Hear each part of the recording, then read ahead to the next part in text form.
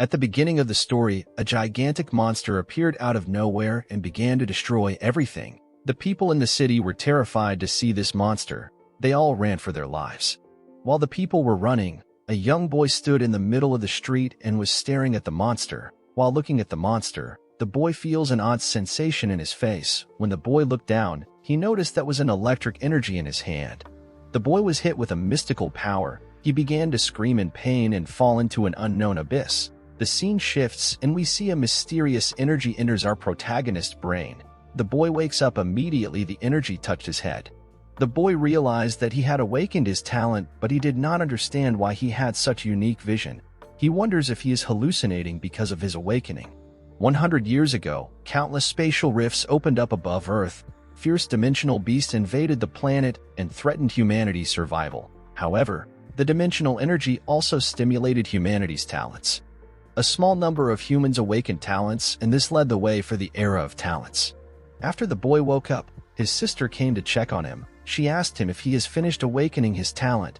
When the boy heard this, he picks up a rock that has a rune on it. The rock told the boy that the talent he awakened was a weak tier talent. The boy was disappointed to see this. He knew that a weak tier talent was not useful to him. He believed that he is screwed for the rest of his life. He throws the rock on the floor and wonders how he is going to protect his sister if he cannot become a martial warrior. His sister barges into his room and asked him how his talent evaluation went with a curious look. The boy smiles and tells his sister that his talent is excellent. His sister was very happy to hear this. With a smile on his face, the boy told his sister that he will become a powerful martial warrior and protect her. His sister jumps up in happiness and says that her big brother is the best. She told the boy to come into the living room because she has made his favorite dish to celebrate his awakening. While the girl was leaving his room, a status window appears in front of him. The status window displayed his sister's name, which is Ye, her cultivation talent, which is low tier, and her frost talent, which is low tier and unawakened. The boy was surprised to see the status window. He did not understand why it appeared before him. He reached his hand out to touch the status window. Immediately he did this. The status window displayed his information. His name is Ye Tian and his cultivation talent is weak tier. Ye Tian was shocked to see his own information. While he was staring at the status window, his sister held his hand and told him to come eat before the food get cold.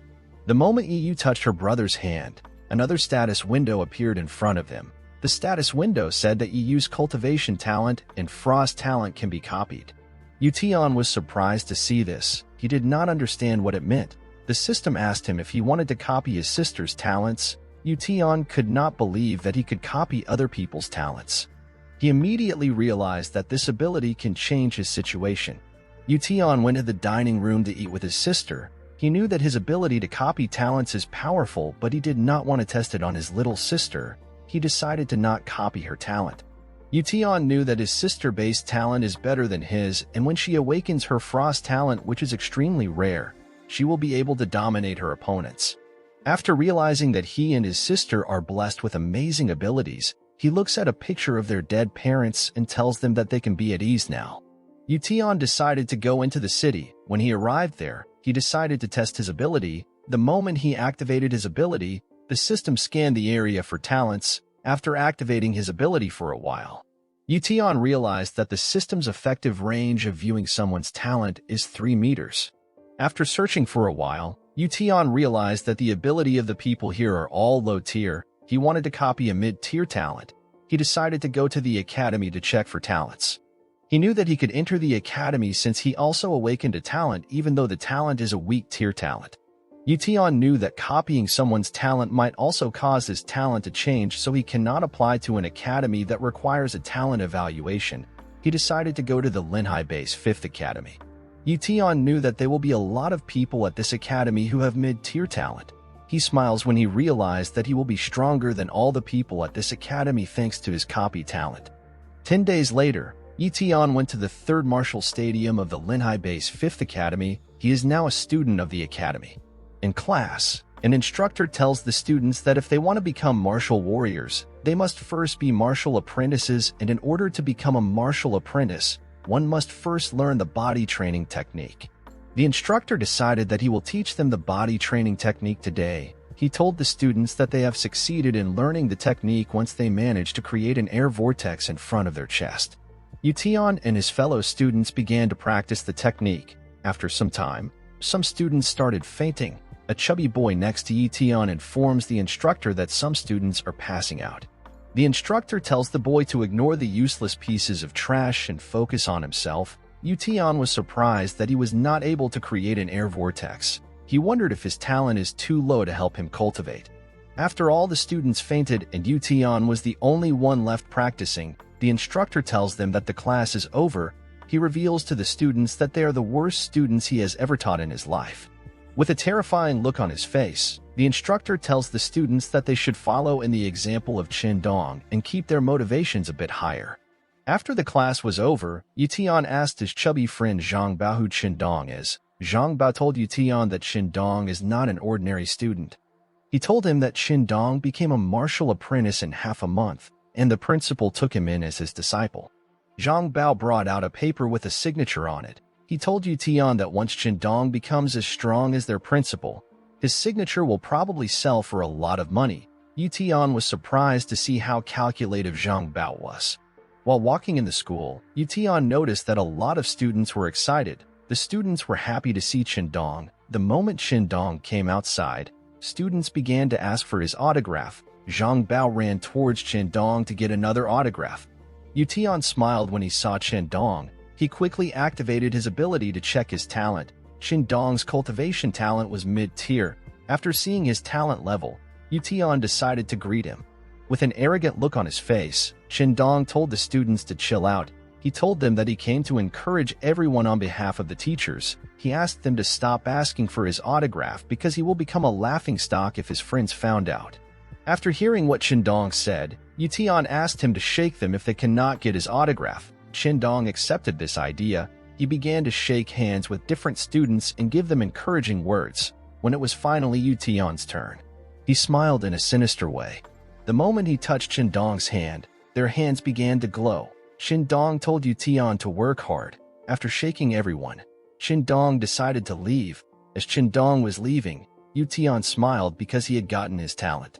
At night, Ye Tian went to a cave in the mountains. In the cave, he looks at his status window. The status window told him that he has successfully copied the talent. It asked him if he would like to fuse the talent. Ye Tian wondered if the talent will be good or bad after the fusion. He was also curious about the scene he saw before he got his talent. Because he does not understand what it means, he decided to stop being curious and fuse the talent. The moment he accepted the fusion, tiny balls of light appeared around him. He began to feel pain in his chest. He grabbed his chest and started screaming. While crawling on the floor, he says that he never expected the talent fusion to be so painful. After a while, the pain began to slowly leave his body and his cultivation talent changed to mid-tier. After seeing the change in his talent, he realized that the pain he went through was worth it. A status window appeared in front of him and told him that the cool-down time for his talent is 30 days. Ye Tian immediately understood that he can copy a talent every 30 days. He could not believe how overpowered his talent was. He decided to try the body training technique that the teacher taught them. Immediately he got into position. An air vortex appeared in front of his chest. Ye Tian could not believe how easy it was for him to reach this stage. He immediately realized that his talent can make him surpass a martial warrior and become a great martial warrior. 1 month later, a monster entered the city. The scene shifts and we see a young girl and her father pass by Ye Tian. The girl asked her father what they will have for dinner. Her father said that they will eat whatever she wants. As the father and daughter walked further away from Ye Tian thinks about how he has become a martial apprentice and how he still has a long way to go before he becomes a martial warrior. The scene shifts and we see blood in the air and a lamp falls down. The monster bit the father's head off. Ye Tian turned around when he felt an odd sensation. He saw blood in the air. The little girl called out for her father while Ye Tian was completely frozen in fear. The people on the street began to run when they saw the giant wolf. Ye Tian was very surprised to see a monster for the first time. The monster grit its teeth and rushed to attack the little girl. Ye Tian noticed this, so he grabbed the girl and ran. Unfortunately, the monster was very fast. Ye Tian knew that he could not outrun it. Suddenly, a man comes from the sky while swinging a huge sword. The man aimed to behead the monster, but it was able to dodge the man's attack. The huge man wearing a red cape apologized for coming late.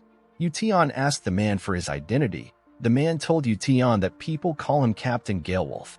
He told Ye Tian that he will deal with the Silver Moon Wolf, but he wants him to take care of the little girl. Ye Tian accepted the man's offer. Immediately, Ye Tian accepted the deal. Captain Galewolf rushed to attack the monster. Captain Galewolf attacked the Silver Moon Wolf with his sword, but the monster was blocking his attack with its claws. Ye Tian covered the little girl's eyes to stop her from witnessing any violence. While fighting, Captain Galewolf was surprised by how strong the monster is. He successfully pushed it back, but the monster rushed to attack him again. Captain Galewolf already knew that the Silver Moon Wolf is a very fast monster, but he never expected it to be able to dodge his attacks.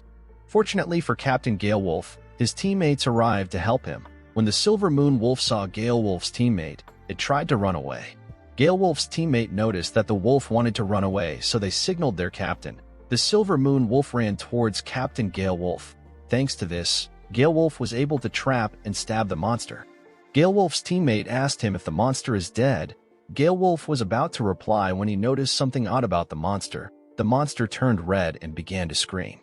Galewolf told his teammates that the monster is going into blood burst mode, so they all have to be careful. When his teammates heard this, they moved away from the monster. When the monster entered blood burst mode, it began to run away. Ye Tian informed Galewolf that the monster is getting away. Galewolf smiles and tells Ye Tian not to worry about it. As the monster got to the top of a building, it sees an archer who tells it that she has been waiting for it. The archer released her arrow, and it hit the Silver Moon Wolf in midair. The wolf falls in front of Ye Tian and Captain Galewolf. Galewolf told the monster that it is still too weak to fight against his team. While the team was discussing among themselves, Ye Tian noticed something on top of the monster's corpse. The system displayed the monster's blood talent, which is low tier, and its speed talent, which is novice tier. Ye Tian was surprised to see the monster's talents. While staring at the monster, he noticed that the monster was slowly getting up. Galewolf and his team were talking among themselves while the monster was doing its best to get up. When Galewolf noticed that the monster had regained its strength, he immediately alerted his teammates. He told them to watch out for the monster. The moment his teammates heard this, they moved away from the monster. After getting up, the Silver Moon Wolf screamed with all its strength to scare the people around it. Galewolf's teammates asked him for their next course of action. Galewolf told them not to worry because the monster is in a weakened state. He told them that he will deal with the monster himself. Galewolf told Ye Tian to leave the premises immediately because it is no longer safe. Ye Tian smiled when he saw the situation at hand. He believed that this situation created the perfect opportunity for him. Ye Tian ignored Galewolf's orders and ran past him. He used all his strength to hit the monster on its head. Immediately he hit the monster on its head. A status window appeared to notify him that he has successfully copied the monster's talents. He clenched his fist and jumped to the monster's back. With a menacing look on his face, he began to hit the monster mercilessly. Every time he hit the monster, a status window notified him that he has successfully copied the monster's talents. Even after he was notified that he has successfully copied the monster's talents, he continued to attack the monster endlessly. The moment Ye Tian saw the monster's blood, he smiled like a crazy person. He put his hand up and was ready to hit the monster again, but Galewolf stopped him and told him that the monster is already dead. Ye Tian was confused when he heard this, but he was happy that he was able to successfully copy the monster's talents. Galewolf ordered his teammates to clean the area up. He told them to pack the corpses of the Silver Moon Wolf and the dead father. He ordered his archer to take care of the little girl. After his team was done packing, he bid Ye Tian farewell and told him that he looks forward to seeing him in his squad once he becomes a martial warrior. With a bright smile on his face, Ye Tian told Galewolf that he would also like that. The scene shifts and we see Ye Tian in a public bathroom. He washed off the blood of the monster because if his sister saw this, she would be upset and scared. Ye Tian looked at the mirror and noticed how cold his gaze had become. He decided to head home. When he arrived at his house, he found his sister sleeping on the couch. He was very relieved to see her. He reflects on how today is his first time seeing a monster and how it was 100 times more terrifying than what he heard in the stories. He gets Ye a blanket to cover her. When he looked at his sister's face, he realized that he has to become a martial warrior as soon as possible in order to protect her. He steps into his room with a rag in his hand. He opened his status window and sat on his bed. He wondered if the talents of a monster can be fused into the body of a human. He looks at the talents of the silver moon wolf with determination in his eyes. He knows that fusing the talents of a monster can be more painful than his previous fusion, and it might even be life-threatening, but he decided to do it anyway because he wants to become stronger in order to protect the people who are important to him. He puts the rag in his mouth and prepares to fuse the talent. The moment Ye Tian began to fuse the speed talent, his bones began to break apart. Ye Tian's legs shattered and broke into pieces. The rag fell out of his mouth and he screamed in pain.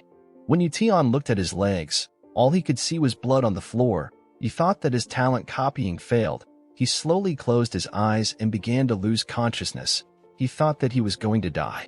He could not believe that he was going to leave his sister in this horrible world. The scene shifts and we see Ye Tian wake up the next morning. He was surprised that he was still alive. He wondered about what happened to him. He looks at his legs and noticed that it is completely healed. He decided to test his leg out by standing up, but instead, he made a clean, fast kick. He was surprised by how light his body had become. When he looked at his status window, he realized that he has successfully copied the speed talent. In a forest next to the academy, Ye Tian decided to test his new ability. He ran at an incredible speed that made it look like lightning was coming out of his legs. Ye Tian was very excited to use his new talent. He could not believe that he could get a view of the world in such a different way. After running for a while, he jumps down from a mountain and lands on his feet. He was convinced that the talent of the silver moon wolf is very amazing. After testing his new ability to his satisfaction, he sits on a boulder and began to practice. He reflects on how his speed is now comparable to that of a martial warrior, but his overall power is still severely lacking. He wishes that he can find a way to increase the speed of his cultivation. While he was cultivating, Zhang Bao came to greet him. He told Ye Tian that he has looked all over the academy for him. When Zhang Bao saw Ye Tian's body, he was surprised. He immediately knew that Ye Tian had broken through to the martial apprentice stage. He moves close to Ye Tian and asked him if he wants to get stronger in a much faster way. Ye Tian asked Zhang Bao if he knows a method that can help him. Zhang Bao asked Ye Tian if he has ever drank monster blood. Ye Tian thought that Zhang Bao was crazy when he heard this. He told Zhang Bao that he has never drank any monster's blood. With a smug look on his face, Zhang Bao told Ye Tian that the only reason he improved faster than anyone else was because he drank monster's blood. Ye Tian was surprised when he heard this.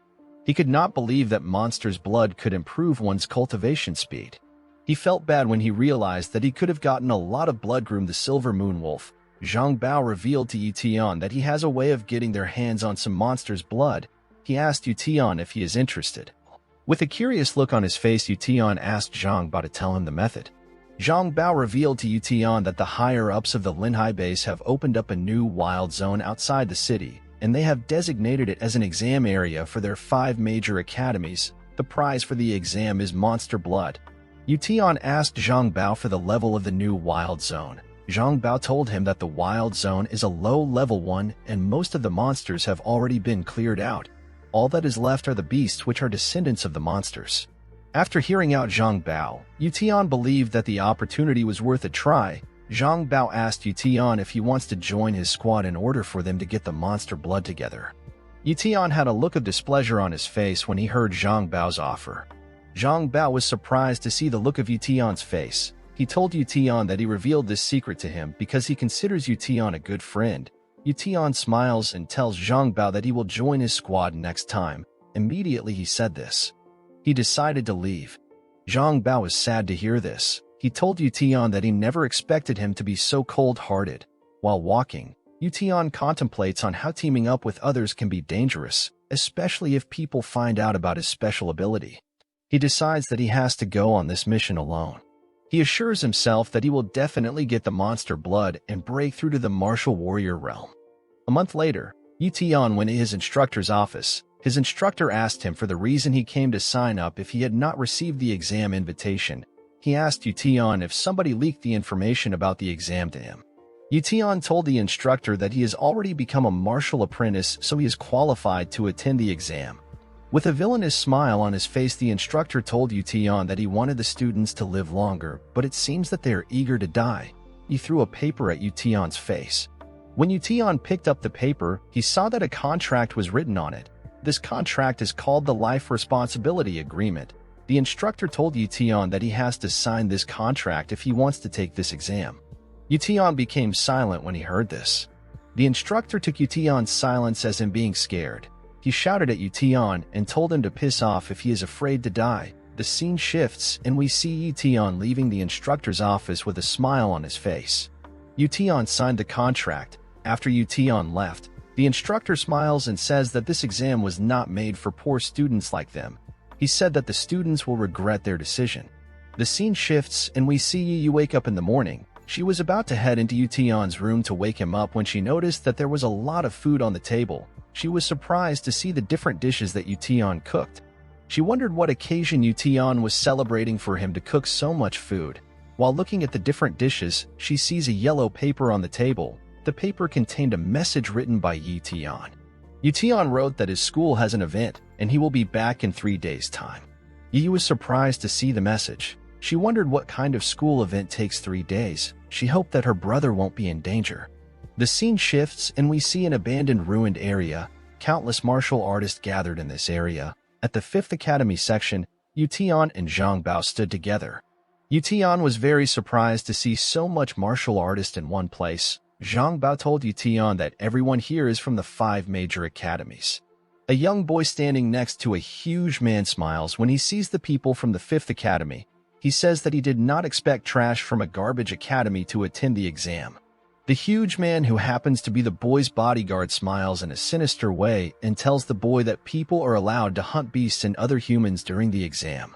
The boy was happy to hear this. He says that the weak should feel blessed that they are hunted by the strong. Zhang Bao points at the rude boy and tells Ye Tian that the boy's name is Mo Xiaobei and he is a genius from the 1st Academy. He told Ye Tian that Xiaobei is the strongest of the younger generation of the Mo family. When Ye Tian heard that Xiaobei was from the Mo family, he understood why he is arrogant. While Ye Tian and Zhang Bao were talking, a young boy enters the 1st Academy's camp with his sword. The people of the 1st Academy were annoyed to see this. They began to yell at the boy. The boy walked up to Xiaobei and told him to stand in front of him because he wants to chop Xiaobei into pieces. Xiaobei smiled and asked the boy if he wants to lose to him again. When Ye Tian saw how the boy behaved to Xiaobei, he asked Zhang Bao for the boy's identity. Zhang Bao told Ye Tian that the boy's name is Li Yunqing, and he is a genius swordsman from the 2nd Academy. Yunqing has been defeated by Xiaobei in the past. When Ye Tian's instructor saw Yunqing, he got angry. He believed that Yunqing was another ignorant peasant who did not know his place. He told his students to focus on themselves and stop messing around. Ye Tian was angry to hear this. He could not believe that his instructor was so stupid. He began to cheer for Yunqing. He told Yunqing to do his best. Yunqing was surprised to see someone cheering for him. He wondered if Ye Tian was not afraid of Xiaobei. As Yunqing and Xiaobei's fight was getting heated, someone used a microphone to tell the students that fighting outside the wild zone is prohibited. Anyone who disobeys this rule will be disqualified from the exam. Yunqing was angry to hear the announcement. He told Xiaobei that he will let him live longer. He put his sword away and told Xiaobei that he will beat him senseless once they step into the wild zone. Xiaobei smiled and called Yunqing an undisciplined mutt. Yunqing walked up to Ye Tian and told him that he has a lot of courage to be cheering him on. He asked Ye Tian for his name. Ye Tian introduced himself to Yunqing and told him that he is from the 5th Academy. Ye Tian activated his ability and was able to see Yunqing's talent. Yunqing had a low-tier cultivation talent and a mid-tier sword talent. Ye Tian was surprised to see a decent sword talent. He reached his hand out to shake Yunqing. He told Yunqing that he should make sure that he surpasses Xiaobei in the exam. Yunqing was happy to hear this. He shook Ye Tian's hand and told him that he should also do well in the exam. The moment Yunqing shook Ye Tian's hand, a status window appeared in front of Ye Tian to notify him that he has successfully copied the talent. After a while, an announcer used a microphone to tell people that the exam has begun. 2 large men opened the gates of the wild zone and the announcer told the 1st Academy students to enter first. Immediately he said this. Xiaobei and his fellow students rushed into the wild zone. Zhang Bao was very excited to see that the exams had begun. He told Ye Tian that he has to find his teammates. He told him that he will meet him in the wild zone later. Ye Tian told him to be careful in the wild zone. While stretching his body, Yunxing told Ye Tian that the first academy gets to enter the wild zone first. After that, the second academy which he belongs to will enter, and the fifth academy will go in last. Yunxing told Ye Tian that the world is such a cruel and unfair place. After saying this, he bid Ye Tian farewell. Immediately Yunxing left. Ye Tian ran into a forest. After running for a while, Ye Tian stopped when he felt that he had completely escaped the eyes of people. He put his weapons down and opened his status window. The system asked him if he would like to fuse the mid-tier sword talent. Ye Tian accepted this offer. Immediately he did this, he began to feel pain all over his body. After already going through this pain twice before, Ye Tian was slowly getting used to it. He fell on his knees and grit his teeth. He says that he must become stronger. After a while, a bright light shined and Ye Tian's pain slowly left his body. He stood up and brought out a sword to test his new power. The moment he started using his sword, he began to cut down the trees around him at a shocking speed. After Ye Tian had tested his new talent, he decided to head back to the camp. The moment he reached the camp, the 5th Academy students were asked to enter the wild zone. The moment Ye Tian stepped into the wild zone, a giant snake began to stalk him. After walking for a while, Ye Tian sensed the presence of an entity at his back. As the beast got ready to devour Ye Tian, he brought out his sword and got in position. He attacked the beast head-on. Thanks to his sword talent, he cut the beast into two. After killing the monster, he stood on its neck and removed its eyes. After gouging out the beast's eyes, Ye Tian said that the beasts in this place are unexpectedly weak. He knows that he has to continue to kill this weak beast because of the rules which states that the more beasts you kill, the higher your rank will be. Ye Tian wonders about how many points he will need to achieve first place. The first place of the exam will get 3 mid-tier beast blood and 100,000 yuan. The second place will get 1 mid-tier beast blood and 100,000 yuan. The third place will receive 3 low-tier beast blood and 50,000 yuan. All the people from 4th to the 10th positions will receive 1 low-tier beast blood. Ye Tian was sad when he realized that he has such a long way to go before he can achieve first place. He decided to leave his current hunting area to check for more beasts. While he was running at full speed, he hears someone scream for help. He stops running when he heard the person and went to check what was happening. He saw someone who was surrounded by different beasts. When Ye Tian looked at the face of the person in danger, he immediately realized that the person is Zhang Bao. While shaking in fear, Zhang Bao says that he does not want to die yet when he has not even gotten married. One of the beasts that surrounded him decided to attack him. The moment the beast jumped, Zhang Bao immediately dropped his weapon and ran. After seeing the situation at hand, Ye Tian immediately brought out his arrow and shot it at the beast. The arrow hit the beast in its stomach. Zhang Bao was shocked to see this. Immediately Ye Tian killed the beast. He jumped down and told Zhang Bao that he wants to kill the remaining beasts and get the points for himself. Zhang Bao was surprised to see Ye Tian. He told Ye Tian to run away because he is no match for the Fang Wolves. Ye Tian activated his speed talent and ran into the middle of the Fang Wolves. The wolves decided to attack Ye Tian together. Ye Tian brought out his sword and activated his sword talent. He used a technique called cut to split the beast into two. Zhang Bao could not believe what he was seeing. He could not believe that Ye Tian was so powerful. After slaying the beasts, Ye Tian began to remove their body parts. He asked Zhang Bao if he is allowed to take the fangs of the wolf. Zhang Bao told him to take everything. Ye Tian asked Zhang Bao if he is going to continue hunting in his current state. Zhang Bao told Ye Tian that he has given up and will no longer hunt. He told Ye Tian that the exam is too dangerous and that he is lucky to be alive. More importantly, all his teammates are heavily injured, so he needs to take them out as soon as possible. He said that his teammates need to survive at least. With a look of relief on his face, Ye Tian tells Zhang Bao that he made the right decision.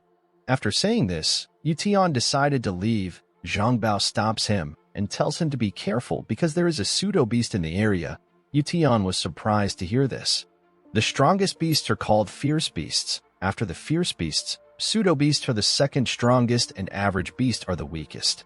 Zhang Bao told Ye Tian that the students of the first academy are fighting a spotted snake that is over 10 meters. This snake is a pseudo-beast. Zhang Bao told Ye Tian that the pseudo-beast is worth 500 points.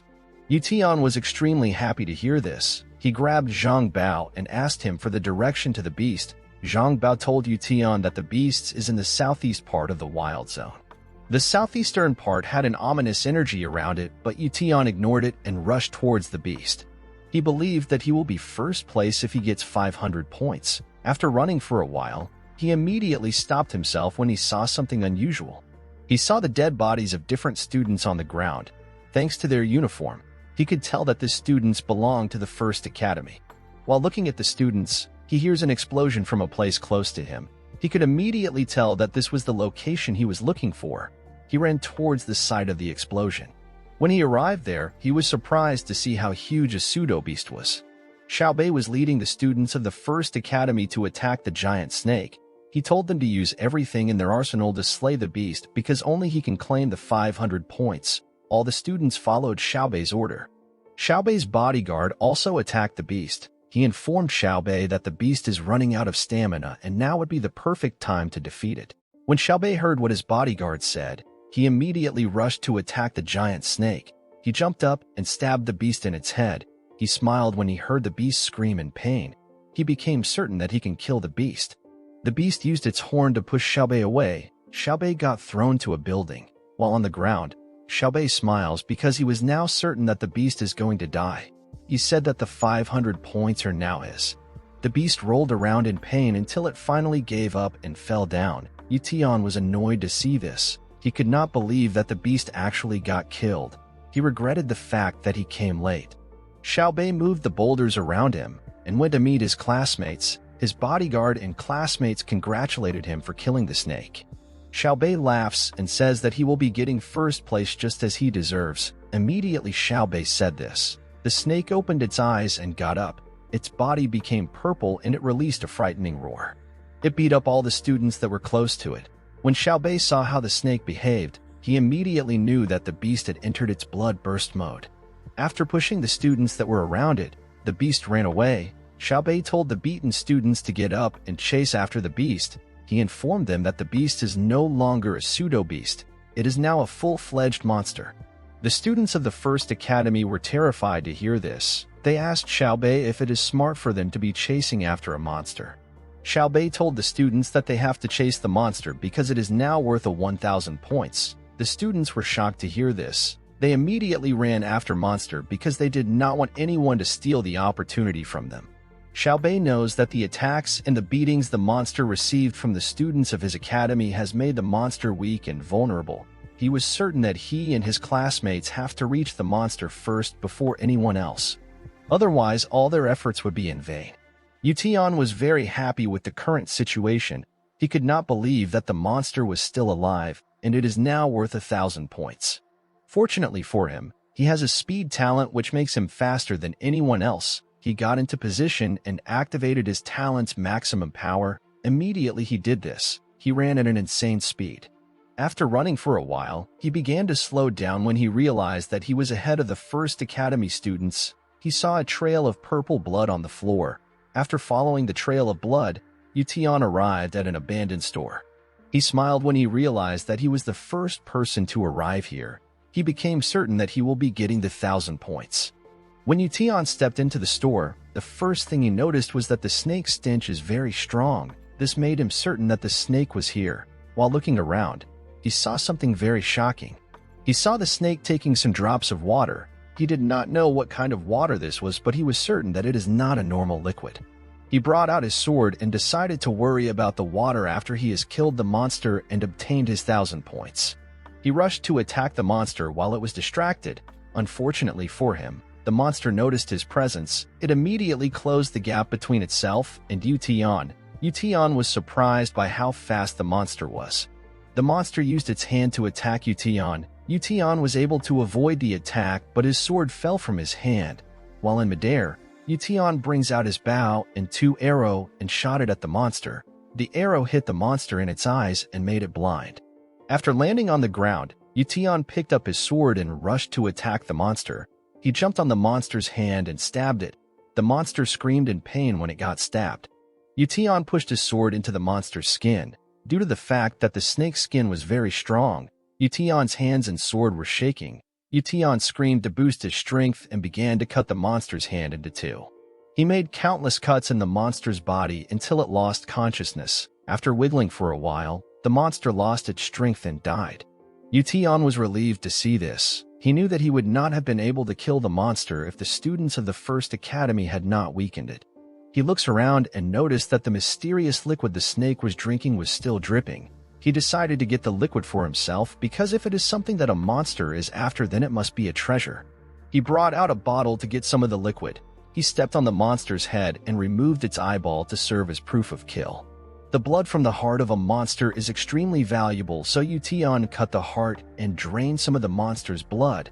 After acquiring the blood he wanted and getting some of the mysterious liquid, he decided to cut the stone that was producing the liquid because he did not know what it is and he did not want Xiaobei to acquire the stone.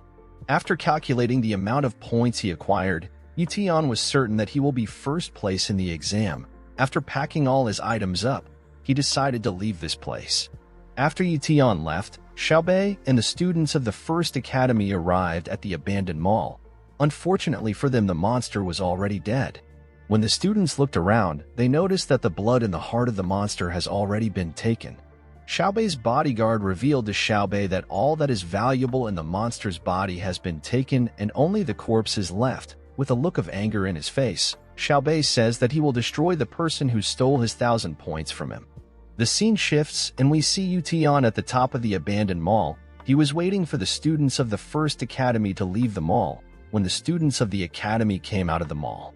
Xiaobei's bodyguard asked him about what he is going to do about the person who stole his points. Xiaobei asked his bodyguard to thoroughly search every single person he sees. He said that he will definitely find the person who did this to him. After hearing what Xiaobei said, Ye Tian decided that he has to stay hidden for a while. After the students of the First Academy left, Ye Tian activated his speed talent and ran away from the mall. While running, Ye Tian realized that the students of the First Academy will eventually find out that he was the one who killed the monster because everyone will know his name when he submits the monster parts to the exam committee. He decided to focus on cultivating and improving his strength. After running for a while, he found a spot that was secluded from the hunting area. He decided to cultivate there. After settling down, Ye Tian brought out the blood of the monster. He wondered how powerful he would become after drinking the monster's blood. When he drank the blood of the monster, he could not believe how disgusting it tasted. He forced himself to finish the blood because he wanted to become strong enough to protect his sister. The scene shifts, and we see Ye Yu in class wondering how her brother is. The scene shifts back to Ye Tian, and we see him cultivating.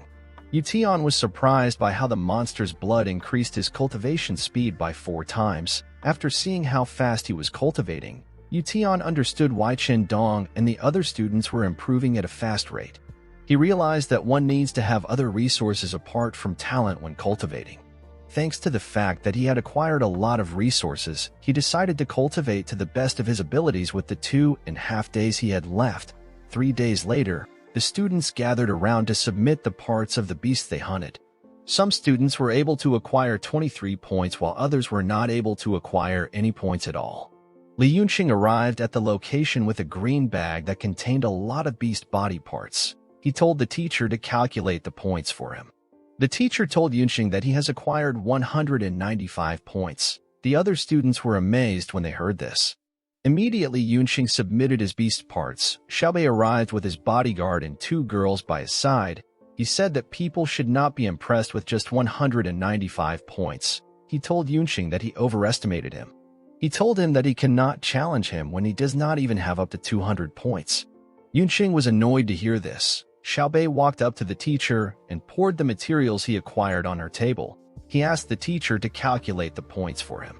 The teacher was very surprised to see the amount of materials Xiaobei acquired. She said that Xiaobei had 427 points.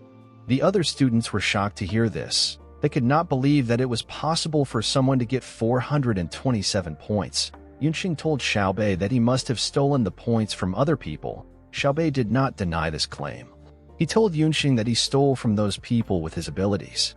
When Yunqing heard this, he called Xiaobei a scum. The 2 girls next to Xiaobei congratulated him on acquiring 427 points. They told him that he will definitely be first place. Xiaobei told them that he cannot be first place because the first place will have over 1,000 points. The students were shocked when they heard this. They did not believe that it was possible for someone to acquire over 1,000 points.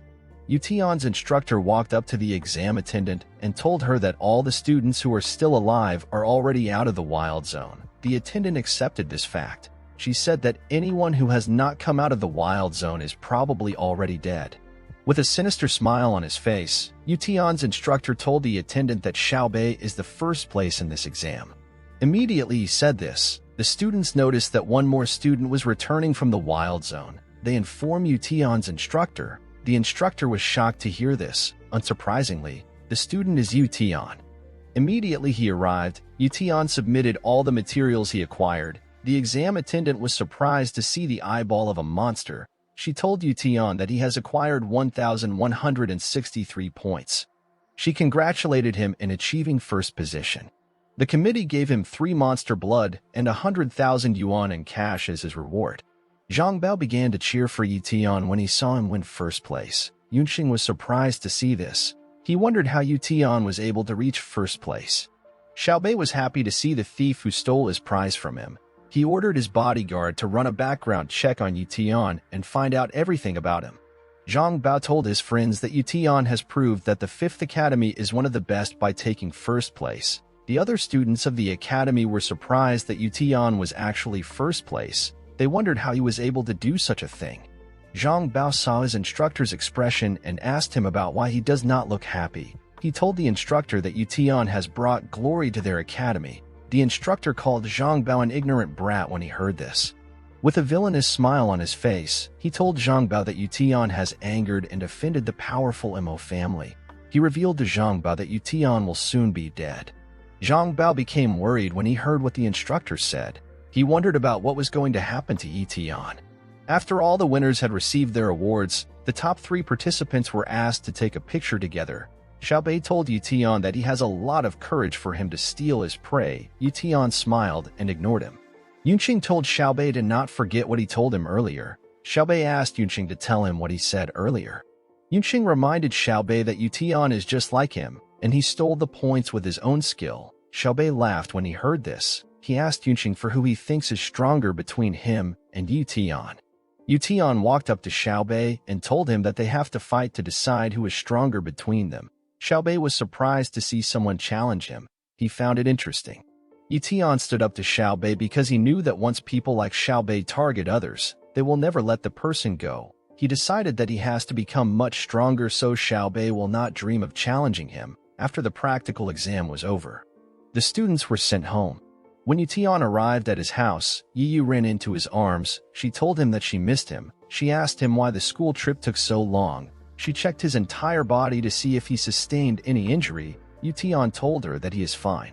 With a smile on his face, he told her that he brought some gifts for her. Ye Tian showed her the money and the prizes he received. Yi Yu was very excited to see the money. She told Ye Tian that he finally has enough money for him to get married. Ye Tian told her to stop saying nonsense. He told her that the money is for her tuition and their daily expenses. Yi Yu was very happy to hear this. She believed that they can now eat meat every day. She picked up the bottle that contained the mysterious liquid and asked Ye Tian for its contents. Ye Tian told her that he does not know what it is. He told her that he bought a book called the Illustrated Book of Treasures to find out what it is. Yi Yu was curious about the information contained in the book. She moved near her brother to read it. After scanning the book, Ye Tian finally found the name of the stone. The stone that produced the mysterious liquid is called the Terracore Elixir. The liquid from the Terracore Elixir can improve the cultivation talent of an individual upon consumption. The liquid can only improve the cultivation talent of those with mid-tier cultivation talent and below, while the stone can be used to increase high cultivation talents and above. Ye Tian realized that the giant snake was able to regain some of its strength thanks to the elixir. He could not believe that he found such an amazing item. Yi Yu gave her brother the elixir after understanding its value. She told him that the elixir will be more useful to him. Ye Tian told his sister that the elixir is not useful to him because he already has a mid-tier cultivation talent. With a smile on his face, he told his sister that she will be the one to drink the elixir. Yi Yu was shocked to hear this. Yi Yu could not believe that her brother wanted to give her the elixir. She reminded her brother that she has not awakened her talent. She told her brother that the elixir would be wasted on her. While Yi Yu was staring at the elixir, Ye Tian looked at her status window. According to Yi Yu's status window, Yu had a low cultivation talent and a frost talent that was of a novice tier. Yu's frost talent was unawakened. Ye Tian was certain that the Terra Core elixir would improve his sister's cultivation talent if she drinks it. Unfortunately, Ye Tian did not know how much of an improvement his sister would have. While Ye Tian was thinking, Yu advised her brother to sell the elixir. She told her brother that they will receive a lot of money if they sell it because the elixir is an amazing item. Ye Tian told his sister that the Terra Core elixir is produced from the Terra Mordile stone. He told his sister that he has destroyed the stone.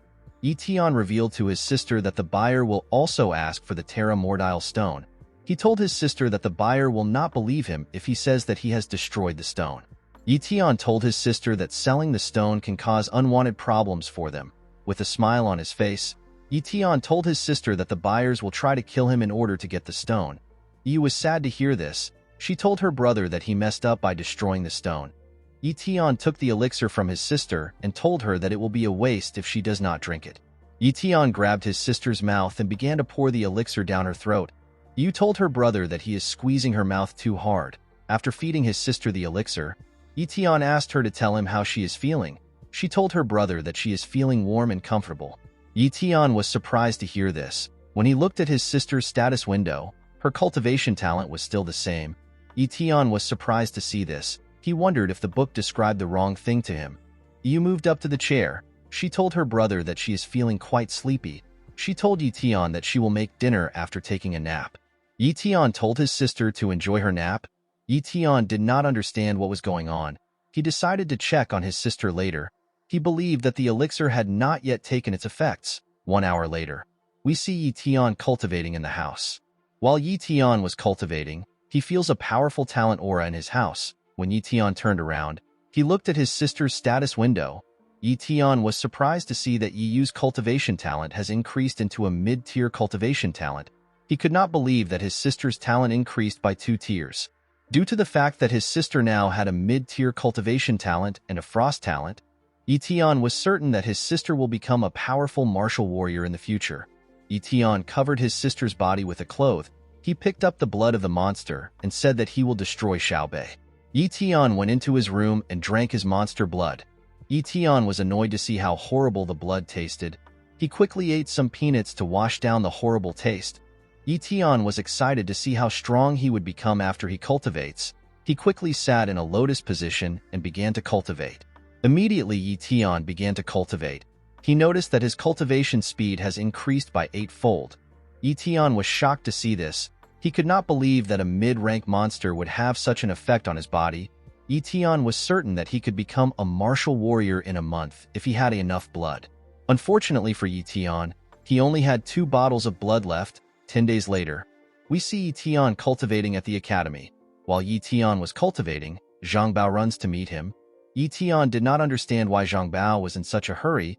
He asked Zhang Bao to tell him what happened. While doing his best to catch his breath, Zhang Bao mentioned Xiaobei's name. Ye Tian stood up when he heard Xiaobei's name. He assumed that Xiaobei was at the academy. Zhang Bao told Ye Tian that Xiaobei has gone into seclusion in order to break through to the martial warrior realm. Zhang Bao told Ye Tian that Xiaobei will come for revenge once he has entered the martial warrior realm. After hearing what Zhang Bao said, Ye Tian sat down. Zhang Bao was annoyed to see this. He could not believe that Ye Tian was not panicking. Ye Tian was no longer bothered because Xiaobei was not at the academy. Ye Tian remembered that Xiaobei had a mid-tier talent just like him. Ye Tian realized that Xiaobei could actually become a martial warrior in a month. Zhang Bao revealed to Ye Tian that Xiaobei will easily kill him if he becomes a martial warrior.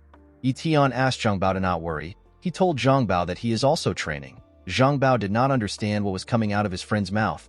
He reminded his friend that Xiaobei is from a powerful family. He told Ye Tian that Xiaobei has access to a large amount of resources. Zhang Bao told Ye Tian that he does not have anything other than his 3 monster blood. Ye Tian told Zhang Bao that he has already used the monster blood. Zhang Bao was shocked to hear this. He realized that his friend was going to die. He told Ye Tian that he will take care of his sister once he is gone. The only resources which Ye Tian had left were the viper's blood and the blood from its heart. Ye Tian was certain that he could reach the advanced martial apprentice rank with the blood. This rank is only 1 rank away from the martial warrior realm. Unfortunately for Ye Tian, he could not enter the martial warrior realm with his current resources. Fortunately for Ye Tian, his speed talent and his sword talent will give him enough strength to fight a full-fledged martial warrior. The scene shifts and we are taken to the Mo family estate. At the estate we see a man guarding a vault. While the man was standing in front of the vault began to crack. When the vault finally breaks, we see someone step out of it. This person turns out to be Xiao Bei. Xiao Bei's guard comes to greet him. He congratulated Xiao Bei on becoming a martial warrior. With a unique aura surrounding his body, Xiao Bei glared at his bodyguard. After stepping out of the vault, Xiao Bei went to his room. Inside his room, 2 maids come to clothe him. While Xiao Bei was getting dressed, his father and a guard step into his room. Xiao Bei was surprised to see his father. Xiao Bei's father was happy to see that his son had entered the martial warrior realm. Xiao Bei's father's name is Mon. He is an elite martial warrior who is in the mid-stage. He is one of the 10 elders of the Presbyterian Church. And grabbed his son by his shoulder. He congratulated him on his success. Xiao Bei smiled when he saw the look on his father's face. He told his father that he will never bring shame to their family, and told Xiao Bei that the great ancestor wants to reward him for his success. Xiao Bei knelt down when he heard this. He thanked his father for his teachings and support. He told his father that he is blessed to have him as a parent, and laughed when he heard this. He asked his son to stand up, and asked his guard to go to the kitchen and check the food and drinks. Before his guard could move, and told him that he will go by himself, and told his son that he has prepared his favorite dishes for him. He asked Xiao Bei to eat when he is free. Xiao Bei thanked his father for his kindness, after talking to his son, and left his room. When his father left the room, Xiao Bei asked his guard if he has done what he asked. With a villainous smile on his face, Xiao Bei's bodyguard told Xiao Bei that Ye Tian is a kid who does not have any parents or backings. He told Xiao Bei that they can deal with Ye Tian anyhow they want. Xiao Bei was surprised to hear that Ye Tian is a loser who does not have a background. He assumed that Ye Tian would have formidable backings. Xiao Bei told his bodyguard to send someone to kill Ye Tian.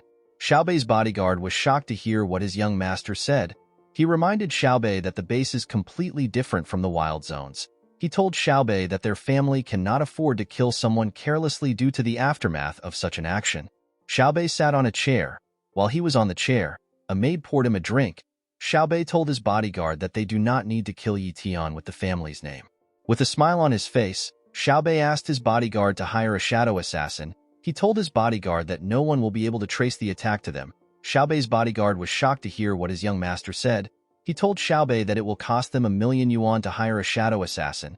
He asked Xiao Bei if Ye Tian is worth such a large amount of money. Xiao Bei was disappointed in his bodyguard when he heard this. He realized that his bodyguard still had the mentality of a peasant. Xiao Bei told his bodyguard that there are a few powerful families in Linhai base and the other citizens are like subjects of enslavement. He asked his bodyguard if he knows the reason why there are no other powerful people in the base. With a villainous smile on his face, Xiao Bei told his bodyguard that powerful families always kill any prodigy that appears among the peasants. Immediately Xiao Bei said this. He broke his glass cup. Xiao Bei's bodyguard was shocked to hear this.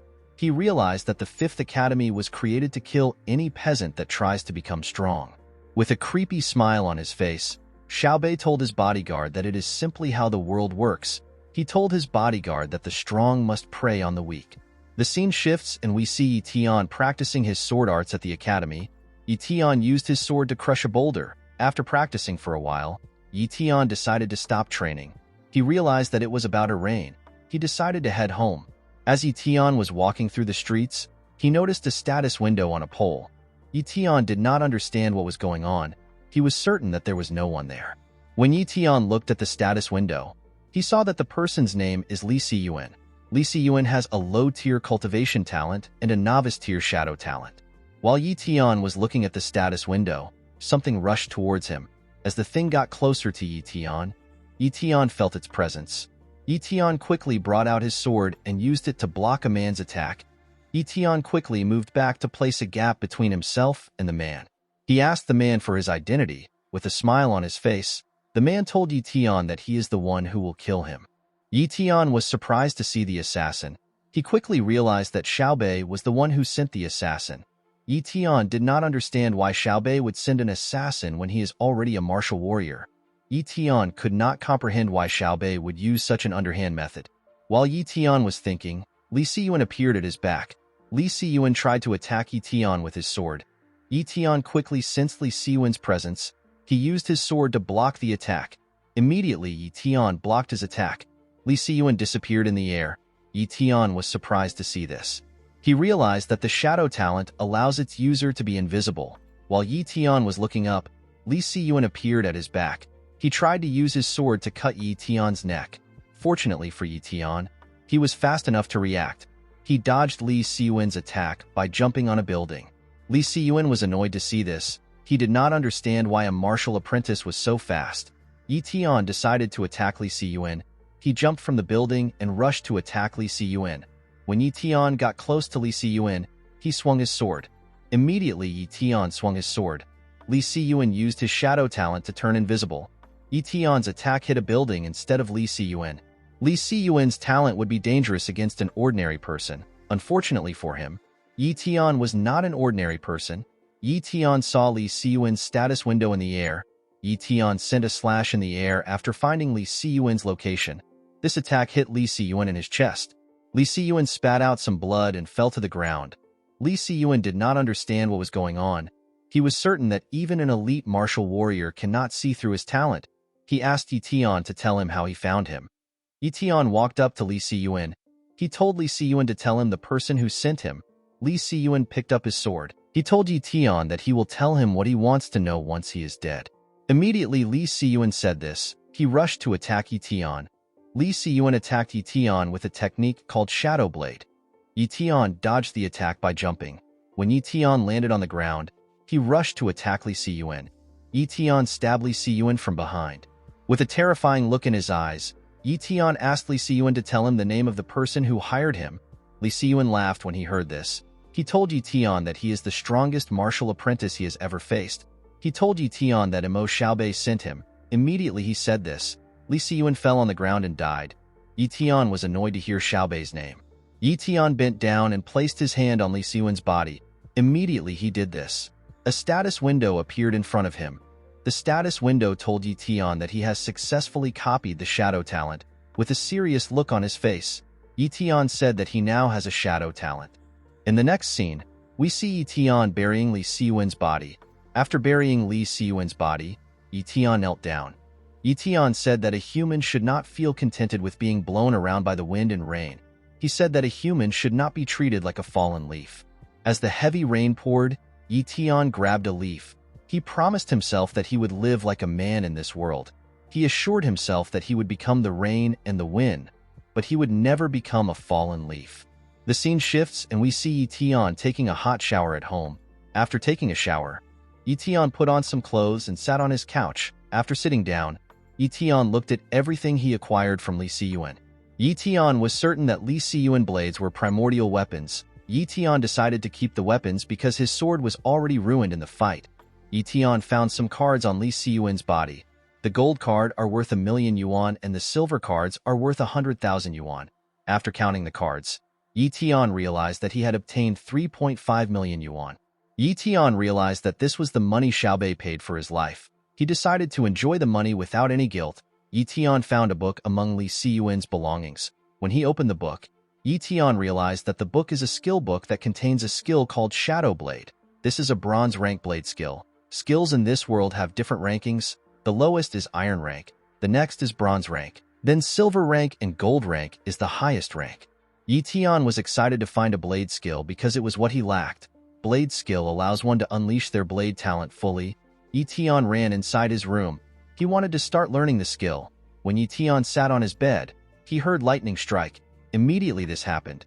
Ye Tian realized that something was odd. He realized that his sister has not yet returned from school. Ye Tian was certain that Xiaobei knew everything about him for him to send an assassin. He realized that his sister was in danger of being assassinated. Ye Tian opened his window and jumped outside. When he got outside, Ye Tian began to run and jump over some buildings. As Ye Tian ran at his full speed, he prayed that his sister would be all right. After running for a while, Ye Tian lands in an alley next to Yiyu's school. Ye Tian stepped out of the alley and began to look around. Ye Tian knew that Yiyu went to an ordinary school.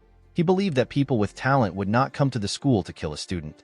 Although Ye Tian knew this, he was not certain if Xiaobei would care about such a thing. While Ye Tian was thinking, someone points an umbrella at his back and tells him not to move. Ye Tian used his speed to move behind the person. He asked the person to not move. Yu took off her raincoat and told her brother that she is just joking with him. Ye Tian was surprised to see his sister. He asked her to tell him the reason why she is late today. Yu told her brother that she is in charge of upkeep duty today. She told Ye Tian that she was cleaning up the classrooms. Yu noticed that her brother was dressed odd. She asked her brother to tell her why he came outside without an umbrella or any shoes. Ye Tian told his sister that he forgot the umbrella and his shoes because he was rushing. As the siblings headed home, Yu asked her brother to tell her how he appeared behind her. As Ye Tian and his sister walked forward, we see someone watching them from a car. This person turned out to be Xiaobei. Xiaobei was annoyed to see that Ye Tian was still alive. Ye Tian and his sister stopped for a sausage on their way home. After getting their sausage, the siblings continued walking. Yu asked her brother to tell her what he wants to eat. Ye Tian asked Yu to make her signature boiled meat slices. While walking home, Ye Tian noticed that a car was moving behind them. He realized that he and his sister were being followed. At home, we see Ye Tian looking down from his balcony. Yu told her brother that dinner is ready. She asked him to assist her in setting up the table. While Ye Tian was on the balcony, he noticed that the car was packed next to his house. Ye Tian became more suspicious. He decided to stop worrying and assist his sister. In the next scene, we see Yu in class. Yu stood up to solve a question given to her by her teacher. Opposite Yu's school, we see a man standing on top of a building. This man turns out to be Ye Tian. Ye Tian looks down from the building he was on. He noticed that the car was still in the area.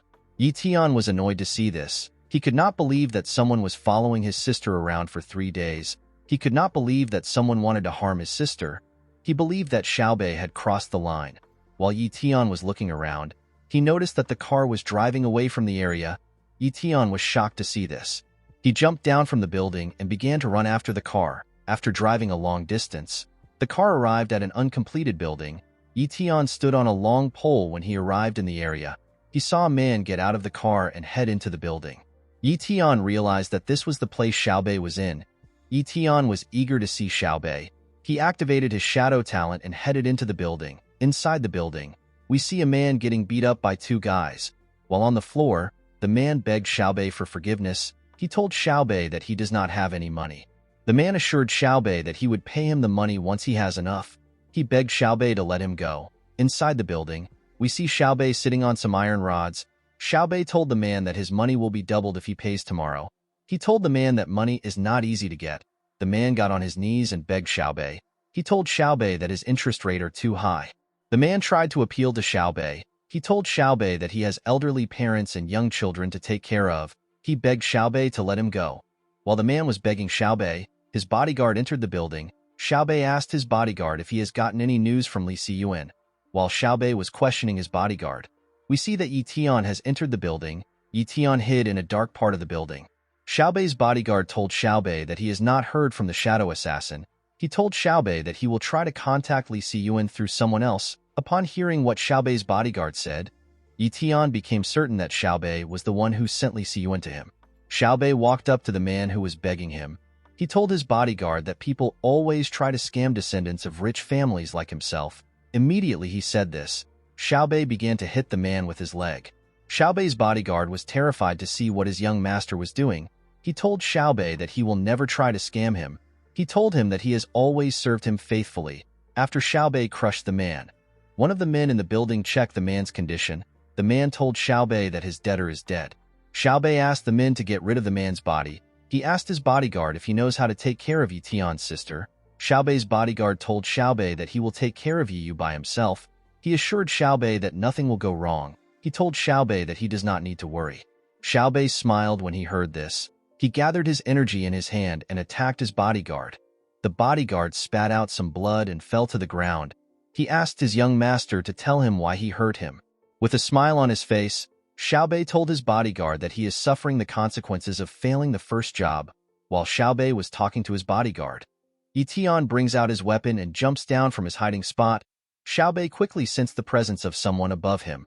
Unfortunately for him, Ye Tian killed him before he could do anything. Ye Tian smiled as he cut Xiaobei's body. The men in the room were shocked to see what happened. They could not believe that their young master was dead. Xiaobei's bodyguard was shocked to see that his young master was killed by someone using a shadow talent. He believed that only one person would have such a talent to kill Xiaobei. He assumed that the killer was Li Siyuan.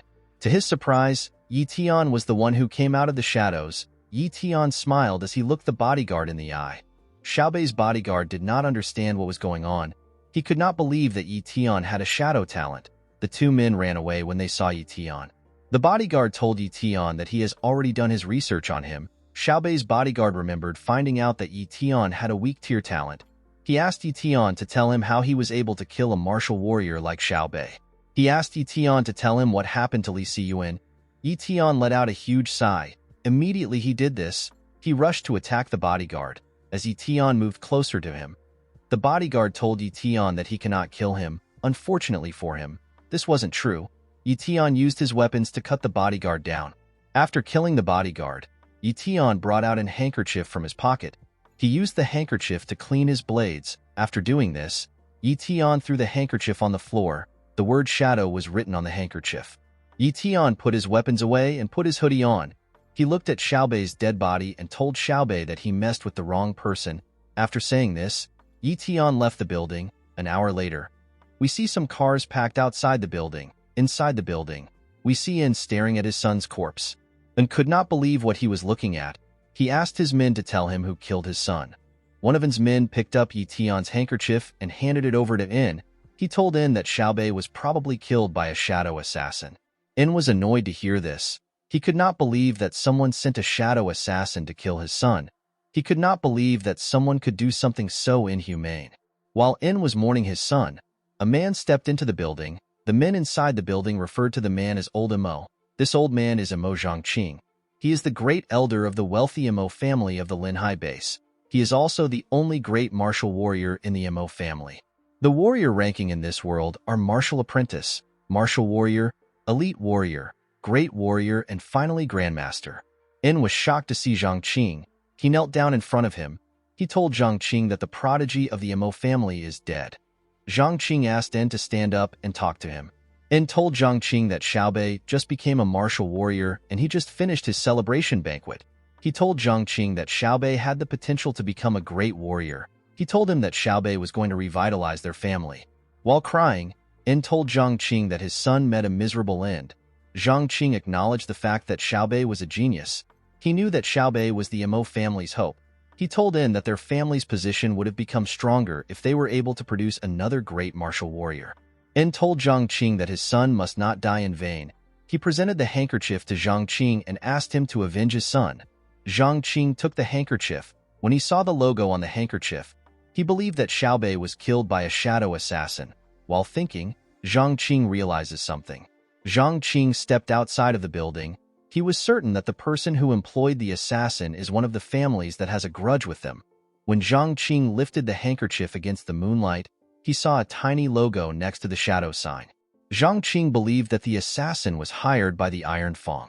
The scene shifts and we see Ye Tian talking to Zhang Bao. Zhang Bao told Ye Tian that the Iron Fang base is much stronger than the Linhai base. He told Ye Tian that Zhongqing suspects that some families in the Linhai base are secretly colluding with the Iron Fang base. Zhang Bao revealed to Ye Tian that the Iron base is trying to kill off the younger generations of elites and swallow the Linhai base. He told Ye Tian that Xiaobei was killed after breaking into the martial warrior realm. He told Ye Tian that Xiaobei's head was cut off. Ye Tian did not know how to react when he heard this. He was very happy to see that no one suspects him. Zhang Bao told Ye Tian that he is very lucky. He told Ye Tian that Xiaobei would have tried to kill him if he was not killed. After leaving Zhang Bao, Ye Tian contemplates on how his actions saved him. Ye Tian purposely left the handkerchief at the scene in order to draw the Imo family's attention on somewhere else. Ye Tian was surprised to find out that Zhongqing found the symbol of the Iron Fang base on the handkerchief. Ye Tian believed that Zhongqing wants to use the handkerchief as an excuse to stir up conflicts between the two bases. The next day, we see Ye Tian wake up at 4 a.m. After taking his bath, Ye Tian put on his clothes. He packed a bag and was about to leave his house. While Ye Tian was tying his shoelaces, Yu came to meet him. Ye Tian was surprised to see that his sister actually woke up. Yu asked her brother to tell her where he is going to so early in the morning. Ye Tian told his sister that he wants to go to the wild zone to train. He told his sister that he has to increase his strength as fast as possible. Yu was surprised to hear this. She remembered that her brother had just returned from a trip a few days ago. She realized that Ye Tian was going alone just like last time. Yu became worried. She asked her brother if he cannot go with some friends. Ye Tian told his sister not to worry about him. He asked her to wait for him at home. Yu ran to hug her brother when she heard this. She asked Ye Tian to come back early. Ye Tian told her that he will definitely come back. The scene shifts and we see Ye Tian running in the wild zone. After running for a while, Ye Tian stops to check out the area he was in. Ye Tian heard that there are high-level monsters in the area. Ye Tian knew that he could not fight any high-level monsters with his strength. He decided to only fight lower-level monsters. With a smile on his face, Ye Tian said that he will become a martial warrior in this place. Immediately he said this, the ground began to shake. Ye Tian assumed it was an earthquake. After looking around, Ye Tian realized that two monsters were fighting. The monster which looked like a cow was crushing a centipede-like monster. The stronger monster is called an armored ox. It is a monster with a low-tier defense talent and a weak-tier bloodline talent. After the armored ox had defeated its opponent, it noticed Ye Tian. The monster ran towards Ye Tian. Ye Tian put his bag down and rushed to attack the monster. When he got close to the monster, he brought out his primordial weapons. Ye Tian spun in the air and attacked the ox with a crazy momentum. Unfortunately for Ye Tian, the monster blocked the attack with its shield. Ye Tian was surprised to see how strong the monster's defense ability was. The monster screamed and pushed Ye Tian back with its roar. Ye Tian got thrown into a boulder. He stood up and smiled. He was happy to see that he came upon a good talent. He told the ox that he will make the talent his. Immediately he said this. Ye Tian rushed to attack the monster. Ye Tian moved close to the monster and ran up its body. Ye Tian knew that the most fragile part of every living being is their eyes. He took a position while he was in the air and rushed to attack the ox's eye. Unfortunately for Ye Tian, the ox had a shield around its eyes. Ye Tian was surprised to see how strong the shield was. He could not believe that he was not able to break through it. Ye Tian began to slash the shield with all his strength. While he was hitting the barrier, one of his blade began to crack. Ye Tian was surprised to see this. He could not believe that a low-tier defense talent could be so strong. While Ye Tian was hitting the barrier, his blade broke. Ye Tian was shocked to see this. He did not know what to do. While Ye Tian was looking at his blade, the ox landed a punch on him. Ye Tian took some damage and flew back. He hit a boulder. Ye Tian realized that the defense talent is quite powerful. Ye Tian wanted this overpowered talent for himself. Unfortunately, his ability could not be used until the next 16 days. Ye Tian stood up from the rubbles and decided to think of his next move. Ye Tian knew that the armored ox was weaker than the silver moon wolf, but it is also above the viper. Ye Tian threw away his broken blade. He realized that he could take down the ox if he is able to pinpoint its weak spot and launch a sneak attack. With a smile on his face, Ye Tian said that he has a chance at victory. A green aura covered his body and Ye Tian activated his shadow talent. Immediately he did this. He ran towards the ox. He began to attack the ox all over its body. Of course, the ox shield blocked his attack. Ye Tian was happy to see that the monster was not able to sense his presence. He realized that the shadow talent is extremely valuable.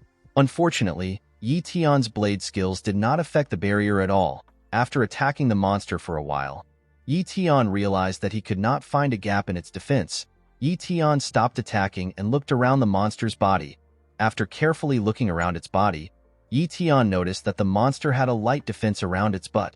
Ye Tian wondered if the butt was the monster's weakness. He decided to attack it. Ye Tian moved close to the monster and used a skill called Shadow Kill to destroy its penis. The monster screamed in pain and fell to the ground. After seeing that he successfully took down the monster, Ye Tian smiled. He was happy to see that his guess was correct. After killing the monster, Ye Tian used his blade to pierce the monster's body and began to drain its blood. While looking at the monster's corpses, Ye Tian realized that no talent will matter once one is dead.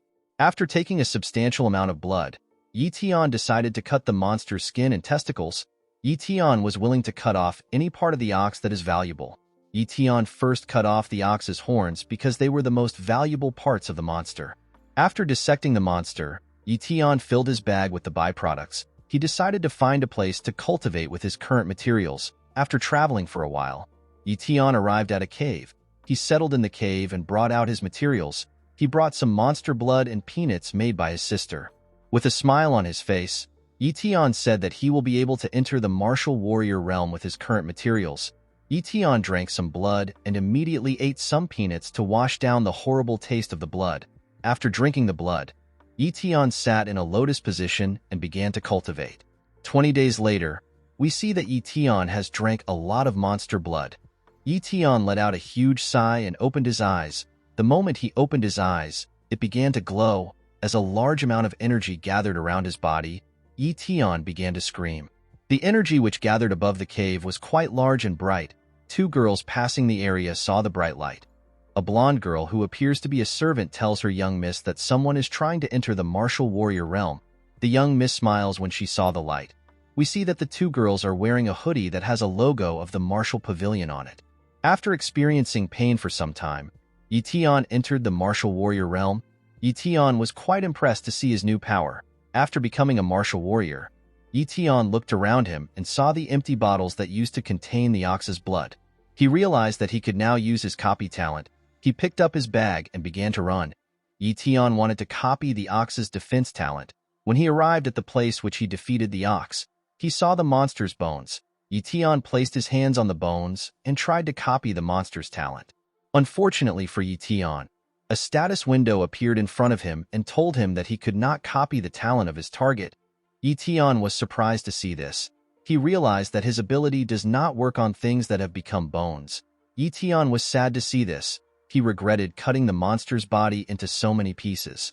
While Ye Tian was staring at the monster, the 2 girls looked at him from afar. The blonde girl asked her young lady if Ye Tian was the one who killed the ox. The young lady told her assistant that Ye Tian just became a martial warrior.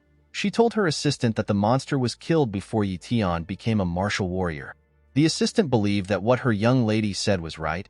She assumed that Ye Tian could not kill the monster because he was a martial apprentice when the monster was still alive. The assistant told her young lady that Ye Tian is quite bold to enter such a dangerous area while he was still a martial apprentice. Ye Tian walked up to an oasis which was in the area. He took off his clothes and prepared to take a bath. It had been 20 days since Ye Tian last took a bath. He was happy to take a bath. The 2 girls were shocked to see Ye Tian in his underwear. They decided to leave the area.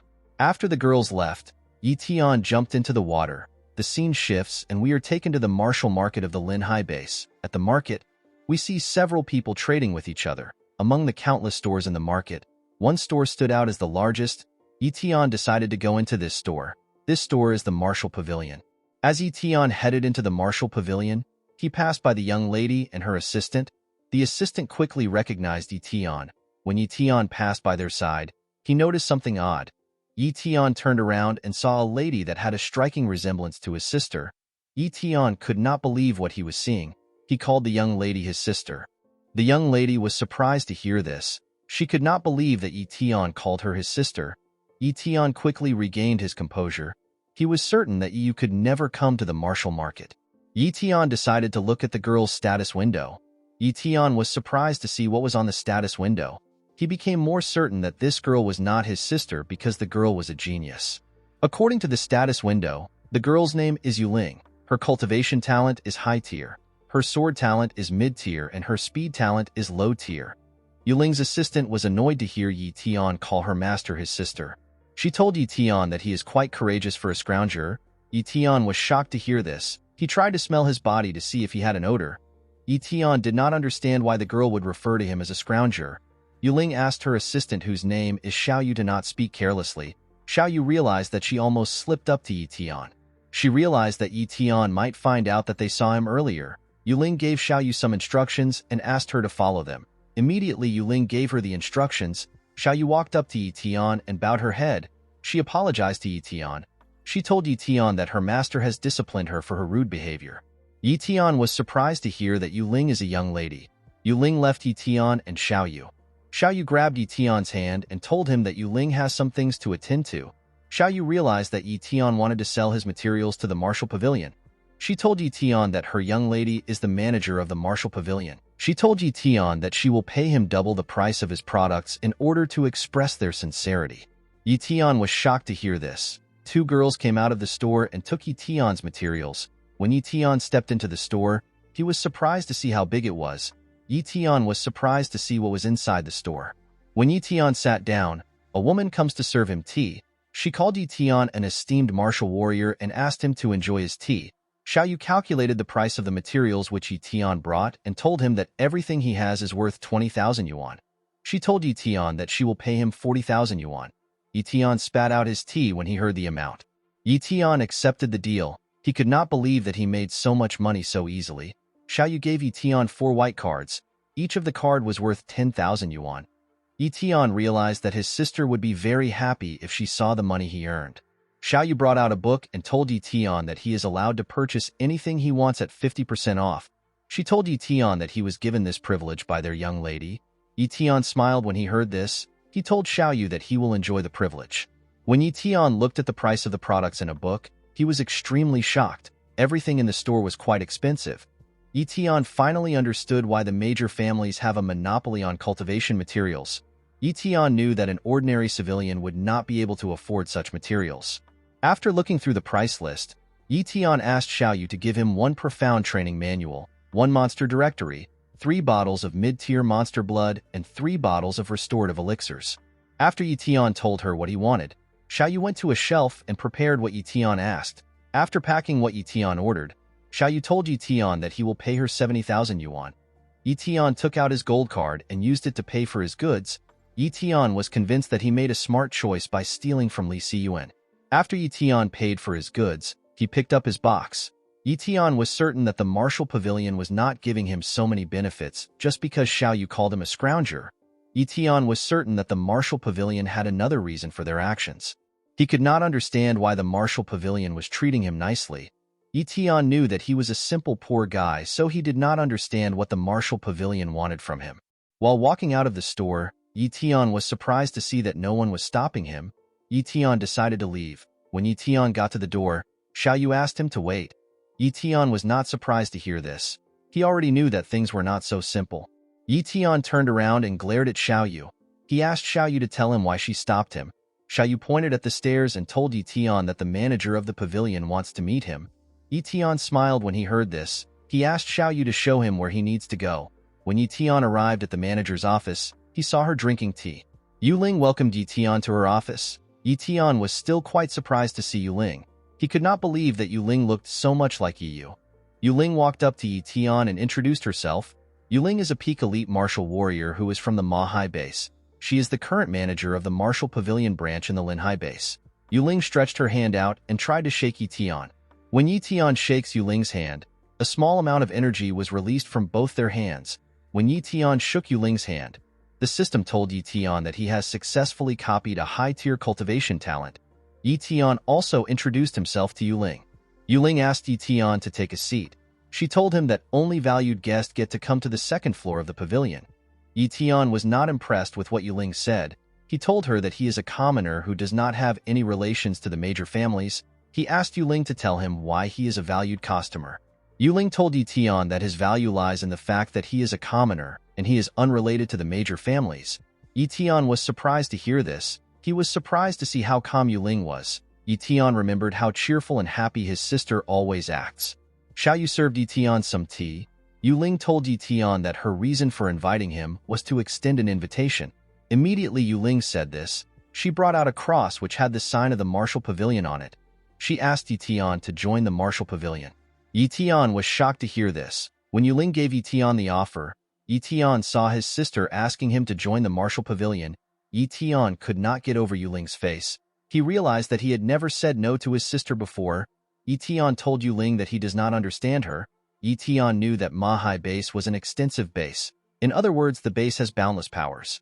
Ye Tian told Yu Ling that Ma-Hai base does not lack any talents. He told Yu Ling that he is simply a novice martial warrior. Ye Tian could not understand why Yu Ling would try her best to recruit a novice martial warrior. Yu Ling stood up and told Ye Tian that extensive base comes into existence because they always need more talents. Ye Tian was shocked to hear what Yu Ling said. He never expected such a small girl to be so smart. Ye Tian realized that Yu Ling was looking at a bigger picture. Ye Tian became more certain that Yu Ling was not his sister because his sister is not smart enough to say something like this. Xiao Yu told Ye Tian to stop hesitating. She asked Ye Tian to accept the offer. She told Ye Tian that elite disciples from powerful families can't join their company because they do not reach Yu Ling's standards. Ye Tian knew that he had a good opportunity before him. But he also knew that joining any organization would limit his actions. He believed that he would die in horrible death if people ever found out about his special ability. Ye Tian decided to stay independent until he could sort out any issue related to his special ability. Yuling moved close to Ye Tian. She was surprised to see that Ye Tian was actually hesitating. She became more curious about Ye Tian. She asked him to tell her why he is hesitating. Ye Tian felt odd saying no to someone who looks exactly like his sister. Yuling begged Ye Tian to tell her his reason. Ye Tian decided to use the rumors about the Iron Fang base as example. He told Yuling that the rumors about the Iron Fang's invasion caused a lot of unrest among the powerful families. He told Yuling that he was able to regain his peaceful life thanks to the rumors. Ye Tian revealed to Yuling that he does not want to become someone like the powerful families, and he does not want to serve such families. Yuling was shocked to hear this. She asked Ye Tian if she looked similar to the powerful families. Ye Tian told her that she does. Yuling decided to change her strategy. She told Ye Tian that he can observe her organization for a while. She told Ye Tian that he does not need to respond to her immediately. She told him that she has enough patience. Ye Tian was surprised to hear this. He could not comprehend why Yuling was so adamant about recruiting him. After Ye Tian left the store, he decided to leave the market. On his way out, Ye Tian contemplates about what it means to be a martial warrior. While looking at his hand, Ye Tian asked himself about what talent means to him. Ye Tian wondered if the current martial warriors still remember the founding mission of martial warriors. Ye Tian believed that martial warriors exist to protect the people. While walking, Ye Tian sees some kids playing football. The kids hit their ball towards the gatekeepers in the area. The kids asked the gatekeepers to pass their ball. A man used his leg to crush the kid's ball. Ye Tian did not understand why people had to tolerate oppression from martial warriors even though they already had to live in fear of monsters. The kids cried when they saw what happened to their ball. The two gatekeepers smiled when they saw the look on the kid's face. On his way home, we see Ye Tian standing on top of a building. While looking at the heavy rain, Ye Tian said that his standing is not high enough. Ye Tian believed that he must become stronger and reach higher levels. Ye Tian's system appeared before him and asked him if he wants to fuse his high-tier cultivation talent. Ye Tian decided to fuse the talent. The scene shifts and we see Ye Tian step into his house. Yi was shocked to see her brother. She quickly ran into his arms. After letting go of her brother, Yi noticed that Ye Tian had become tougher. Ye Tian took off his hoodie and told his sister that he has become a martial warrior. Yi was shocked to hear this. She was very happy to hear that the Yi family finally had a martial warrior among them. Yi was very happy to hear this. Ye Tian believed that his sister was dramatic. He knew that Yi could also become a powerful martial warrior once she awakens.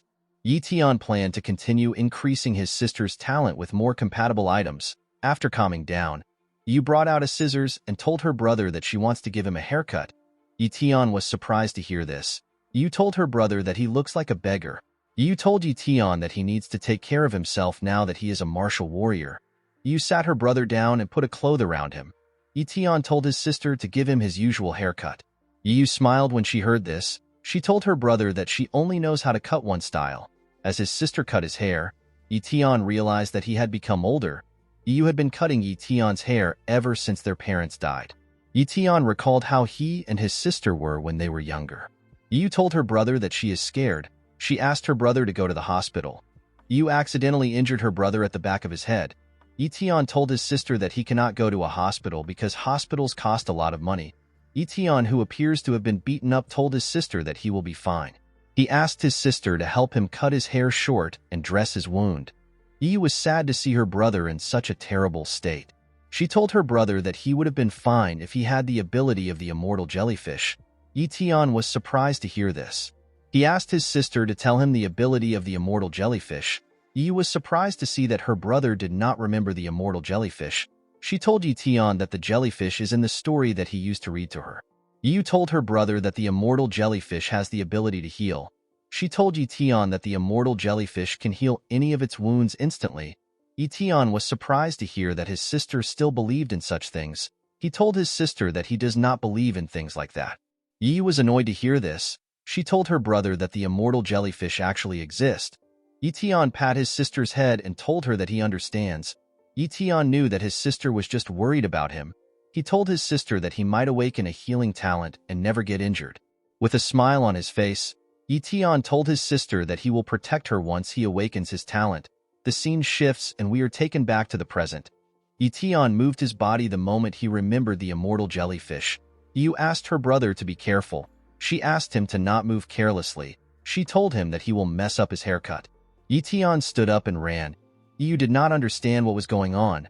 She asked her brother to tell her what happened. Ye Tian quickly took out the illustrated book of treasures which he bought. Ye Tian began to search the book for the immortal jellyfish. After searching for a while, Ye Tian found the immortal jellyfish. The immortal jellyfish is a water-type monster with a healing talent. It stays in the lake of death. Yu asked her brother to tell her why he was running. Ye Tian was happy to see that the monster exists. He realized that he would not have to worry about injuries once he has copied this talent, and Yu would no longer need to worry about him. Yu was surprised to see what her brother was searching for. She told her brother that the immortal jellyfish is a made-up monster used in stories. Ye Tian closed the book and told his sister that the story is real. Yu told her brother that she needs to finish cutting his hair. After Ye Tian had his haircut, he began to read a book in order to see which body training style would fit a martial warrior. Novice martial warriors like Ye Tian focus on fortifying their skin. Mid-stage martial warriors fortify their muscles, and late-stage martial warriors fortify their bones. Ye Tian decided to start cultivating. Immediately, Ye Tian began to cultivate. He noticed a change. Ye Tian could not believe how fast his cultivation was going. He realized that his cultivation was slow in the past. He decided to consume a bottle of mid-tier monster blood in order to see how it would affect his cultivation. When Ye Tian drank the blood, his absorption rate increased by threefold. Ye Tian was quite shocked to see this. Ye Tian realized that it would be smart for him to continue cultivating at home. He decided to go after the immortal jellyfish once his copy talent becomes available in the next 30 days. With a smile on his face, Ye Tian said that he will get the healing talent he wants. The scene shifts and we see Ye Tian step into the martial pavilion. Xiaoyu welcomed him into the store. She quickly recognized Ye Tian as the junk collector from before. She waved her hand and walked up to Ye Tian. With a smug look on her face, Xiaoyu asked Ye Tian if he is here to see her mistress. Contrary to Xiaoyu's expectation, Ye Tian told her that he came to buy something. Xiaoyu was surprised to hear this. Xiaoyu noticed that Ye Tian was quite good-looking after he dressed up. She was surprised to see how clothing could change a man. Xiaoyu asked Ye Tian to follow her. Ye Tian asked her if she has a map of the Lake of Death. Xiaoyu told Ye Tian that she has a map. She went to a shelf and searched for the map. She brought out the map and gave it to Ye Tian. Ye Tian was happy to see the map. He was certain that he will be able to find the talent he wants at the lake. Xiaoyu told Ye Tian that the map costs 100,000 yuan. Ye Tian paid Xiaoyu with a silver card. After paying Xiaoyu, Ye Tian decided to leave the store. Xiaoyu wondered if Ye Tian was going to the Lake of Death to find some junk. She remembered that her mistress told her that the Lake of Death is a horrible place full of terrifying aquatic monsters. Even elite martial warriors barely survive at the Lake of Death. Xiaoyu hoped that Ye Tian would be safe. In the next scene, we see Ye Tian running at a crazy speed. After running for a while, Ye Tian landed in a deserted town. In the middle of the town, we see a lake. Ye Tian was surprised to see how turbulent the landscape was. He was certain that he could get a great talent in this place. When Ye Tian looked around, he realized that nobody had come to the town in years. The strange atmosphere of the town made Ye Tian feel like something dangerous was going to pop out. While Ye Tian was looking around the area, he saw something shocking. The water from the lake began to spin very fast. It turned into a cyclone. Ye Tian quickly realized that the monsters were about to come out. He decided to use his shadow talent to turn invisible. After becoming invisible, Ye Tian ran to the top of a cliff. He wanted to observe what was happening. When the water stopped spinning, Ye Tian saw a huge bright energy ball. When the energy ball got released, we see an old man holding an umbrella and a girl carrying a box. The girl turns out to be Yuling. The old man told Yuling that they need to run. Ye Tian was surprised to see Yuling in the lake. Before Yuling and the old man could land on the ground, a gigantic monster came out of the lake and tried to eat them. The old man realized that he and Yuling would not make it to land. Luckily, the man was able to push himself and Yuling out of harm's way. When the two got to land, the monster came out of the lake. The old man and Yuling were terrified to see the size of the monster. The old man told Yuling that the monster is a top-tier beast. Ye Tian was shocked to see the monster. It was his first time seeing such a powerful monster. The old man realized that he and Yuling could not face the monster. He pushed Yuling away with his hand. He told her that he will stall the monster. Yuling fell on the ground. She quickly stood up. She wanted to help the old man. Before she could take another step, she felt the presence of multiple monsters behind her. Yuling immediately began to run for her life. The old man was shocked to see that there was more monsters behind them. Seeing that Yuling's life was in danger, Ye Tian decided to help her. As Yuling was getting chased by crocodile monsters, the old man screamed in fear. He asked Yuling to be careful. Before a crocodile monster was able to bite Yuling, she was able to avoid its mouth by jumping. While in the air, Yuling took a stance and used a sign. This sign was to help her activate her secret arts. The moment Yuling activated her secret arts, a tattoo of a lotus flower appeared on her head and a weapon appeared in her hand. Yuling's hair also turned pink. The moment she activated her secret art, she disappeared in front of the crocodile. The crocodile was shocked to see this. It looked around, but it did not see Yuling. Yuling attacked the monster from above. She used her sword to tear the monster apart. Ye Tian, who was running to help Yuling, was surprised to see a secret arts technique.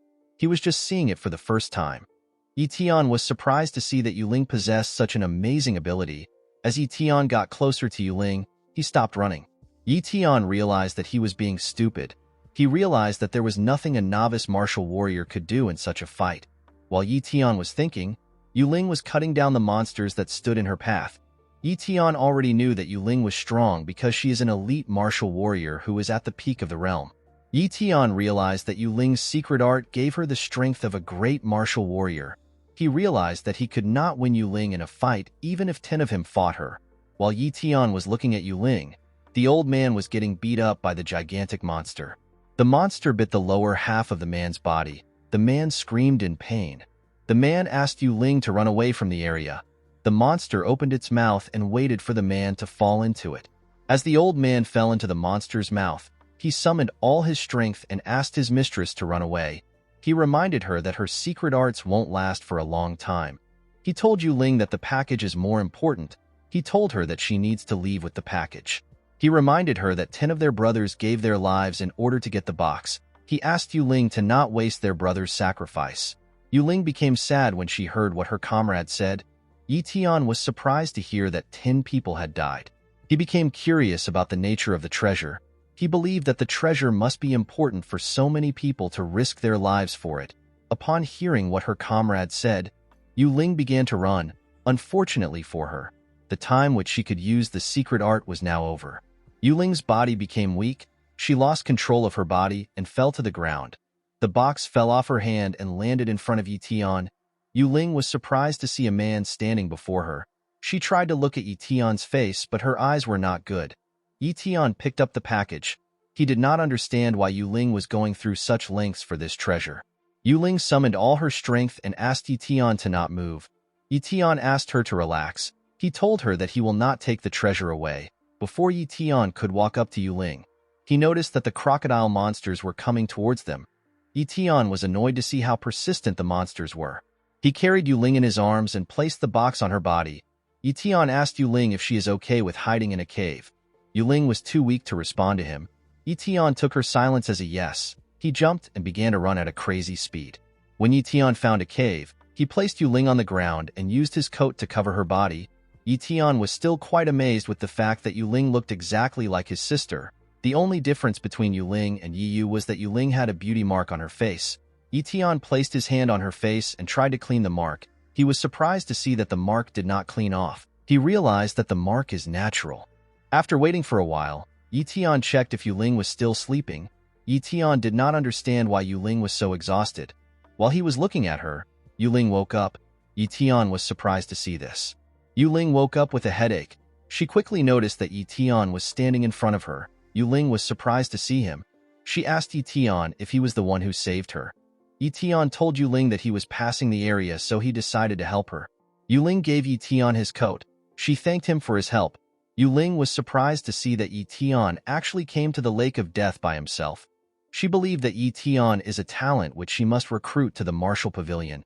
Yuling brought out a crystal that shined brightly. Ye Tian was shocked to see the light from the crystal. He told Yuling that the light is blinding. He asked Yuling to tell him what she is doing. Yuling laughed when she saw Ye Tian's reaction. She told Ye Tian that the crystal is called a light stone. It can store and radiate light. She told Ye Tian that the crystal is like a lamp. The light stone rose up to the ceiling and brightened the room. Ye Tian asked Yuling to tell him how she was able to create the light stone. Yuling told Ye Tian that she will explain it to him after she drinks a healing potion. As Yuling focused on her healing, Ye Tian began to think about how she was able to create such a thing. Ye Tian wondered if Yuling used a space talent. He quickly realized that this was impossible. Ye Tian remembered that Yuling did not have any space talent. After Yuling was done with her healing, she walked up to Ye Tian and tapped him with her leg. She told him that she is done. She asked him if he still wanted to know about how she made the light stone. Ye Tian told her that he does. Yuling picked up her bronze treasure chest and brought out a pouch. She moved the chest close to the pouch and the pouch swallowed it. Ye Tian was surprised to see this. He realized that Yuling brought out the light stone from her pouch, which is a space-type treasure. Yuling asked Ye Tian if he likes the pouch. With a smile on her face, Yuling told him that she will teach him how to use the pouch if he joins the martial pavilion. Ye Tian ignored her and told her that he wants to sleep. Yuling was shocked to hear this. She clenched her fist out of anger and promised herself that she will recruit Ye Tian at all cost. Ye Tian was not impressed with the space pouch and the healing potion because he could have them once he copies a space talent and a healing talent. He did not see a reason to join the martial pavilion over some items. Ye Tian knew that he could not enter the Lake of Death because Yuling and her comrades have caused a commotion there. He decided to wait in the cave for some time. When Ye Tian woke up the next day, he noticed that Yuling was no longer in the cave. He realized that she left. When he looked around, he saw a red box. Ye Tian did not know where the box came from. He was certain that the box was not in the cave yesterday. When he opened the box, he saw so many materials. The box contained a mid-tier profound training manual, 10 high-tier monster blood, and 10 gold cards. Each of the gold cards are worth 1,000,000 yuan. Ye Tian realized that Yuling left these things for him. He was very grateful to her. He realized that he could enter the elite martial warrior realm with his current materials. Ye Tian decided to change his plans. He decided to go after the immortal jellyfish after he becomes an elite martial warrior. He drank a bottle of monster blood and began to cultivate. For months later, we see Ye Tian cultivating in the cave. He had drank all his monster blood. Ye Tian has let his hair grow out. As Ye Tian was cultivating, we see him open his eyes. When Ye Tian opened his eyes, a heavy lightning hit his cave multiple times. After the lightning was done, the dust in the cave cleared up. We see Ye Tian holding lightning in his hands. Ye Tian had finally entered the elite martial warrior realm. Ye Tian was fascinated by his new power. With a smile on his face, Ye Tian said that it is time for him to hunt. On Ye Tian's way to the lake, he saw 11 newly constructed graves. Ye Tian immediately realized that Yuling was the one who made the graves for her comrades. Ye Tian knew that Yuling was not able to get all her comrades' bodies because of the amount of monsters in the lake. He was surprised to see that Yuling could do something so kind for her comrades. Ye Tian noticed something odd on one of the graves. He saw an umbrella on the grave. Ye Tian quickly remembered that this was the umbrella which the old man used. Ye Tian picked up the umbrella and opened it. He wondered if the umbrella was still useful. While Ye Tian was looking at the umbrella, he noticed that the rain stopped touching him. Ye Tian was surprised to see that the umbrella created a waterproof bubble. Ye Tian was very happy with this item. He realized that he could now enter the water without any issues. Ye Tian jumped into the lake and began to swim.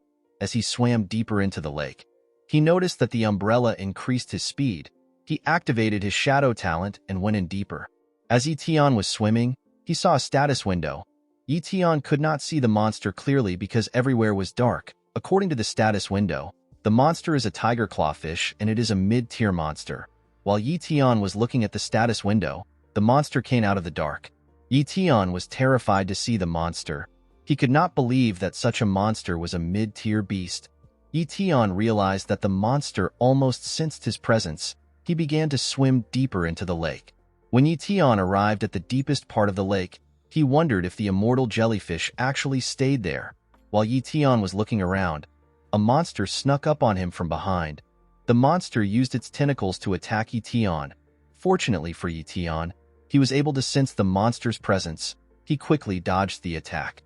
Ye Tian moved back in order to get a look at his enemy. When Ye Tian looked up, he saw the monster's status window. The monster happened to be an immortal jellyfish. This monster possesses an apex tier healing talent. The monster used its tentacles to attack Ye Tian again. Ye Tian brought out his blade and used it to cut off the tentacles. The monster screamed in pain when Ye Tian did this. Unfortunately for Ye Tian, the monster possesses an apex tier healing talent. The jellyfish easily regenerated its tentacles. Ye Tian was surprised to see this. He realized that apex tier healing talent is overpowered. The jellyfish attacked Ye Tian again with its tentacle. As the tentacle came closer to him, Ye Tian let his guard down. When the tentacle touched his hand, a small spark came out of it. The system told Ye Tian that he has successfully copied the healing talent. Ye Tian got pushed back immediately. He copied the talent. He smashed his back on a wall and fell to the ground. Ye Tian stood up and smiled. He was happy to see that he had copied the talent he wanted. Immediately, Ye Tian stood up. The jellyfish spat its acidic venom at him. Ye Tian was surprised to see the acidic venom. He quickly used the umbrella as a shield. Unfortunately for him, the venom melted the umbrella and burnt his hand. Ye Tian let go of the umbrella after his hand got injured. He had to let go of the umbrella because it could no longer maintain its waterproof bubble. Ye Tian immediately held his breath the moment he let go of the umbrella. When Ye Tian looked behind the jellyfish, he saw hundreds of status windows. Each of the status windows belonged to immortal jellyfishes. Ye Tian realized that there was a swarm of immortal jellyfishes in the area. Ye Tian had already gotten the talent he wanted. He did not see a reason to fight the immortal jellyfishes. He decided to run away. In the next scene, we see Ye Tian bring his head out of the water. While doing his best to catch his breath, Ye Tian noticed that the immortal jellyfishes were still chasing him. He jumped out of the water and activated his speed talent. Ye Tian ran across the lake and distanced himself from the area. The scene shifts and we see Ye Tian step into a cave.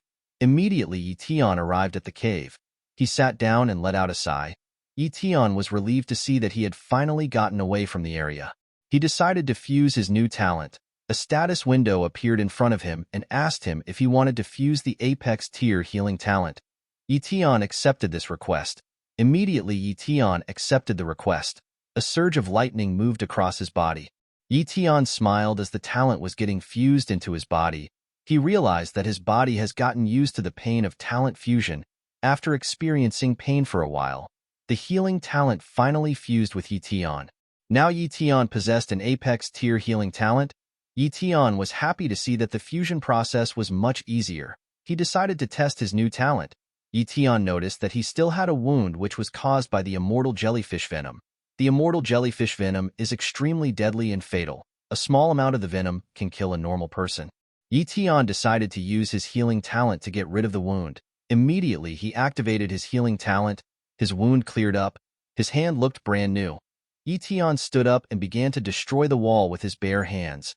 After punching the wall for a while, Ye Tian looked at his hands. He noticed that he did not have any form of injury. While looking at his hand, Ye Tian realized that most of the talents he had were support-type talent. Ye Tian knew that he had to copy attack-type talents if he wants to be able to fight with stronger people in the future. After thinking for a while, Ye Tian realized that it is time for him to go home. In the next scene, we see Yu cutting Ye Tian's hair. Ye Tian was reading his book of monsters in order to find the next talent he wants to copy. While cutting Ye Tian's hair, Yu called her brother a terrible person for leaving her alone for 4 months. She could not believe that her brother did not tell her his plans. Ye Tian apologized to his sister. He asked her to forgive him. After Yu finished cutting his hair, Ye Tian saw a unique monster in his book. This monster is called a mighty ant. It is a low-tier monster that specializes in fighting. It usually moves in colonies. Even a great martial warrior will have trouble fighting the ant. With a smile on his face, Ye Tian realized that he had found the monster he was looking for. The scene shifts and we see Ye Tian step into the martial pavilion. Ye Tian walked up to the counter to meet Xiaoyu. Xiaoyu was surprised to see Ye Tian. She asked him to tell her what he wants. Ye Tian gave Xiaoyu a paper containing the mighty ant picture. He told her that he wants a complete body of a mighty ant. Xiaoyu smiled when she saw the picture. She assumed that Ye Tian wanted to immerse the body of the mighty ant into wine. She asked Ye Tian if he wanted to use the wine to reinvigorate his body. Ye Tian was confused when he heard this. He wondered if he looked sick to Xiaoyu. Xiaoyu told Ye Tian that they do not have any mighty ant bodies. She told him that she knows where he can get one. Ye Tian asked her to tell him the place. Xiaoyu told Ye Tian that Linhai Base and a mid-size base are constructing a commercial trade route. There are many beasts between the two bases. Among the several beasts is a mighty ant. Ye Tian asked Xiao Yu if the mid-size base is the Iron Fang base. Ye Tian was certain that it was the Iron Fang base because it is the only base close to the Linhai base. Xiao Yu told Ye Tian that he is correct. She told him that it is the Iron Fang base, which is 100 kilometers away from the Linhai base. Ye Tian told Xiao Yu that someone from the Mo family died a while ago, and the Mo family suspects the Iron Fang base. Xiao Yu told Ye Tian that the Mo family have made their investigations. She told him that the Iron Fang base helped the Mo family in clearing their misunderstanding while searching for something. Xiao Yu told Ye Tian that the Iron Fang base was only able to reach an agreement with the Linhai base thanks to the Mo family's help. Ye Tian was surprised to hear this. He believed that the Mo family was up to something. While Ye Tian was thinking, Xiao Yu brought out a ticket. She handed the ticket over to Ye Tian. Ye Tian asked her to tell him what the ticket is for. Xiao Yu told Ye Tian that the ticket is a token which allows one to participate in the hunting event. She revealed to Ye Tian that the ticket is actually for her young miss. She told him that they could never participate in an event hosted by a mid-sized base. With a smile on her face, Xiao Yu told Ye Tian that the two bases are planning to send out martial warriors to hunt the monsters in the commercial trade route. She told Ye Tian that he will be able to get his hands on a complete mighty ant if he participates in the event. The ticket which was given to Ye Tian had the Lin surname on it. The Lin family are the absolute rulers of the Linhai base. Even the Mo family are seen as servants to them. Ye Tian was excited to see the scale of the event. In the next scene, we see people gathered in a plaza. Ye Tian was surprised to see that the Lin family was able to gather hundreds of martial artists at once. Ye Tian carried a bag containing supplies and his weapon.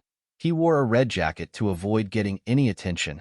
While looking at the martial artist in the area, Ye Tian realized that he had to proceed with caution. While Ye Tian was looking around, 3 men stepped up to the stage. Among the 3 men, a man welcomes the martial artists to the beast removal operations. This man is Lin Ming. He is the current family head of the Lin family. He is an elite martial warrior who is at the peak of his realm. The other 2 men standing next to Ming were Zhang Qing and En. Ye Tian smiled when he saw the 2 men. He was happy to see the Mo family again. Ming told the martial artists in the plaza that the Linhai base is too small. Thanks to this, they do not have enough resources to fulfill everyone's cultivation needs. He told the martial artists that collaborating with a mid-sized base will bring them a lot of incredible benefits. He told them that the operation is very important, of course. Ming knew that fighting monsters will be very dangerous. With a smile on his face, Ming told the martial artists that the prizes for the operation will be much better than that of previous hunts. The martial artists began to cheer when they heard this. They hailed the Lin family. Among the martial artists who were cheering, Ye Tian noticed something odd. He noticed that Captain Gale Wolf was also among them. Ye Tian smiled when he saw Gale Wolf. He wondered if Gale Wolf would still remember him. Ming placed his hand on his chest and assured the martial artists that anything they acquire during the operation will belong to them. The martial artists began to cheer again when they heard this.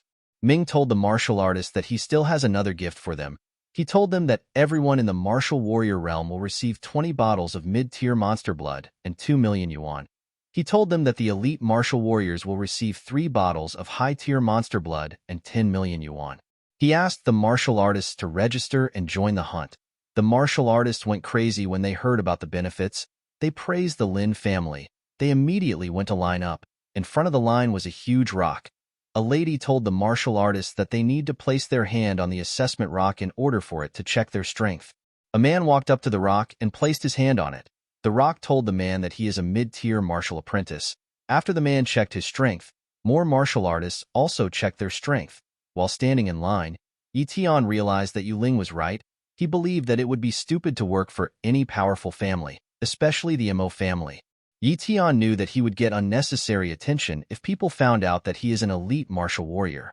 Ye Tian knew that the rock judges people's rank based on their power. He believed that the rock would display a lower realm if he uses less strength. When it was his turn, Ye Tian was asked to place his hand on the rock. When Ye Tian placed his hand on his rock, he controlled his energy. Ye Tian hoped that the rock would rank him as a late-stage martial warrior. When the rock felt Ye Tian's energy, it judged Ye Tian to be a late-stage martial warrior. En was surprised to see that Ye Tian was a late-stage martial warrior. The other martial artists were shocked to see Ye Tian's realm. They could not believe that someone so young could be so powerful. They believed that Ye Tian was a genius of a powerful family. The martial artists in the area were shocked by Ye Tian's cultivation talent. Ye Tian was surprised to see how the martial artists were behaving. He could not believe that everyone was impressed even though he only displayed a part of his strength. He was annoyed to see that he still got the attention he did not want. Ye Tian had forgotten that it was not actually normal for people of his age to reach such stage.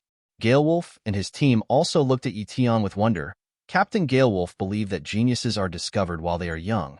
He told his team that he is a late-stage martial warrior despite his age. One of his teammates told him that everyone in the team are also only mid-stage martial warriors. Another team member asked Galewolf to invite Ye Tian into their team since they need one more member. Galewolf smiled when he heard this. He told his teammate that Ye Tian is a late-stage martial warrior. He told him that everyone wants Ye Tian. He told the man that Ye Tian would never choose them. Immediately Galewolf said this. His teammate told him that Ye Tian is coming towards them. Ye Tian walked up to Captain Galewolf. With a smile on his face, he told him that it has been a while since they met. Galewolf immediately remembered Ye Tian's face. He remembered Ye Tian as the martial apprentice who saved a little girl a year ago. Galewolf could not believe that Ye Tian became a late-stage martial warrior in a year. Ye Tian told Galewolf that he was lucky. He asked Galewolf if he can join his team. Galewolf immediately accepted Ye Tian's request. He told Ye Tian that he is welcome to join his team. Ye Tian asked Galewolf to take care of him. Galewolf asked Ye Tian to work hard. The archer who appears to be a lady tells Ye Tian that it is assuring to have another late-stage martial warrior in the team. Ye Tian felt awkward when he heard this. The scene shifts and we see the team in the abandoned area. This area is their mission area. According to the map given to them, there are only weak-tier monsters in the area. Galewolf asked his team to be careful. He asked them to prioritize their safety above anything else. He warned them to not recklessly charge ahead. While Galewolf was talking to his teammates, monsters were running towards them. Ye Tian sensed the presence of the monsters. He told Galewolf that something is coming for them at an incredible speed. Before Galewolf and his teammates could react, 5 wolf monsters surrounded them. Galewolf asked his teammates not to panic. He called the monsters appetizers. He told his teammates that he will take care of the front. He asked Ye Tian to take care of the back. He asked the rest of his team to provide support when necessary. Ye Tian brought out his sword and asked Galewolf to leave the back to him. After staring the monsters in the eye, Galewolf asked Ye Tian to start the fight. Ye Tian listened to Galewolf's order. He ran to attack the monsters. The monsters also ran towards Ye Tian. Ye Tian killed one of the monsters with his sword and then he moved back. When the second monster came close to him, it tried to bite him. Ye Tian used his leg to kick the monster away from himself. The monster flew back. The monster tried to get up and regain its strength. Unfortunately for it, Ye Tian closed the distance between them and stabbed it. After Ye Tian killed the monsters, Galewolf clapped for him. He told Ye Tian that he is awesome. He pointed at the monsters which he killed and told Ye Tian that he was a bit slow. He told Ye Tian that he killed 3 monsters. Ye Tian smiled when he heard this. The only reason he killed 2 monsters was because he did not want to reveal his strength. The archer commended Ye Tian on his kills. She told him that she is liking him more. Another teammate asked Galewolf to stop acting cocky. He told his captain that Ye Tian is quite impressive to be able to do such things at a young age. Galewolf yelled at his teammate. He told him that he wanted to enjoy the glory for a while. The teammate apologized to Galewolf. Ye Tian was surprised to see how the team behaved. While looking at the monsters' corpses, a team member told the rest if the team that the wolves would have had a better chance against them if they had attacked them in the valley. The man did not understand why the wolves rushed to attack them. Ye Tian told the man that the wolves must have been forced to attack. The man did not understand what Ye Tian was saying. With a serious look on his face, Galewolf told his teammate that there are stronger monsters in this area. The wolves had no choice but to run. The man became terrified when he heard this. He believed that they could not survive in this area. Another teammate placed his hand on the shoulder and asked him not to worry. He told the man that they have 2 late-stage martial warriors, and there are 3 mid-stage martial warriors. In order to calm his teammate, Galewolf brought out a walkie-talkie. The man was shocked to see this. He realized this was the Lin family's property. Galewolf told his teammates that the Lin family gave it to each captain.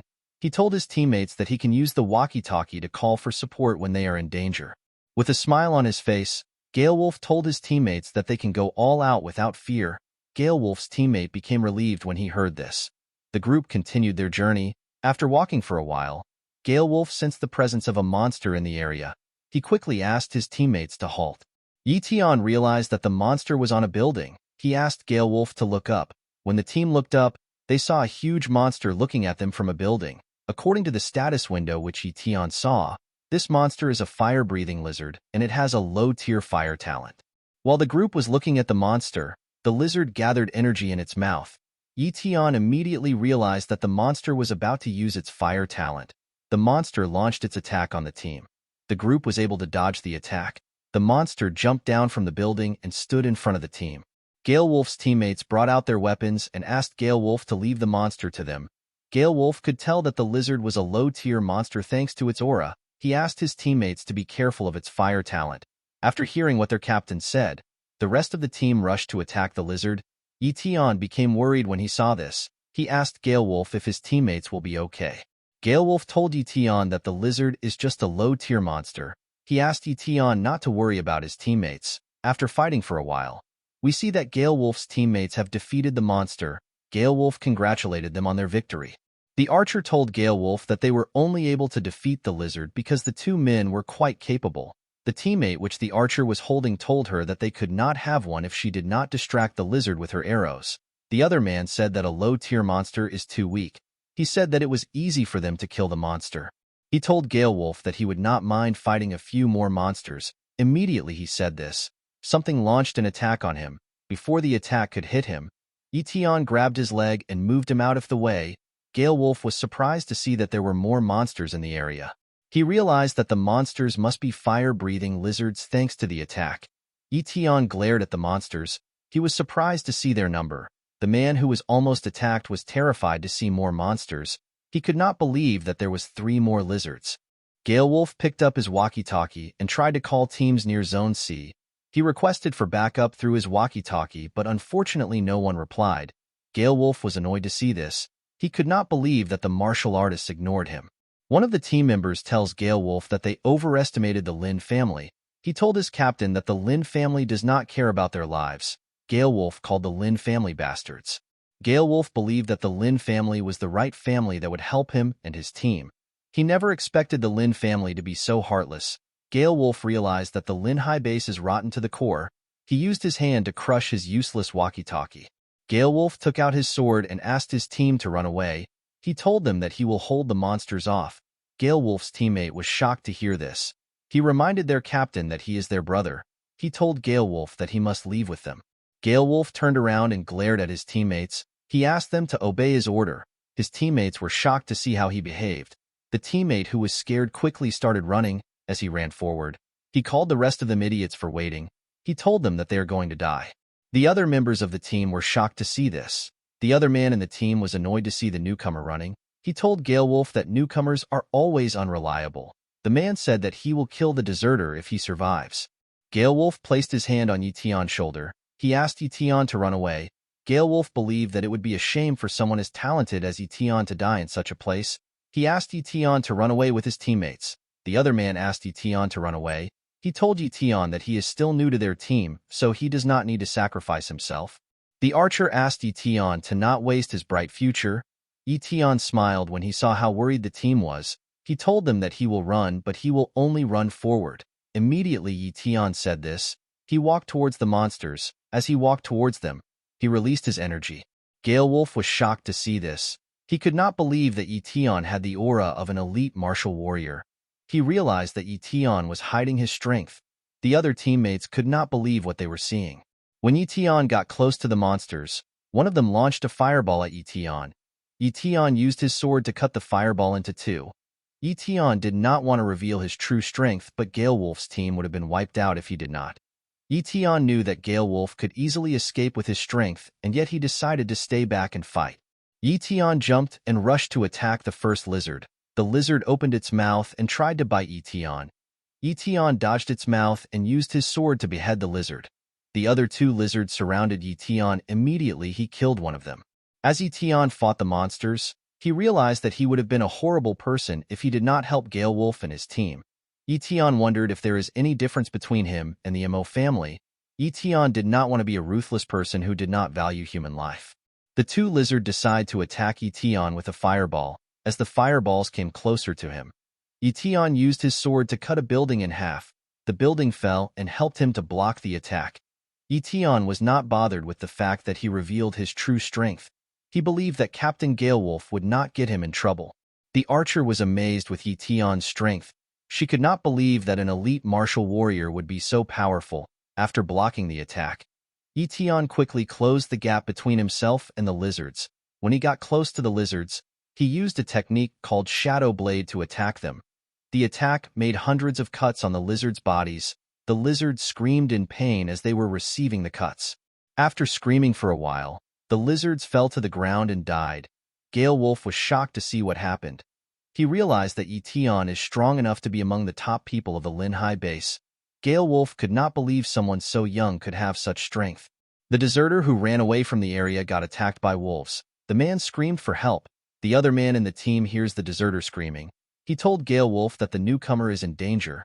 Galewolf asked the man to ignore him. He told the man that the newcomer was foolish to think that he could escape from the area alone.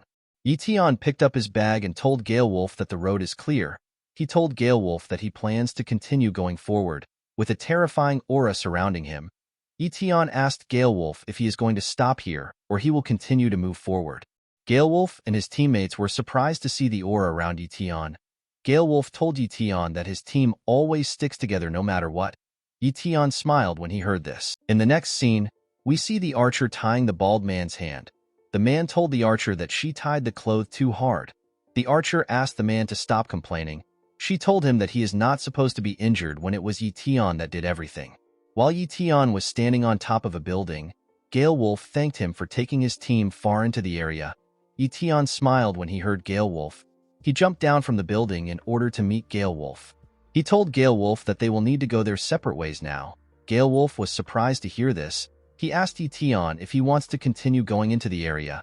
Ye Tian told Galewolf that he has to go further in. The bald man told Galewolf that it will not be smart for them to continue their mission. He told Galewolf that things are already difficult for them in their current zone. Ye Tian told the team that it will be better for them to return to the base first. He told them that he will go alone. Galewolf was confident in Ye Tian's abilities. He knew that Ye Tian could survive in this place, but he still tried to stop him. Ye Tian asked Galewolf to not worry. He told him that he will be fine. As Ye Tian walked forward, Galewolf told him that it will be better for them to discuss more before doing anything. Seeing that Ye Tian was not responding to his captain, the bald man asked Galewolf if they should follow Ye Tian. Galewolf told the man that they will only hold Ye Tian back if they follow him. He told him that Ye Tian does not need anybody with his current strength. As Ye Tian walked past the monsters he killed, he contemplates about his healing talent. Ye Tian wanted to test how strong his healing talent is before he met stronger opponents from different families. The scene shifts and we see Ye Tian arrive at an area where the buildings were covered with fire. Ye Tian noticed that the area was smelling bad. He immediately blocked his nose with his hand. This place is the nest of the fire-breathing lizards. While Ye Tian was looking around, he noticed that the ground was trembling. Ye Tian did not know what was going on. He quickly jumped. The moment Ye Tian jumped, something came out of the ground. A gigantic hand came out of the ground and attacked Ye Tian. Ye Tian flew back when he received a punch to the face. He quickly put himself together and rushed to attack the hand. As Ye Tian came close to the hand, he brought out his sword. The gigantic hand tried to squash Ye Tian when he came close to it. Ye Tian dodged this attack and moved back. The monster which the hand belonged to jumped out of the ground and landed in front of Ye Tian. Ye Tian became excited when he saw the monster. He believed that it was a perfect monster that could help him test his healing talent. The monster's eyes glowed. The monster opened its mouth and gathered energy in it. Ye Tian was surprised to see this. Before Ye Tian could do anything, the monster attacked him with a large fireball. Ye Tian flew back and crashed into a building. Captain Galewolf and his teammates saw the explosion that occurred in the area which Ye Tian was fighting in. Galewolf became worried about Ye Tian. The area was covered in smoke after the lizard attacked Ye Tian. When the smoke cleared up, we see Ye Tian smiling even though his clothes were torn. Ye Tian was happy to see that the king of the fire-breathing lizards was so powerful. As Ye Tian walked up to the monster, he told the lizard to fight with all its strength. As if the lizard understood Ye Tian, it attacked him with another intense fireball. Ye Tian's body got pressed to the ground. As Ye Tian slowly stood up, he became curious. Ye Tian wanted to see if he could kill the lizard before it burns him to death. Ye Tian picked up his sword and took a stance. He rushed to attack the monster. The moment Ye Tian came face to face with the lizard, he used his sword to attack the lizard. The lizard also attacked Ye Tian with a fireball. The impact of the two attacks created a large explosion. The scene shifts and we see Gale Wolf and his teammates heading into the area. The bald man told Gale Wolf that the fire in the area has been burning for an hour. He asked his captain if Ye Tian will still be alive. Gale Wolf told the man that he does not know. He told the man that they cannot predict battles of such caliber.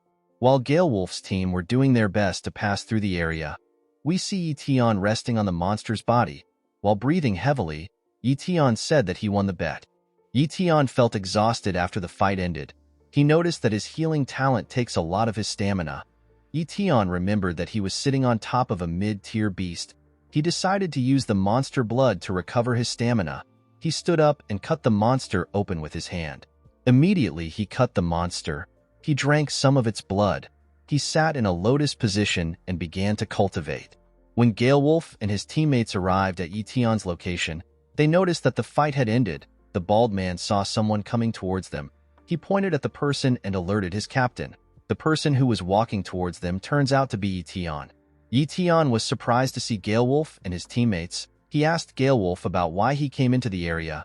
With a smile on his face, Gale Wolf told Ye Tian that he was worried about him. He told Ye Tian that he needed to see him even though he could not help him. Gale Wolf noticed that Ye Tian's clothes were burnt by flames. He told Ye Tian that he has some extra pair of clothes. Gale Wolf gave Ye Tian the clothes. After Ye Tian put on the clothes, the archer apologized to him. She told him that they do not have any smaller clothes. Ye Tian asked her not to worry. He thanked her for giving him some clothes. Ye Tian was happy to see that some people were actually worried about him. After checking out the bodies of the monsters which Ye Tian killed, the bald man asked Gale Wolf about what they should do with the lizards. Gale Wolf told the man that the monsters belong to Ye Tian. He told the man that Ye Tian will decide what he wants to do with them. Ye Tian asked Gale Wolf to take the monster's body. He told Gale Wolf that most of the monsters in the area have ran away because of the fight he had. Gale Wolf was reluctant to accept Ye Tian's request. Gale Wolf's teammates were shocked to see the amount of monsters which Ye Tian killed. The bald man told the archer that taking so many monsters might be what kills them. Ye Tian told Gale Wolf to leave the bodies of the lizards for now. He told Gale Wolf to first take care of the king of lizards. Gale Wolf was surprised to hear this. He did not know what Ye Tian was talking about. He asked Ye Tian if he is not going to join them in taking the monsters back to the base. Ye Tian told him that he cannot follow them. As Ye Tian walked forward, Gale Wolf asked him to tell him where he is going. Ye Tian turned around and told Gale Wolf that he is going to the Mighty Ants area. Gale Wolf was shocked to hear this. He could not believe that Ye Tian would actually go to such a dangerous place. Gale Wolf had heard that the Mighty Ant area was the most difficult area in the mission. Gale Wolf knew that a single Mighty Ant was hard to defeat. He could not believe that Ye Tian was going to a nest filled with the ants. Gale Wolf watched as Ye Tian ran forward. He knew that it was hard for a great martial warrior to escape a mighty ant's nest. He hoped that Ye Tian would survive in the nest. After running for a while, Ye Tian landed at the top of a building.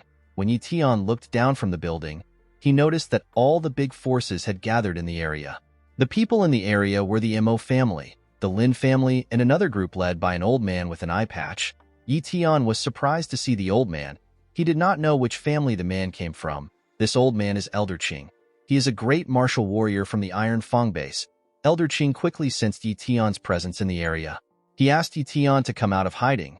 Ye Tian was surprised to see how sharp the old man was. Elder Qing asked his men to capture Ye Tian. Ye Tian realized that it will be stupid for him to run away. He believed that it will be better for him to be captured because he wanted to join the armed forces. Elder Qing's men brought Ye Tian in front of their master. Elder Qing was surprised to see that Ye Tian was an elite martial warrior. He asked Ye Tian about his identity and his purpose for spying on them. With a smile on his face, Ye Tian told the elder that he is a martial artist from the Linhai base. He told the elder that he came to assist them with the big mission. Elder Qing asked his men to release Ye Tian. He asked the people in the area to tell him which family Ye Tian belongs to. He asked them to tell him why Ye Tian is alone. The martial artists in the area told Elder Qing that they did not know Ye Tian. Elder Qing found this odd. He believed that Ye Tian would be popular since he is already an elite martial warrior at a young age. He asked Ye Tian to tell him why no one recognizes him even though he is an elite martial warrior. Before Ye Tian could answer the elder, Ming steps up to defend him. He told Elder Qing that he recognizes Ye Tian. He placed his hand on Ye Tian's shoulder and told Elder Qing that Ye Tian belongs to the Lin family. Ye Tian was shocked to hear this. He realized that Ming accepted him into his family because he heard that he was an elite martial warrior. Ye Tian believed that the Lin family was much smarter than the Mo family. Ming asked Ye Tian to return to his group. Ye Tian obeyed Ming's order. Ming was happy to see that he got an elite martial warrior for free. While Ye Tian was standing with the Lin family, someone looks at him with a telescope. This person turns out to be Xiao Yu. Xiao Yu was annoyed to see that the Lin family was trying to take Ye Tian as their own. She turned around and told her mistress that the Lin family is being silly. With a smile on her face, Yuling told Xiao Yu that Ye Tian can only belong to the martial pavilion. In the next scene, we see the different groups moving towards the ant's nest. While everyone was walking forward, Ye Tian contemplates on the fact that everyone now knows that he is an elite martial warrior. Ye Tian realized that it will be hard for him to continue increasing his strength in secret. While Ye Tian was saddened by this fact, he was certain that he had enough strength to defend himself. After walking for a while, Elder Qing asked everyone to stop moving.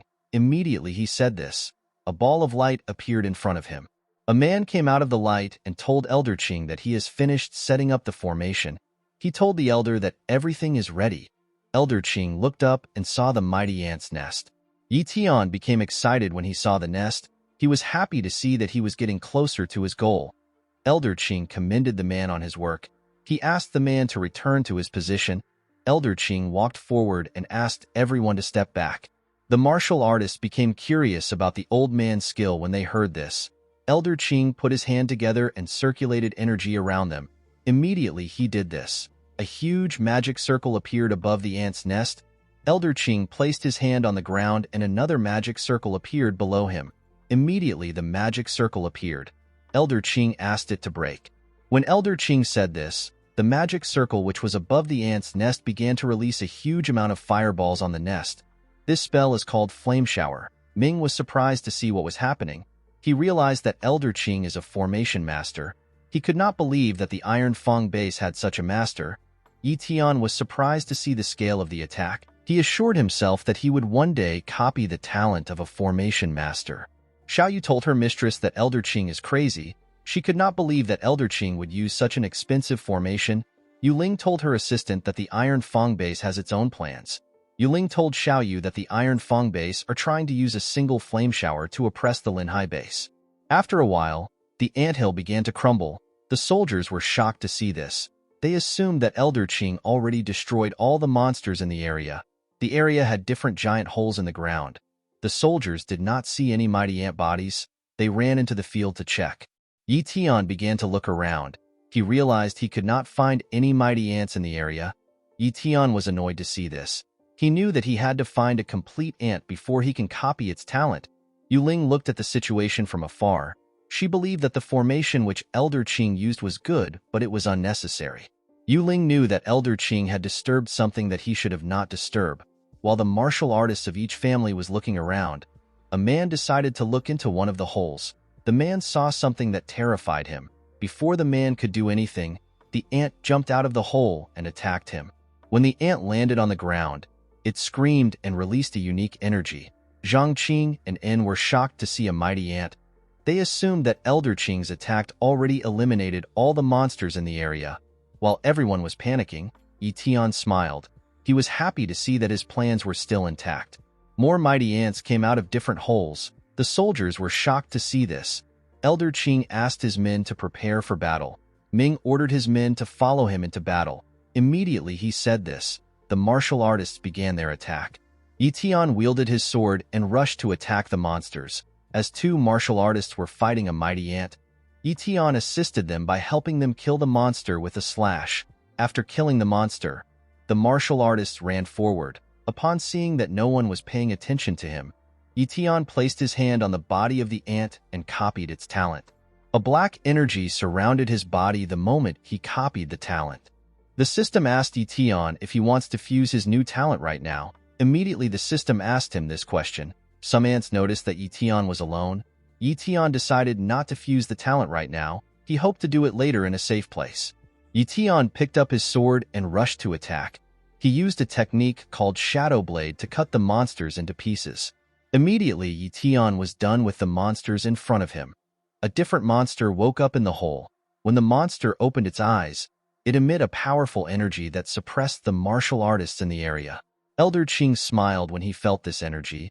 He realized that the monster is a high-tier monster. The monster brought its leg out of the ground and fully climbed out of the hole. The martial artists in the area were shocked to see a high-tier beast. This monster looked much different from the other ants. Its body had a golden color. The martial artists quickly start running. Zhang Qing and In also followed the other soldiers. Ming was annoyed to see how fast the Mo family members could run. He told his soldiers that it is time for them to retreat. Yu Ling watched as hundreds of martial artists ran for their lives. She called the martial artists a bunch of losers. After saying this, she told Xiaoyu that they also have to leave too. Xiaoyu reminded her mistress that Ye Tian was still on the battlefield. With a smile on her face, Yu Ling told her assistant that Ye Tian will make it out. While the martial artists were running, one of them asked the rest about the great martial warrior that came with them. The man told his colleagues that a great martial warrior should have been able to fight the high-tier beast. A martial artist told the man that a mighty ant has a strength talent. He told the other man that the combat power of a high-tier ant, which is enhanced by its strength talent, is par on with that of a grandmaster. The other martial artist told the man that Elder Qing was the first to run among the great warriors. When the martial artists looked in front of them, they saw Elder Qing. The martial artists could not believe that they were betrayed by their leaders. Ye Tian was not surprised to see this. He never trusted any of the big shots. As Ye Tian ran at the top of his speed, the golden ant began to suck the martial artists into its mouth. The martial artists screamed as they were eaten by the monster. The golden ant released a dark mist into the air. The moment it did this, the martial artists began to fall. They felt like the air had become heavy. The martial artists began to choke. When Ye Tian saw this, he increased his speed. Ye Tian realized that the dark mist is a suppressor. He knew that he had to get out of this place if he wanted to survive. Ye Tian ran with all his strength. He was fortunate enough to escape the ant's domain. Ye Tian knew that the golden ant was going to take its time to kill the martial artists. He decided to quickly leave the area. On his way to a safe place, Ye Tian saw the bones of a monster.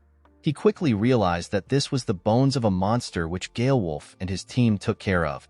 Ye Tian was surprised to see how well Galewolf and his team took care of the monster. He was impressed with their skill. Ye Tian jumped to the top of a building. At the top of the building, he saw the sun rising. Ye Tian was surprised to see how beautiful the sunrise was. He sat down and opened his status window. The system asked him if he wants to fuse his high-tier strength talent. Ye Tian decided to accept this deal. Immediately the fusion began. Ye Tian felt extreme pain all over his body. While fusing his new talent, Ye Tian thinks about the fact that absolute power is important. Ye Tian believed that absolute power is the only way for anyone to compete with the big shots. Hours later, we see Ye Tian get up and tear his clothes. With a large amount of energy circulating in his body, Ye Tian said that it is time for him to head home. The scene shifts and we see Ye Tian cultivating at home. Ye Tian was surprised to see the effects of his strength talent. His strength talent gave him 10 times of his normal strength. Ye Tian realized that with his current strength he could face a great martial warrior who just stepped into the realm. Yi was annoyed to see her brother cultivating. She told him that he always sits like a statue when he returns from a trip. Ye Tian did not respond to his sister. Yi was annoyed to see this. She assumed that Ye Tian was acting high and mighty. She asked Ye Tian to talk to her. Ye Tian did not say anything. Yi could not believe that her brother was ignoring her. She told Ye Tian to not blame her for her next action. Yi walked into the kitchen and picked up a salt jar. With a devious look on her face, she began to pour salt into the food she was cooking. After Ye Tian finished cultivating, Yi served him different dishes. Ye Tian was shocked to see so much food. Yi told her brother that she made the food for him because he is always working hard whenever he goes on a mission. Ye Tian was touched by Yi's words. With a smile on his face, Ye Tian told his sister that he will finish the food. Before Ye Tian could touch any of the dishes, he hears someone ring his doorbell. Ye Tian stood up to check who was at the door. Yu panicked when she saw her brother stand up. She asked him to taste the food before he checks the door. When Ye Tian opened his door, he saw someone unexpected. Ye Tian saw Captain Galewolf standing at his doorstep with a green bag at his back. Galewolf greeted Ye Tian with a bright smile on his face. Ye Tian allowed Galewolf to step into his house. He asked Galewolf to tell him the reason for his visit. Gale Wolf told Ye Tian that he came to give him his share of the loot. Gale Wolf opened his bag to show Ye Tian the loot which he brought. Ye Tian was surprised to hear that Gale Wolf visited him for such a reason. He told Gale Wolf that it is better he shares it among his team. Gale Wolf gave Ye Tian the bag. He told Ye Tian that his team has already taken their share. Ye Tian forcefully accepted the loot. Ye Tian asked Gale Wolf to eat with him. He told Gale Wolf that he has something to ask him. Gale Wolf gladly accepted Ye Tian's offer. He told Ye Tian that the food looks delicious. Gale Wolf easily gobbled down Ye Yu's food. He could not believe that the food would taste so great. He told Ye Tian that it has been a long time since he had tasty homemade food. Ye Tian asked Gale Wolf to enjoy the food. He told him that he is not very hungry. Immediately he said this. Ye Tian took his resources to his room. Ye Yu asked Gale Wolf if the food is not salty. Gale Wolf told her that the food is actually bland. He told her that she should have added more salt. Ye was shocked to hear this. She realized that Gale Wolf was not a normal person. While eating some fruits, Gale Wolf sat down to talk to Ye Tian. He told Ye Tian to tell him his question. Ye Tian told Gale Wolf that he has been training at home for a while. He asked Gale Wolf about the progress of the monster cleaning mission. Captain Gale Wolf told Ye Tian that both the Lin Hai base and the Iron Fang base have greatly suffered. Ye Tian was surprised to hear this. He asked Gale Wolf if he is sure about the news. Gale Wolf revealed to Ye Tian that 3 great martial warriors and 50 elite martial warriors have died. Ye Tian asked Gale Wolf if the great martial warriors died fighting the mighty ants. Gale Wolf told Ye Tian that he is correct. He told him that great martial warriors were chosen to fight the mighty ant after the first raid failed. Unfortunately, this martial artist failed too. Gale Wolf told Ye Tian that the Iron Fang base got angry, so they sent a grandmaster to kill the mighty ants. Ye Tian was shocked to hear this. He asked Gale Wolf if the trade route is now free. Gale Wolf told him that it is. He told Ye Tian that he does not understand the intentions of the Iron Fang base. He asked Ye Tian if it is smart for the Iron Fang base to go through so much trouble because of a trade route. Ye Tian realized that Gale Wolf was right. He began to suspect the Iron Fang's movements. The scene shifts, and we see Ye Tian watching Gale Wolf as he leaves. Gale Wolf asked Ye Tian to go back inside. He told him that he did not need to watch him. While Gale Wolf was talking, someone watches Ye Tian from afar. The man walked up to Ye Tian and asked him about his name. The man introduced himself as Mo Yuan. He told Ye Tian that he is the butler of the Mo family. Ye Tian was surprised to hear this. He did not know what business he had with the Mo family. Yuan told Ye Tian that he came to invite him for a meal at the family's mansion. Yuan handed Ye Tian a letter from the Mo family head.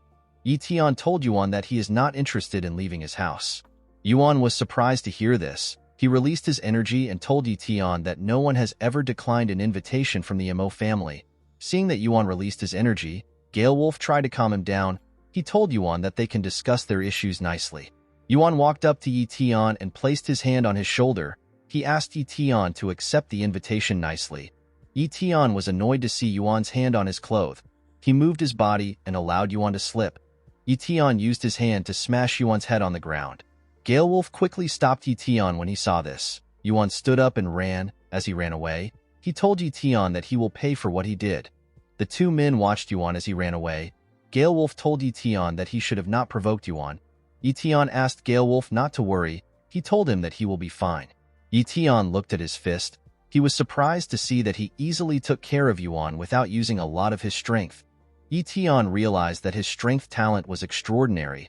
The scene shifts, and we see Yuan tearing the letter which he was supposed to give Ye Tian. With a look of anger on his face, Yuan promised to make Ye Tian suffer for what he did. In the next scene, we are taken to the Mo family's mansion. We see a man sitting on a chair while someone was standing in front of him. The man sitting on the chair was Zhang Qing. While the men were waiting for their servant, Yuan runs in. He knelt down and begged the man who appears to be the patriarch of the Mo family. The patriarch did not understand why his butler was begging him. He asked Yuan to tell him what happened. The patriarch's name is Mo Tsangsheng. He is an elite martial warrior and the son of Zhang Qing. Yuan told his master that he delivered the letter to Ye Tian in a respectful manner. He told him that Ye Tian asked him to get lost after hearing the Mo family name. Tsangsheng was shocked to hear this. He could not believe that Ye Tian did not fear their family's name. Yuan told his master that Ye Tian tore the invite which he handwrote. He told him that Ye Tian also injured him. Tsangsheng was annoyed to hear this. He released his energy and pushed everything away from him. He could not believe that Ye Tian did not appreciate his kindness. While Song Shang was releasing his energy, he hears his father cough out loud. Song Shang quickly rushed to help his father. Zhang Qing told his son that he is fine. Song Shang asked Yuan to leave the room. Song Shang brought out a pill and handed it to his father. He asked his father to take his medication. Zhang Qing took the pill and drank some water. He told his son that he was forced to use his secret arts to escape when he fought the mighty ants. He told Song Shang that he accidentally damaged his core while he was trying to escape.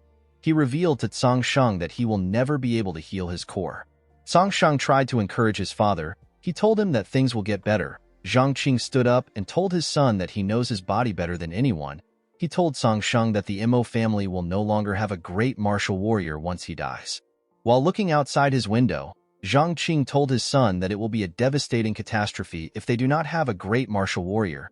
Song Shang told his father that Ye Tian might be waiting to get an invitation from the Lin family. Zhang Qing told his son that they must get Ye Tian no matter what. With a terrifying look on his face, Zhang Qing told Song Shang that they will have to capture him if they cannot invite him. Song Shang told his father that Ye Tian will always have the Yi surname even if he joins them. He told him that Ye Tian might not genuinely serve them. Zhang Qing brought out an elixir and told his son that the elixir will make Ye Tian serve them. Zhang Qing told Song Shang that the elixir has the ability to remove one's will. Zhang Qing wanted to use the elixir on Ye Tian when he visited their mansion. He told his son that they will need to use the elixir ahead of time. Zhang Qing gave the elixir to his son and asked him to store it well. Song Shang was surprised to see that such an elixir existed. Zhang Qing poured himself a bottle of wine. He told his son to give Ye Tian a brand new identity after brainwashing him. He told his son to tell Ye Tian that he is his illegitimate child. Song Shang was surprised to hear this. Zhang Qing told him that Ye Tian will be able to change his surname and join their family. Zhang Qing asked his son not to worry. He told Song Qing that Ye Tian cannot take his place as family head. He told Song Shang that he can also be Ye Tian's father if he wants to. Zhang Qing told his son that any method works as long as Ye Tian changes his surname. With a smile on his face, Song Shang told his father that he was not bothered. He told Zhang Qing that he was only worried about his reputation. Zhang Qing sat on his chair and ordered his son to execute the mission immediately. Song Shang knelt in front of his father and told him that he will give the mission to the 10 great elders. He told his father that Ye Tian will not be able to do anything in front of the elders. The scene shifts, and we see the 10 great elders running to Ye Tian's house. One of the elders stepped into Ye Tian's house and reported it through his earpiece. The leader of the elders ordered the man to simply capture Ye Tian's sister and force Ye Tian into surrendering. The man accepted the order. The leader told the man that he and the rest of the elders are standing outside and waiting to ambush anyone. He asked the man to report if he notices anything strange. The man went into a room and saw someone wrapped in a sheet on the bed. He told his leader that he has seen the target. His leader asked him to take Yu. The man stretched out his hand and tried to remove the sheet. Before the man could touch the sheet, the person sleeping threw it at him. The man quickly brings out his sword and cut the sheet in half. Immediately the man cuts the sheet. Someone grabs his neck and began to choke him. This person turns out to be Ye Tian. With a smile on his face, Ye Tian told the man that he has been waiting for him for a long time. While Ye Tian was choking the man, the leader asked the man if he has captured Yu. Ye Tian choked the man to death and dropped his body. While the man was on the floor, the leader tried to contact him. The leader asked the second elder to respond to him. Ye Tian picked up the earpiece and told the leader that he has captured the second elder. He told the man that he will return the second elder to them. The leader was shocked to hear Ye Tian's voice. He did not recognize it.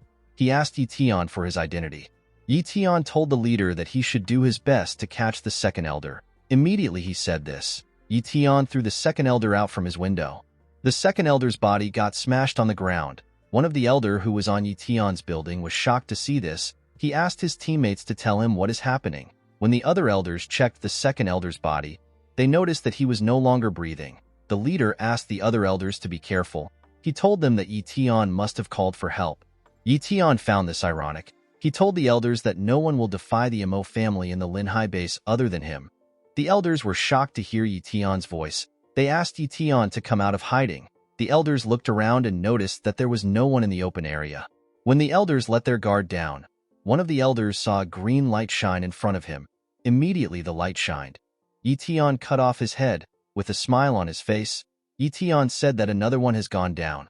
The elders quickly realized that Ye Tian was using a shadow talent. They assumed that Ye Tian hired a shadow assassin. The elders began to spread out. Unfortunately for them, Ye Tian had a speed talent. He activated this talent and killed 2 elders with his sword. The other elders were shocked to see this. They had never heard of a shadow assassin who had such a crazy speed. Ye Tian noticed that the elders were staring at him. He closed the gap between them and used his sword to tear them apart. While Ye Tian was looking at his opponent's bodies, one of the elders tried to attack him from above.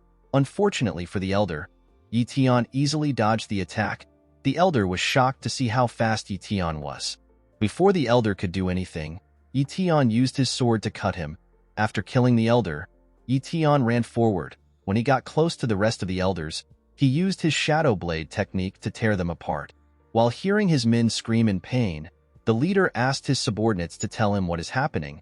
He begged them to respond to him. Ye Tian jumped over his building and ran to meet the leader. When he landed in front of the elders, he quickly got in position. The leader and the other elders were shocked to see Ye Tian. The leader ordered his men to capture Ye Tian. The other elders quickly rushed to attack Ye Tian. When the elders got close to him, Ye Tian took away his sword and clenched his fist. He took a stance and activated his strength talent. Ye Tian took on the attacks of the 2 elders. The elders did not understand what was going on. They did not know how Ye Tian was able to receive both their attacks. Ye Tian used his strength to push the elders back. The 2 elders flew back and smashed their heads on the ground. Ye Tian walked towards the leader. As Ye Tian came closer to him, the leader fell on the ground. He did not understand what was happening.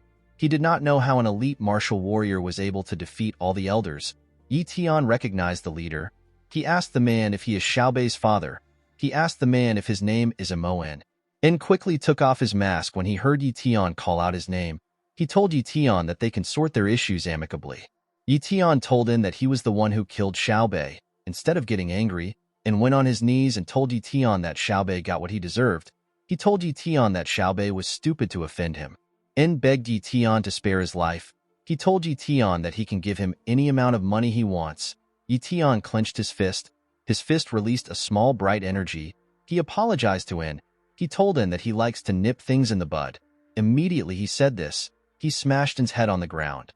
Ye Tian took off En's robe. He told En's body that he does not like to let his revenge last till the next day. He told the body that he made a mistake by trying to harm Yu. He told En that he will obliterate his entire family. Ye Tian wore the robe and ran towards the Mo family mansion. The scene shifts and we are taken to the Mo family house. Zhang Qing asked his son to tell him why the 10 great elders have not returned. Song Sheng asked his father not to worry. With a smile on his face, Song Sheng told his father that nothing is impossible for the 10 great elders to achieve in the Linhai base. Immediately Song Sheng said this. Someone throws a weapon at them. Zhang Qing quickly sensed the weapon. He moved back and avoided it. The weapon crashed into the ground. Zhang Qing was shocked to see the attack. He asked the attacker to show his face. Immediately he said this. The attacker dragged the sword from the floor and brought it back to his hand. The attacker turns out to be Ye Tian. Ye Tian told Zhang Qing that he is funny. He told Zhang Qing that it is weird that he does not know him when he was the one who sent people after him. Song Sheng was shocked to see Ye Tian. He asked Ye Tian about the 10 great elders. With a smile on his face, Ye Tian told Song Sheng that he will soon join the elders in hell. Song Sheng was shocked to hear this. Ye Tian rushed to attack Song Sheng. He closed the gap between them and used his sword to slash Song Sheng. Song Sheng screamed in pain and fell to the ground. Zhang Qing quickly ran to his son. He held his child in his hands and screamed his name. Tears flowed from Zhang Qing's eyes and a different energy surrounded him. Zhang Qing called Ye Tian a bastard. Ye Tian quickly recognized the energy around Zhang Qing. He told Zhang Qing that he is using his secret art. Ye Tian recognized the secret art because he saw Zhang Qing use it to escape the mighty ants. Zhang Qing grabbed his hair and told Ye Tian that he will pay for what he did to his son. A lightning sign appeared on his forehead. Zhang Qing's body grew bigger and he ripped his robe apart. Zhang Qing entered his Super Saiyan mode. He told Ye Tian that he will kill him. Zhang Qing rushed to attack Ye Tian. Ye Tian was surprised to see how fast Zhang Qing was. Zhang Qing clenched his fist and punched Ye Tian. When Ye Tian bent his head, Zhang Qing gave him an uppercut that sent him flying. Ye Tian broke the wall and flew outside. He quickly got up and took a stance. Zhang Qing came outside, with lightning surrounding his body. Zhang Qing told Ye Tian that he will not be satisfied even if he scatters his ashes. Upon hearing how loud it was, the guards quickly come to check on their patriarch. They were surprised to see an assassin in the mansion. They quickly surrounded Ye Tian. Ye Tian found it ironic that the guards came after he killed the patriarch. He took a stance and told Zhang Qing that the Mo family is filled with idiots. Zhang Qing asked his guards to kill Ye Tian. Ye Tian and the guards rushed to attack each other. Ye Tian used his shadow blade to cut through the guards. Zhang Qing could not believe what he was seeing. He realized that Ye Tian had the combat power of a great martial warrior. Ye Tian told Zhang Qing that he wants to see how long his secret arts will last. Immediately he said this. He and Zhang Qing rushed to attack each other. As the two men got close to each other, Zhang Qing brought out a huge sword. He used the sword to attack Ye Tian. Ye Tian easily blocked the attack with his sword. While Ye Tian and Zhang Qing were fighting, two men wearing a robe see the impact of the fight from a tree. Upon seeing the scale of the fight, one of the men asked if someone is fighting a great martial warrior. The man said that the great martial warrior is very strong. The man asked the other man, who appears to be his young master, if he should take a look at the fight. The young master smiled when he heard this. He asked the man, whose name is Elder Zhe, to be patient. The man took off his hood and told Elder Zhe that he wants to see how everything will unfold. The man turns out to be Ming, the current head of the Lin family. Ye Tian used his sword to push Zhang Qing back. Zhang Qing quickly put himself together and rushed to attack Ye Tian. The two men furiously attacked each other. Zhang Qing was shocked to see that Ye Tian was fast enough to block his attacks. Ye Tian took a stance and made a large cut on Zhang Qing's body. Zhang Qing spat out some blood when Ye Tian cut him. Instead of falling, Zhang Qing grit his teeth and stood his ground. He tried to attack Ye Tian with his sword. Before Zhang Qing's sword could touch him, Ye Tian moved back and avoided the attack. Zhang Qing was shocked to see this. He could not believe that Ye Tian was able to avoid such a close-range attack. Ye Tian moved back and took a stance. Zhang Qing realized that he was wasting his energy. He decided to run to the Lin family in order to get help. Zhang Qing believed that this was the best course of action because his secret art might run out any time. Ye Tian decided to taunt Zhang Qing. With a smile on his face, Ye Tian called Zhang Qing an old man and asked him not to give up yet. Zhang Qing materialized a can in his hand. With a smile on his face, Zhang Qing threw the can at Ye Tian. The can released smoke. Immediately he threw it. Ye Tian was surprised to see that Zhang Qing used a smoke bomb. When the smoke began to clear up, Ye Tian noticed that Zhang Qing was no longer in front of him. He realized that Zhang Qing was trying to escape. Ye Tian quickly activated his speed talent and ran after Zhang Qing. Zhang Qing was shocked to see that Ye Tian was getting closer to him. Ye Tian quickly closed the gap between himself and Zhang Qing. Ye Tian appeared in front of Zhang Qing and asked him to tell him where he is going. Zhang Qing was annoyed to see Ye Tian in front of him. He realized that Ye Tian has a speed talent. Zhang Qing decided to turn back around. Ye Tian smiled when he saw Zhang Qing turning around. He decided to play Zhang Qing's game with him. Ye Tian ran after Zhang Qing. As Zhang Qing ran forward, he began to have a headache. Zhang Qing realized that his secret arts is about to end. While doing his best to run forward, the lightning mark on his head disappeared and his secret arts ended. Zhang Qing crashed on the ground. Zhang Qing tried to stand up and put himself together, but his attempt failed. This is because the secret arts drained too much energy from him. Ye Tian walked up to Zhang Qing. He told him that the era of the Mo family is over. Ye Tian told Zhang Qing to enjoy his reunion with his family in hell.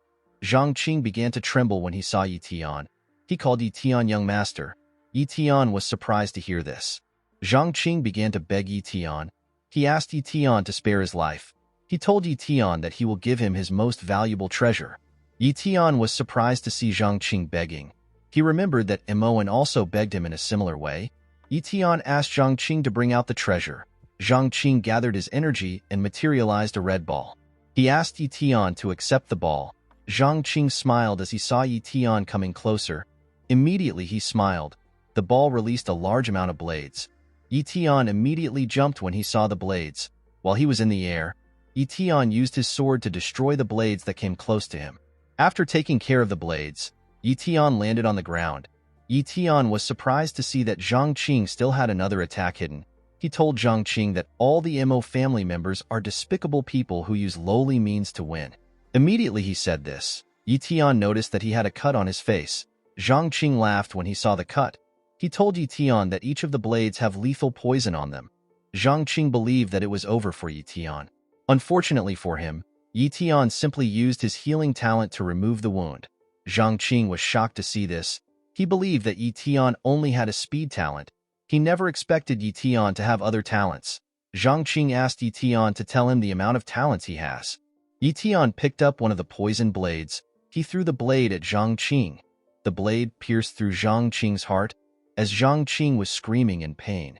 Ye Tian told him that he can ask the devil his questions when he gets to hell. The scene shifts and we see Gale Wolf on top of a building. Gale Wolf did not understand why Ye Tian would be so late. Gale Wolf did not enjoy the fact that he had to watch over Ye Tian's sister. While Gale Wolf was talking, Ye Tian asked him to stop complaining. Gale Wolf was surprised to hear Ye Tian's voice. He quickly turned around. Ye Tian removed his coat and thanked Gale Wolf for looking after his sister. Gale Wolf ran to Ye Tian. He asked Ye Tian if he finished everything he wanted to do. With a terrifying look on his face, Ye Tian told Gale Wolf that the Mo family will no longer exist in the Linhai base. Gale Wolf trembled when he heard this. He could not believe that Ye Tian actually cleared an entire family. Ye Tian asked Gale Wolf for Ye's location. He asked Gale Wolf if any of the assassins were able to find them. Gale Wolf assured Ye Tian that the place is safe. He told Ye Tian that Ye was sleeping because she took a tranquilizer. Ye Tian was relieved to hear this. Gale Wolf told Ye Tian that it is better for them to go inside since the roof is cold. The two martial artists jumped down from the building and walked towards Gale Wolf's house. Gale Wolf asked Ye Tian about his plans now that he has taken care of the Mo family. Ye Tian told Gale Wolf that he wants Ye to start cultivating. Gale Wolf was surprised to hear this. He opened his door and asked Ye Tian to come in. Ye Tian asked Gale Wolf if there is a way for normal people to improve quickly. Gale Wolf laughed when he heard this. He told Ye Tian that such a way does not exist. Gale Wolf told Ye Tian that the only way for anyone to improve is by spending a lot of money on resources. He told Ye Tian that this is what the children of the prominent families do. Ye Tian was surprised to hear this. He believed that this method was much simpler than he expected. Gale Wolf told Ye Tian that his sister is upstairs. Ye Tian thanked Gale Wolf and went upstairs. When Ye Tian stepped into the room, he saw Ye sleeping on the bed. Ye Tian sat on the bed and called out Ye's name. Immediately he called out her name. Ye woke up. Ye was shocked to see her brother in front of her. She quickly rushed into his arms. Ye was happy to see Ye Tian. She told him that she was very scared for him. Ye Tian asked his sister not to worry. He told her that he will always be with her. Ye became emotional when she heard this. She asked her brother to stop lying. A tear came out of Ye Tian's eye. He promised his sister that he will be there for her. In the next scene, we see people gathered outside of the Mo family mansion. The people of the town could not believe that someone wiped out the Mo family in one night. While the people were looking around, Ming and great martial warrior Zhe arrived at the mansion. Xiao Yu and Yu Ling also happened to be at the mansion. Xiao Yu told her mistress that the Lin family have also arrived. Ming was surprised to see Zhang Qing's body on the ground. Ming never expected that a man as powerful as Zhang Qing would have such a pathetic death. Ming picked up the ball next to Zhang Qing. He quickly realized that he was holding the Mo family's treasure. This treasure is called the Iron Pearl. Elder Zhe told his master that the Iron Pearl is a sinister weapon that gives its possessor the ability to change the tide of battle. He told his master that the weapon has a large attack range and it inflicts lethal damage.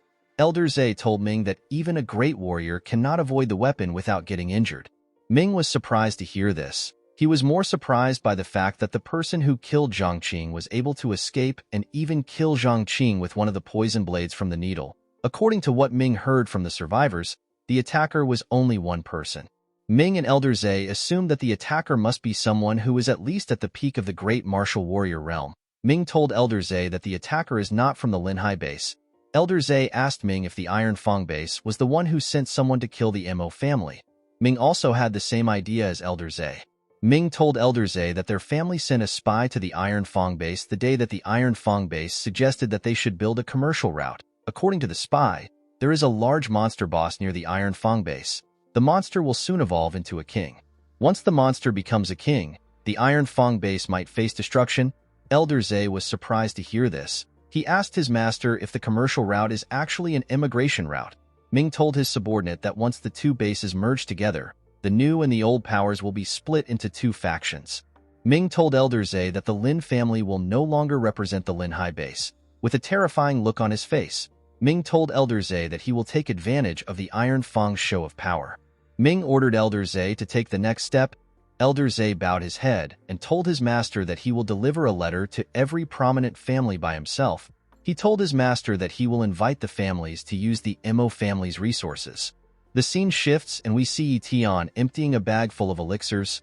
Wolf was shocked to see so many elixirs. He told Ye Tian that the amount of elixirs are worth more than his mansion.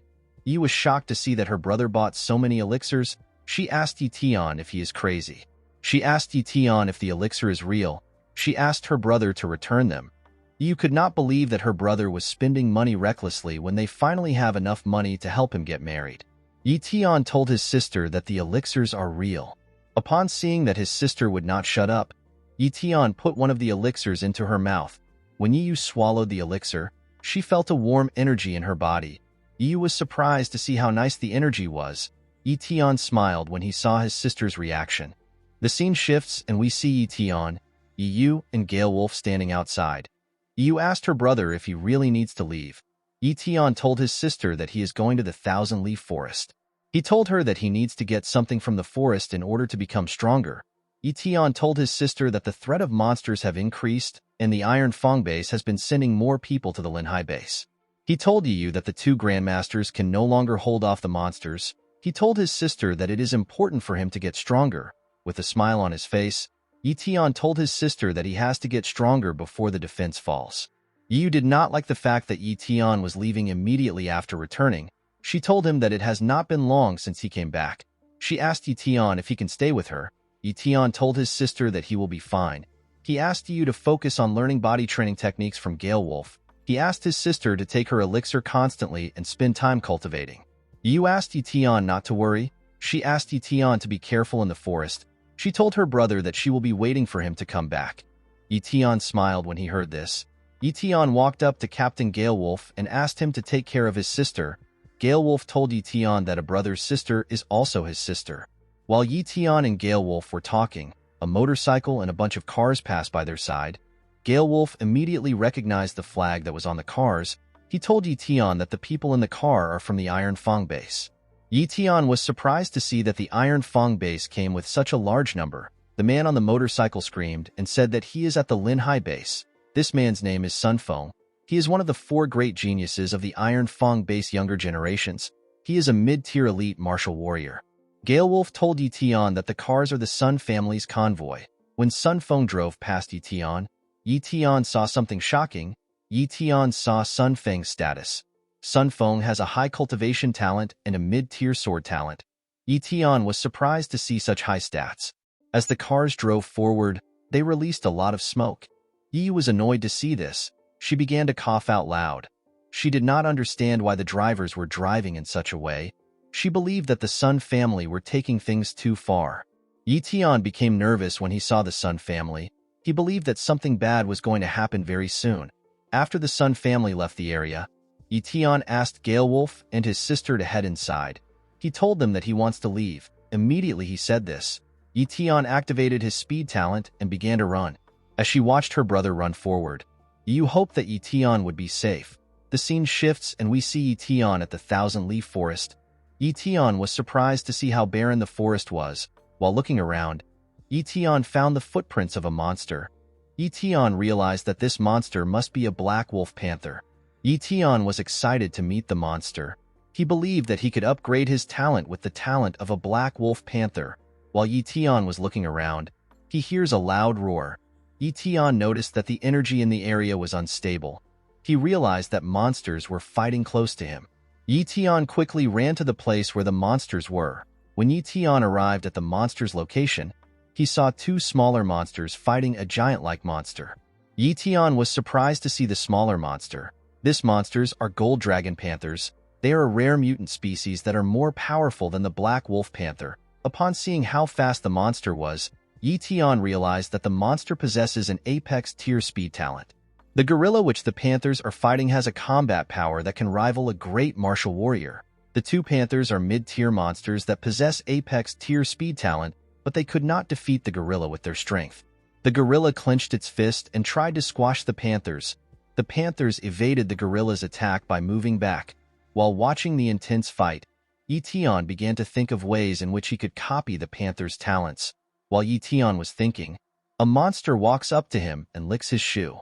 Ye Tian was shocked to feel something touching him. He quickly turned around. When Ye Tian turned around, he was shocked to see a smaller gold dragon panther.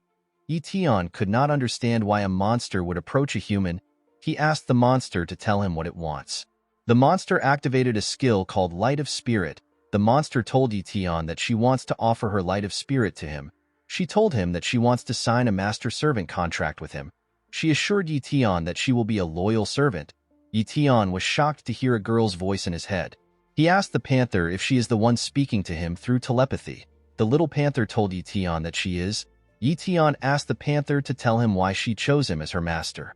The panther told Ye Tian that she senses a speed talent from him. When Ye Tian looked at the panther's status window, he saw that the panther had an Apex Tier Innate talent, an Apex Tier Speed talent, a Mid-Tier Endurance talent, and a Novice Tier Healing talent. Ye Tian was surprised to see the panther's talents. He realized that the panther is a divine beast. The panther asked Ye Tian to save her parents. She told Ye Tian that her mother is carrying a child. Ye Tian asked the panther to leave the rest to him. He used his hand to pat the panther's head and told her that her name is now Little Jean.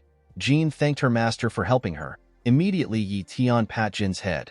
A status window appeared in front of him and told him that he has successfully copied the Apex Tier Speed talent. The status window asked Ye Tian if he wants to begin the fusion of talents.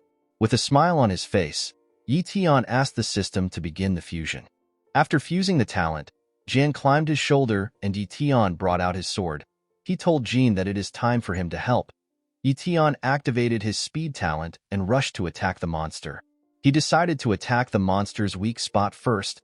He used his blade to cut one of the gorilla's eye. The gorilla screamed in pain and lost its balance. It fell to the ground after losing its balance. When Ye Tian landed on the ground, Jin's parents approached him. They wanted to attack Ye Tian. Ye Tian did not know how to explain the situation. He told Jin that he does not have her parents' Light of Spirit. He asked Jin to tell her parents that he is not their enemy. Jin quickly explained everything to her parents. Her mother was surprised to hear what she did. Ye Tian brought out a pill and asked Jin's mother to take it. He told her that it will prevent miscarriage. He assured her that the pill is good. Jin's mom took the pill and began to heal.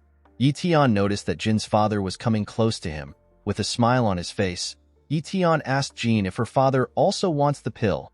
Jin told him that he does. She thanked Ye Tian for his kindness. While the panthers were healing themselves, the gorilla stood up and began to run. Ye Tian was surprised to see that the gorilla was escaping. Jin's parents began to growl and release a large amount of energy. Ye Tian was surprised to see this. He realized that the panthers did not plan on letting the gorilla get away. Ye Tian decided to hunt the monster with the panthers. He told Jin that there is no way that 3 Apex Tier Speed talent cannot kill a high-tier monster. Jin told her master that she is also part of the team. She told Ye Tian that she is learning how to fight. Ye Tian smiled when he heard this. The panthers and Ye Tian immediately ran after the gorilla. They quickly closed the gap between themselves and the gorilla. Ye Tian was surprised to see how fast an Apex Tier Speed talent was.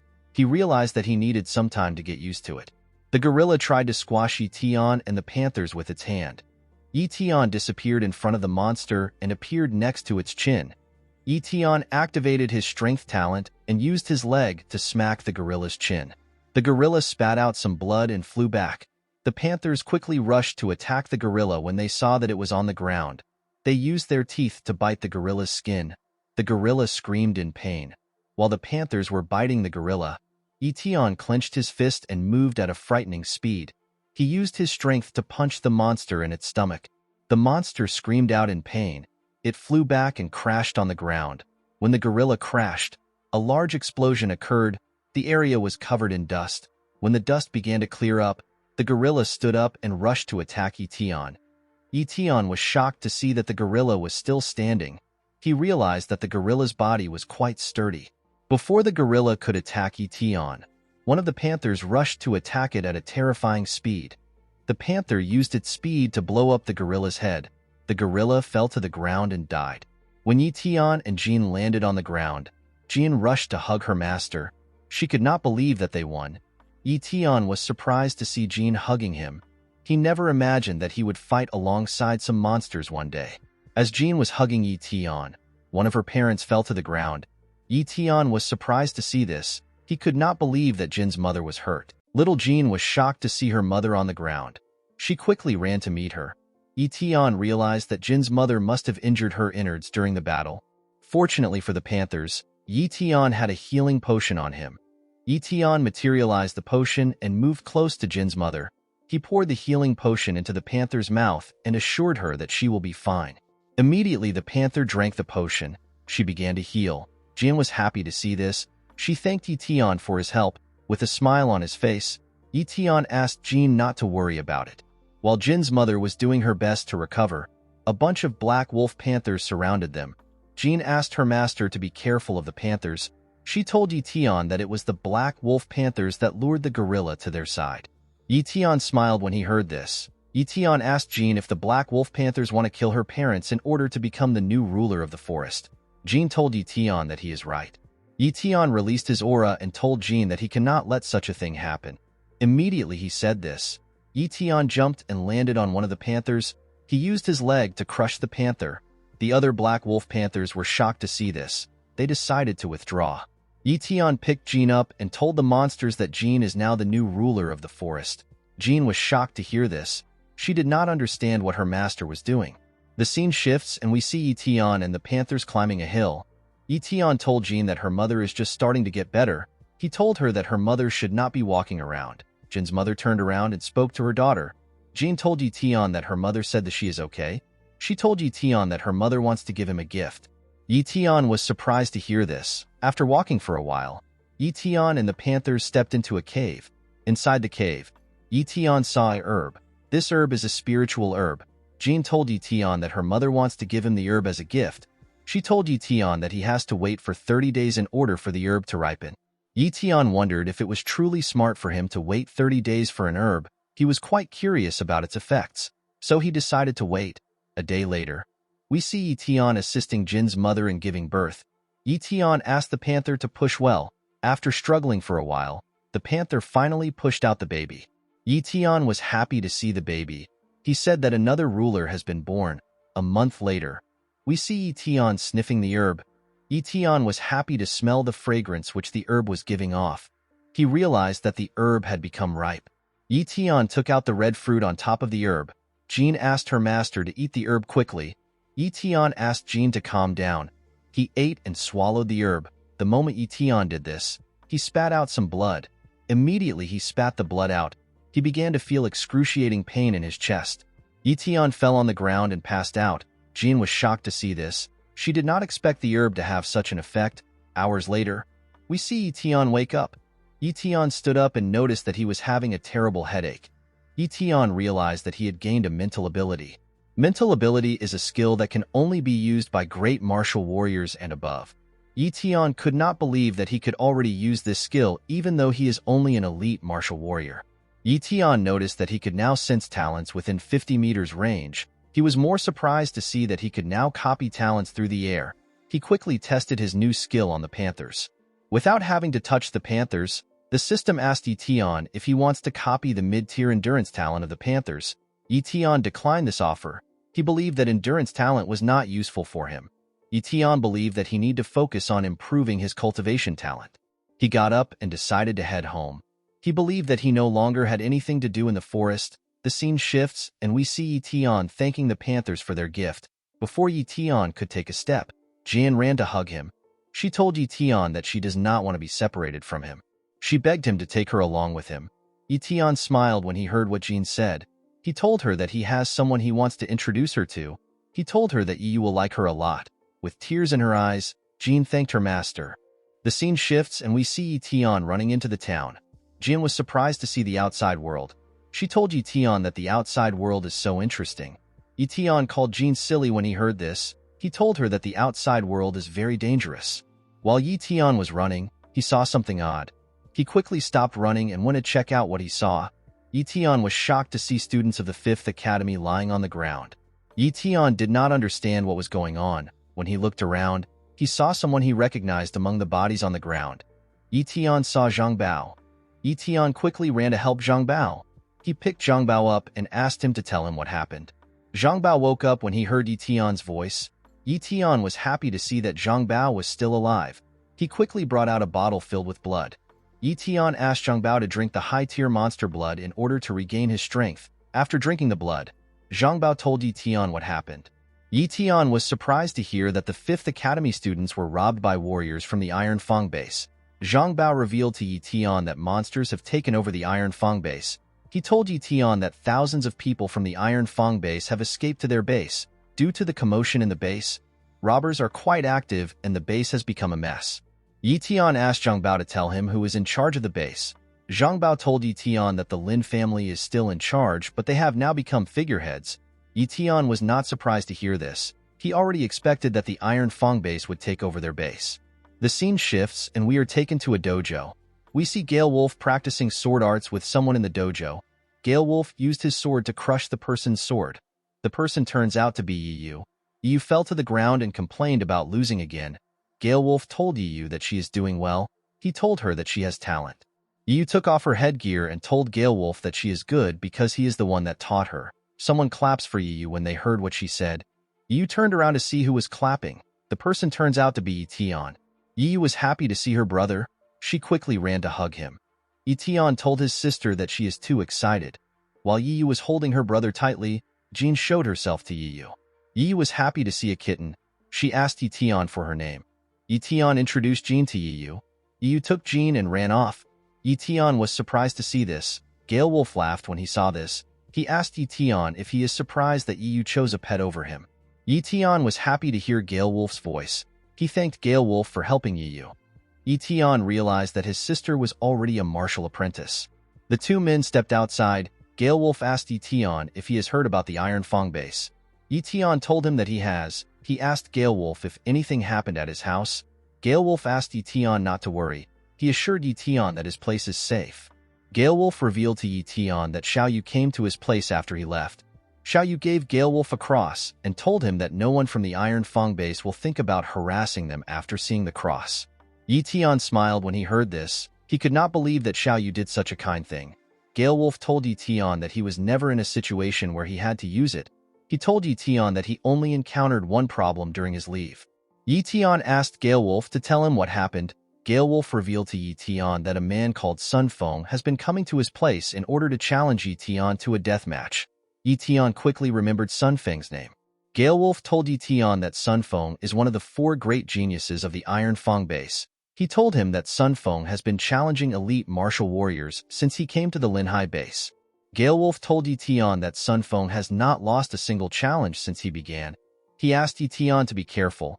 He told him that Sun Feng is not someone to be messed with. Gale Wolf noticed that Ye Tian was not responding. He turned around and asked Ye Tian if he is listening. When Gale Wolf turned around, he saw Ye Tian smiling like a crazy person. Ye Tian was excited to fight Sun Feng. While Gale Wolf was talking to Ye Tian, Sun Feng drove his bike to Ye Tian's front. He quickly stopped his bike when he got close to Ye Tian. Ye Tian was surprised to see Sun Feng. Sun Feng immediately recognized Ye Tian. He was happy to see that Ye Tian had finally returned. Sun Feng believed that Ye Tian should already know why he came. He told Ye Tian to meet him tomorrow at Minghui Plaza at 10 a.m. He told Ye Tian that the wager for their duel will be a bronze rank blade skill. With a devious smile on his face, Sun Feng asked Ye Tian if he will dare to come. Ye Tian looked at Sun Feng's status window. He carefully released his aura and copied Sun Feng's high-tier cultivation talent. With a smile on his face, Ye Tian told Sun Feng that he will come to the plaza. Sun Feng told Ye Tian that he will be waiting for him. Immediately he said this, he drove off. After Sun Feng drove off, Gale Wolf told Ye Tian that he was too impulsive. He told him that Sun Feng's strength is unfathomable. He told Ye Tian that the current him will definitely lose to Sun Feng. Ye Tian clenched his fist when he heard this. He told Gale Wolf that he does not know the future. At night, we see Ye Tian looking at his status window. Ye Tian already had a high-tier cultivation talent. He decided to add Sun Feng's cultivation talent to his own. The system asked Ye Tian if he wants to fuse his cultivation talent. Ye Tian accepted this request. After the talents fused together, Ye Tian's cultivation talent reached the apex tier. Ye Tian walked up to his balcony and looked down. He was very excited to fight tomorrow.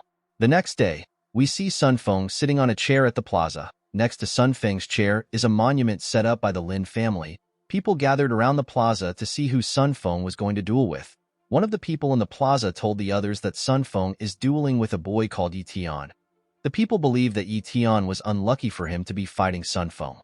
Sun Feng also plans to destroy the Lin family's merit monument after winning the duel. The people at the plaza realized that Sun Feng was destroying the monuments of each family of the Lin High base. Sun Feng destroys this monuments while dueling. The people realize that Sun Feng is doing this in order to crush the influence of the prominent families. They were surprised to see that Sun Feng wanted to destroy the monument of the Lin family. Among the people in the plaza were Yuling and Xiaoyu. Xiaoyu asked her mistress if Ye Tian will come. She told Yuling that she is a little worried about Ye Tian. Yuling asked Xiaoyu not to worry about Ye Tian. She told her that Ye Tian might not be able to defeat Sun Feng, but he will definitely survive the duel. Yi was shocked to see that so many people came to watch her brother's duel. Gale Wolf told Yi that Sun Feng usually makes his duel rowdy in order to increase his influence. Yi was surprised to hear this. She did not know how they were going to get past so many people. Yi turned around and told her brother that it is better they leave. She told him that the duel looks dangerous. Ye Tian pat his sister's head and told her that he will be back. Immediately he said this. Ye Tian jumped over the crowd and landed in front of Sun Feng. When Ye Tian stood up, we see him wearing a nice suit. Ye Tian thanked Sun Feng for waiting for him. Sun Feng was surprised to see that Ye Tian actually came. He believed that Ye Tian would run away. He stood up from the chair and pointed at a skill book which was on the stage. He told Ye Tian that he will take the bronze rank sword skill if he wins. The skill is known as Current Blade. Ye Tian also materialized a bronze rank sword skill. He told Sun Feng that the skill fits his criteria. Ye Tian threw the book at Sun Feng's skill book. He gave Sun Feng his Shadow Blade skill book. Sun Feng was surprised to see that Ye Tian knocked over his skill book. With a smile on his face, Sun Feng told Ye Tian that he is arrogant. Immediately he said this. Sun Feng unsheathed his sword and rushed to attack Ye Tian. Upon seeing Sun Feng rushing towards her brother, Yi screamed out Ye Tian's name and asked him to be careful. The people next to Yi were shocked to hear her call out Ye Tian's name. Ye Tian smiled when he saw Sun Feng coming closer to him. Sun Feng used his sword to attack Ye Tian when he got close to him. Our boy easily dodges the attack. Sun Feng was shocked to see how fast Ye Tian was. He began to attack Ye Tian more aggressively. Our boy was not even bothered by Sun Feng's slashes. Sun Feng asked Ye Tian if his zodiac sign is that of a rat. He told Ye Tian that he's simply dodging without fighting back. Sun Feng got angry and carefully swung his sword at our boy. Ye Tian dodged the attack by bending his head, but Sun Feng was able to cut part of his hair. Our boy clenched his fist and punched Sun Feng in his stomach. Sun Feng spat out some blood when he received the punch. Some bones in his body shattered and he got pushed back. The people at the plaza were shocked to see Sun Feng getting beat up. They could not believe that Sun Feng was taking blows from an unknown martial artist. With a smile on his face, Ye Tian asked Sun Feng if he still sees him as a rat. Sun Feng stood up and told Ye Tian that he is quite talented. He told him that he will no longer hold back.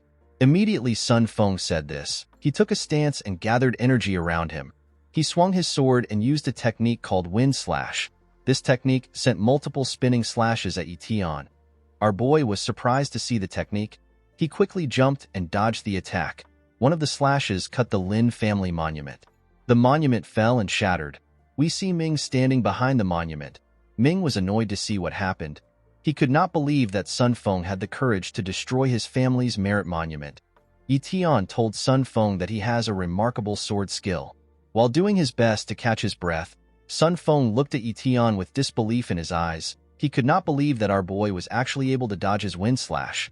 Ye Tian told the loser that he enjoyed dragging their fight. Sun Feng could not believe what Ye Tian was saying. He asked Ye Tian if he prolonged the fight because he wanted to see the sword skill. Our boy smiled when he heard this. He told Sun Feng that he only fought him because he wanted to see the demonstration of his sword skill. He told him that he never saw him as an opponent because he is not worthy to be won. The sentence really got to Sun Feng. He jumped and tried to attack Ye Tian from above. The moment Sun Feng's sword came close to our boy, he used his bare knuckles to break the sword. Sun Feng was shocked to see this. He did not understand what was going on. Ye Tian grabbed the loser's face and smashed his head on the ground. The people were shocked to see this. They could not believe that a genius of the Iron Fang base has lost to an unknown martial artist. While looking at Sun Feng's body, Ye Tian smiled. He could not believe that he had to engage in such a boring fight. Xiaoyu was happy to see that Ye Tian actually won. She called Ye Tian an awesome individual. Yuling smiled when she saw that our boy overpowered Sun Feng. She assured herself that Ye Tian will belong to the martial pavilion. Ye Tian walked up to a table and raised it up. Underneath the table was the wind slash technique which Sun Feng promised Ye Tian. Our boy picked up the book and smiled. He thanked Sun Feng for his technique.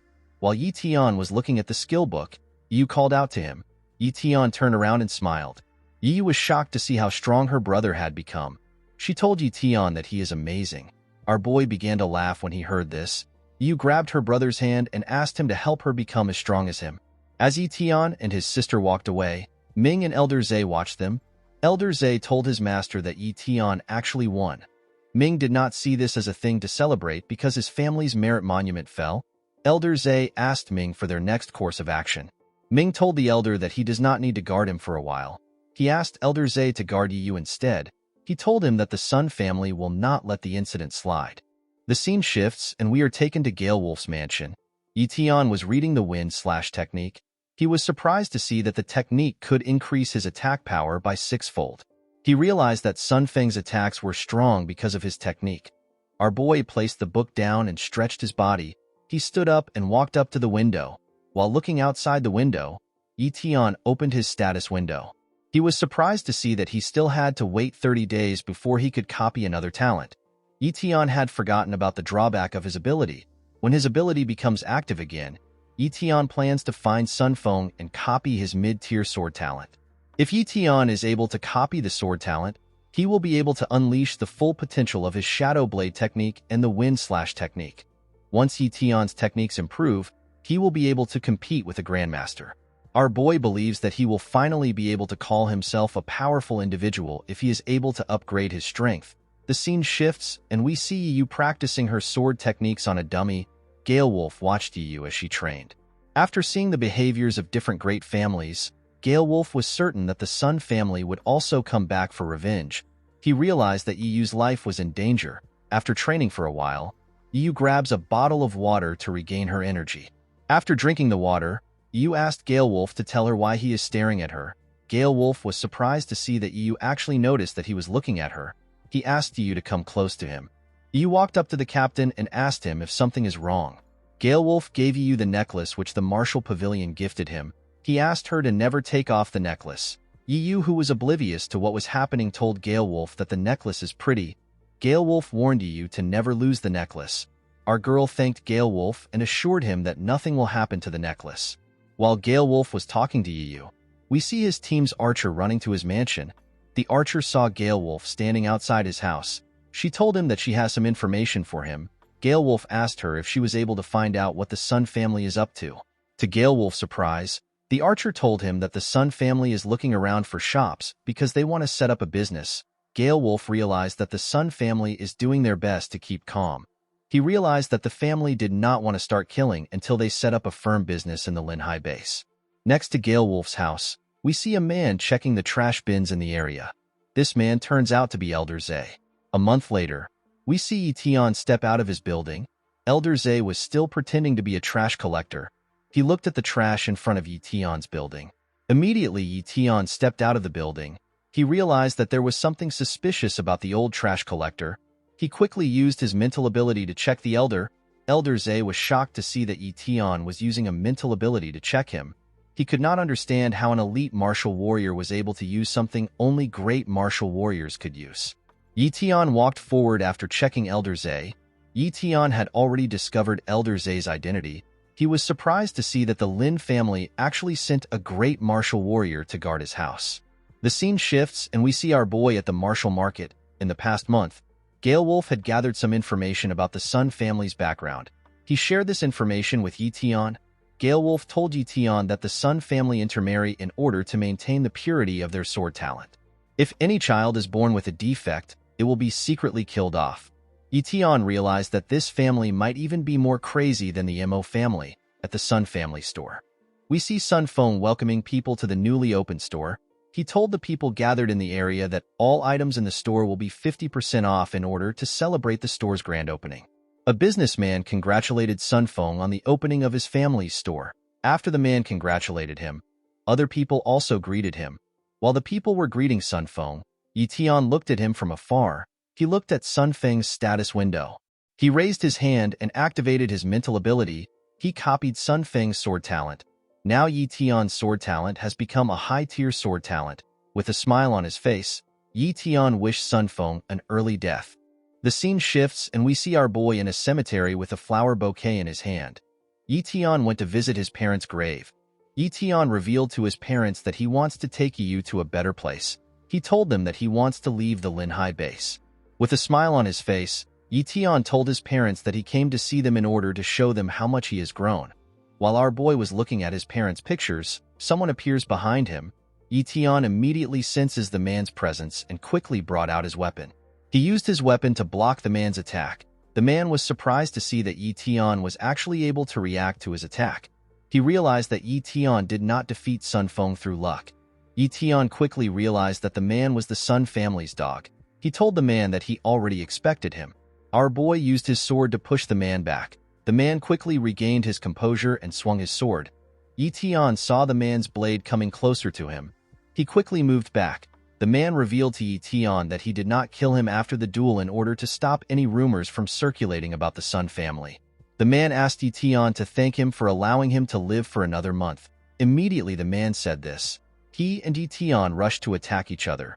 The man and Ye Tian attacked each other aggressively. The two men matched each other's speed in the fight. Our boy carefully blocked the man's attacks. While the two were fighting, the man pushed Ye Tian past his parents' grave. The impact of the men's fight pushed the bouquet away. Our boy quickly pushes the assassin back when he noticed this. The man told Ye Tian that his name is Qimeng. He told him that he is Sun Feng's master. Qimeng explained to Ye Tian that Sun Feng is like a son to him. With a creepy smile on his face, Qimeng told our boy that he must die for injuring Sun Feng. Qimeng told Ye Tian that he came to a perfect place to die. Our boy simply ignores Qimeng and picks up the bouquet. He placed the bouquet in front of his parents' grave. Qimeng told Ye Tian that he will bury him alongside his parents if he gets on his knees and beg for forgiveness.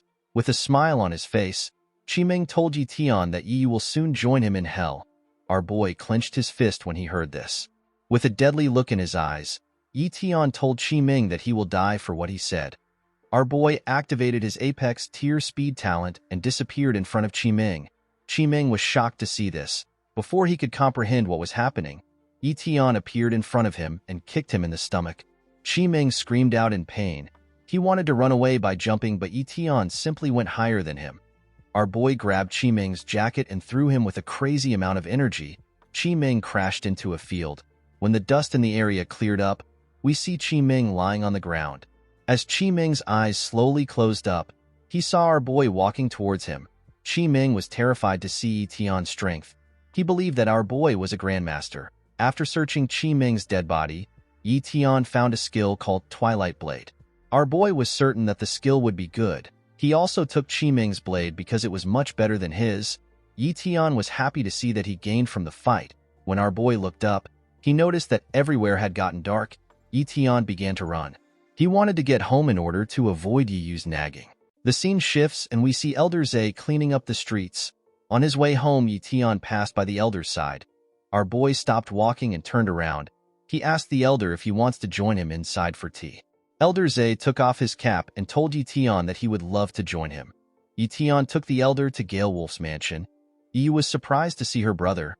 Ye Tian asked his sister to prepare some tea. He told her that they have a guest. Gale Wolf walked up to Ye Tian and asked him for the guest's name. Elder Zhe introduced himself to Gale Wolf. Gale Wolf was surprised to hear that the elder came from the Lin family. He was certain that he had heard of Elder Zhe before. He asked Elder Zhe if he is the popular man from the legends. The elder smiled when he heard this. He told Gale Wolf that he is not such a great person. Yu told her brother that the tea is ready. Gale Wolf turned around and went to get the tea from Yu. He told her that he will serve the tea himself. Gale Wolf smiled and carefully placed the tea on the table. Yu was surprised to see her master behaving courteous. She never assumed that he had such a nice side. Elder Zhe knew that Ye Tian invited him inside for something important. He asked Ye Tian to tell him what he wants. Ye Tian confirmed the elder's suspicion. He told the elder that he has something to talk about. He walked over to Yu and told the elder that he needs his help in transporting his sister to the martial pavilion. He told him that he wants to take his sister to Yuling. Yi was shocked to hear this. The elder was surprised to hear what Ye Tian said. He could not believe that Ye Tian actually had connections to the martial pavilion. He looked up and saw the token of the martial pavilion on our girl's neck. The elder placed his tea down and accepted Ye Tian's request. He told our boy that he will take Ye by himself. Ye Tian decided to provide an opportunity for Gale Wolf. While our boy was thinking of what to say, Gale Wolf was searching for new tea leaves in order to serve Elder Zay better. Our boy grabbed Gale Wolf and introduced him to the elder. He assured the elder that Gale Wolf would make a name for himself if he joins the Lin family. Gale Wolf was surprised to hear this. He could not believe that Ye Tian was trying to let him join the Lin family. Elder Zay believed that this was a simple issue. He told our boy that the Lin family is always looking for ambitious people. He told Ye Tian that he will accept Gale Wolf as his disciple. Ye Tian pushed Gale Wolf forward and asked him to greet his master. Gale Wolf went on his knees and asked his master to accept his bow. Elder Zay accepted Gale Wolf's bow and asked him to stand up. Gale Wolf thanked his master. Elder Zay smiled when he realized that he had gotten on Ye Tian's good side through two simple favors. He believed that he had made a good accomplishment for the Lin family. Ye found it weird that her brother put her and Gale Wolf in the care of the elder. With a curious look on her face, she asked her brother to tell her what he is planning. Ye Tian assured his sister that he simply wants to take care of small matters. Ye knew that her brother was acting weird. She called him a liar. She yelled at her brother and asked him to not lie to her. Ye Tian began to sweat when he heard his sister yelling. He told her that he will be right back. He told her that little Jean will protect her while he is gone. Ye thought that her brother was joking. She raised Jean up and asked her brother if the panther is actually strong. Ye let out a huge sigh. She realized that she could not stop her brother from doing what he wants. With a smile on her face, Ye asked her brother to take care of himself. She asked him not to push himself too much. She reminded him that safety is very important. With a smile on his face, Ye Tian told his sister that he will take care of himself. The scene shifts and we are taken to the Sun family's building. At the entrance of the building, we see two security guards discussing. The guards did not understand why they were working overnight. They believed that it would not make a difference if they were not on duty. They were certain that nobody is stupid enough to attack the Sun family's building. While the guards were talking, someone wearing a hoodie slowly walks up to them. One of the guards saw this person and asked him to leave. He called the person an ignorant idiot and told him that only workers are allowed in the building. The person turns out to be Ye Tian. Our boy smiled and released his energy. He used his energy to push the guards away. While on the floor, one of the guards asked Ye Tian to tell him why he is attacking them. With a cold gaze in his eyes, Ye Tian told the man that he is simply cleaning trash. The alarm in the company rang. We see a man running to meet his boss. The man barged into the boss's office and told him that someone has broke into their company. The boss was surprised to hear this. He assumed that most people in the Lin Hai base were cowards. He could not believe that someone had the courage to attack them. The man smiled and said that someone has finally come to die. In the next scene, we see the guards rushing to attack our boy. Ye Tian used his leg to kick the first guard that came close to him. He closed the gap between himself and the other guards. He used his strength to break the guard's bones. When the boss finally arrived, he was surprised to see that Ye Tian had injured most of his men. With a smile on his face, the man asked Ye Tian for his identity. This man's name is Sun Kong. He is the Sun family's patriarch and he is also Sun Feng's father. He is a great martial warrior at the peak of his realm. While holding one of the men he had beaten up, Ye Tian pointed at Kong and told him his name. Kong was happy to see that our boy was courageous. He called out to the elders of the family. Immediately he called the elders. They jumped down from the roof. Our boy was shocked to see this. He could not believe that he was being ambushed. One of the elders landed behind our boy. Ye Tian was surprised to see this. He quickly brought out his weapon. Before Ye Tian could make a move, the elder activated his talent and used a technique called inescapable net to restrain him. Ye Tian was surprised to see that the old man had a restraint talent. Our boy tripped and hit his face on the ground. The 5 elders landed in front of our boy. One of the elders could not believe that Ye Tian came to fight them. The elders had been waiting for days. They were very disappointed to see that Ye Tian was the one who came to fight them. Another elder with an eye patch told her fellow elders that they wasted their time. The old man among them walked up to Ye Tian. He told our boy that he rarely makes a move. He asked Ye Tian to consider it an honor for him to die in his inescapable net. Kong thanked the elders for their help. He told them that Ye Tian definitely has some treasures. He asked them to take the treasures for themselves. One of the elders saw something weird with Ye Tian. He noticed that our boy was holding Chi Ming's blade. He could not believe that Ye Tian was holding the blade of an elder. He slapped Ye Tian and grabbed his hair. He asked our boy to tell him where Ming is. The elders knew that Chi Ming was supposed to be with Sun Feng. The elder asked Ye Tian to tell him what he has done to their fellow elder and young master. The elder yelled at Ye Tian and asked him to tell the truth. Our boy laughed when he heard this. With a smile on his face, Ye Tian asked the elder to take a guess. Kong asked his subordinate to check on Sun Feng at the store. The man accepted the order and quickly ran. The elder grabbed Ye Tian and asked Kong about what they should do with him. Ye Tian smiled when he heard what the man said. Kong asked the elder to cut off our boy's tendons and throw him in a dungeon. The elder grabbed Ye Tian and asked him to stand up. Unfortunately for the elder, our boy had already begun to loosen the restraint. Ye Tian broke the restraint and used his blade to cut the elder's neck. The attack was so fast and sudden. The elder never expected it. The man fell to the ground. Kong was shocked to see this. He told the other elders that Ye Tian has been concealing his abilities. He asked them to spread out. The elders quickly moved away from our boy. The female elder wearing an eye patch noticed something terrifying about our boy. The elder was shocked to see the murderous intent Ye Tian was releasing. Ye Tian looked like a demon to her. Our boy rushed to attack Kong. Kong was annoyed to see that Ye Tian would target him first. He used his leg to crush the ground and took a stance. He told our boy that he will show him his skills. Ye Tian jumped when he got closer to Kong. The patriarch expected Ye Tian to attack him from above. Before Kong could react, he saw Ye Tian in front of him. Ye Tian threw a punch at Kong. The patriarch gasped for air when he received the punch. He could not believe that Ye Tian was so strong. Our boy used his leg to kick the patriarch away.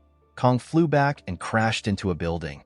Kong quickly stood up and yelled at the elders. With blood coming out of his nose, Kong asked the elders to attack our boy. An elder wearing a skull mask landed in front of Ye Tian. Ye Tian and the elder quickly rushed to attack each other. The two men locked hands and tried to suppress each other. In the process of pushing themselves back, Ye Tian and the man destroyed their surroundings. Our boy told the elder that he is quite strong. While the man was holding Ye Tian down, the old man rushed to attack our boy from behind. He wanted to restrain our boy with his touch. Before the old man's finger could touch our boy, Ye Tian used his leg to kick the two elders away from himself. The two elders flew back. Ye Tian looked at the old man and told him that he will not fall for the same trick twice. Our boy looked into the old man's eyes and smiled confidently. The old man told Ye Tian that he is too arrogant. He asked Ye Tian to look down. When our boy looked down, he saw that the old man had restrained one of his legs. He was quite shocked to see this. He did not understand how the old man was able to do it. While Ye Tian was doing his best to set himself free, the elder with the eye patch drained the life essence from the bodies of the guards that were lying on the floor. The guards' bodies looked shriveled and old. The woman used this essence to create a monster with multiple heads. She told the other elders that it is her turn to attack. Our boy quickly broke out of the restraint. He decided to run away from the area. He could tell that the woman's secret art will be dangerous for him to face directly. Before our boy could run from the area, he saw something shocking. The monster was already in front of him. Ye Tian realized that he messed up. The two-headed monster wrapped itself around our boy and exploded. This technique is called Blast of Death. The scene shifts and we see Yuling looking at the city from the top of her building. Yuling noticed the explosion that took place next to the Sun family's building. She could not believe that someone had the courage to start a fight with the Sun family. While Yuling was looking at the building, Xiaoyu comes to greet her. Xiaoyu informs her mistress that Elder Zhe of the Lin family has come to see her. Yuling was annoyed to hear this. She did not understand why the elder came to see her again.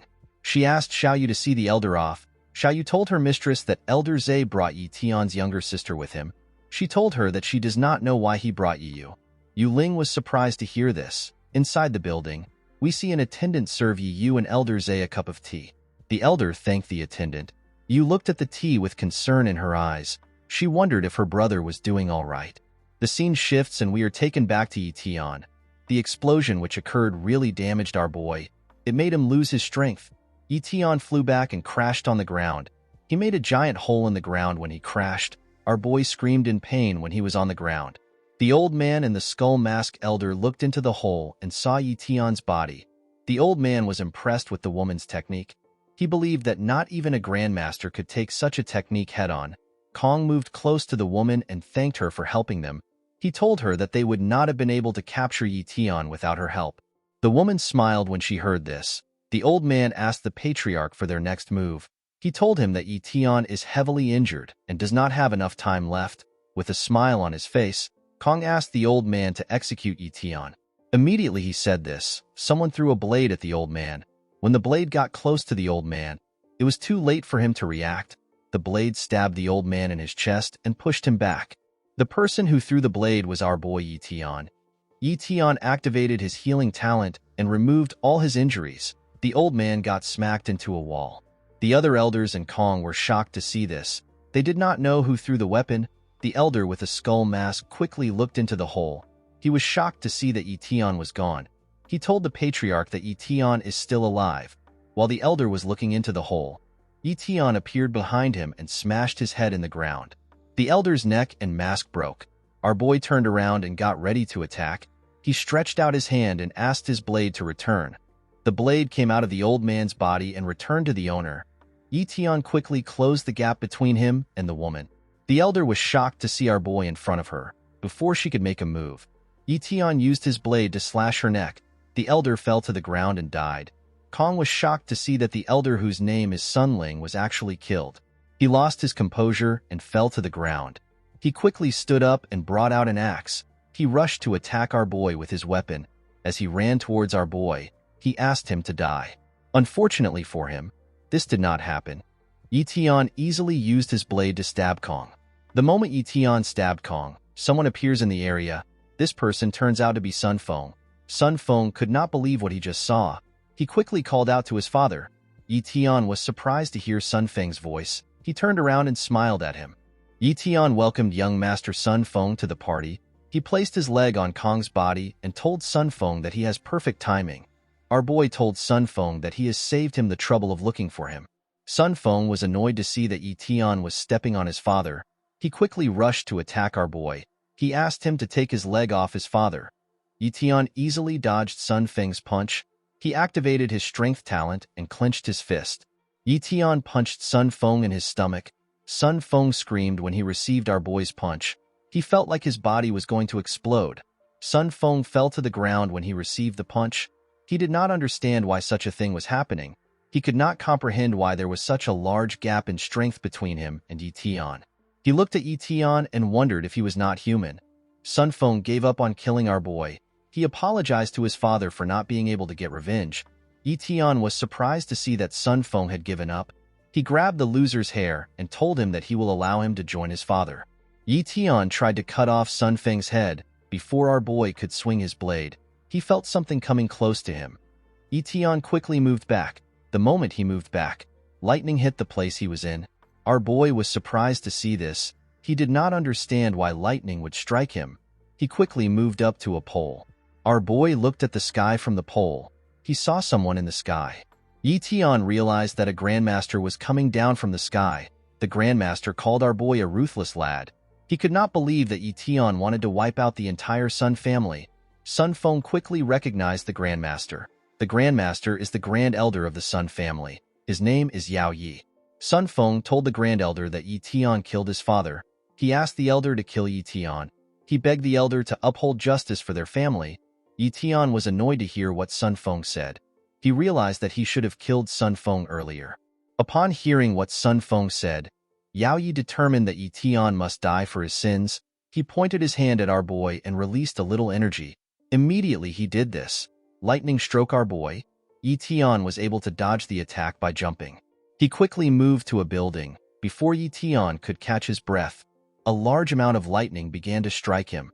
Our boy immediately began to run. Each place his leg touched, lightning would strike it. The Grand Elder told Ye Tian that he is simply a mere ant in front of him. He asked our boy to surrender and accept his fate. Sun Feng stood up and began to run. He knew that he might not survive if the Grandmaster takes the fight serious. Grandmasters can wipe out an entire city while they are fighting. Before Sun Feng could get far, Ye Tian appeared in front of him. Sun Feng was horrified to see our boy. Ye Tian smiled when he saw the look on the loser's face. Yao Yi attacked Ye Tian with another lightning. Our boy was able to easily dodge the attack. Unfortunately for Sun Feng, he took a lot of damage. Sun Feng begged the Grand Elder to aim properly. Yao Yi laughed when he heard what Sun Feng said. He told the young master that he is old and his eyes don't work like they used to. While the Grandmaster was talking to Sun Feng, Ye Tian moved above him and rushed to attack him before our boy could touch the Grandmaster. A shield blocks his hand. Ye Tian was shocked to see that his attack was stopped. This barrier is known as the primordial shield. Yao Yi looked at our boy with disappointment in his eyes. Yao Yi glared at our boy. He used his energy to create a large amount of lightning and electrocuted our boy.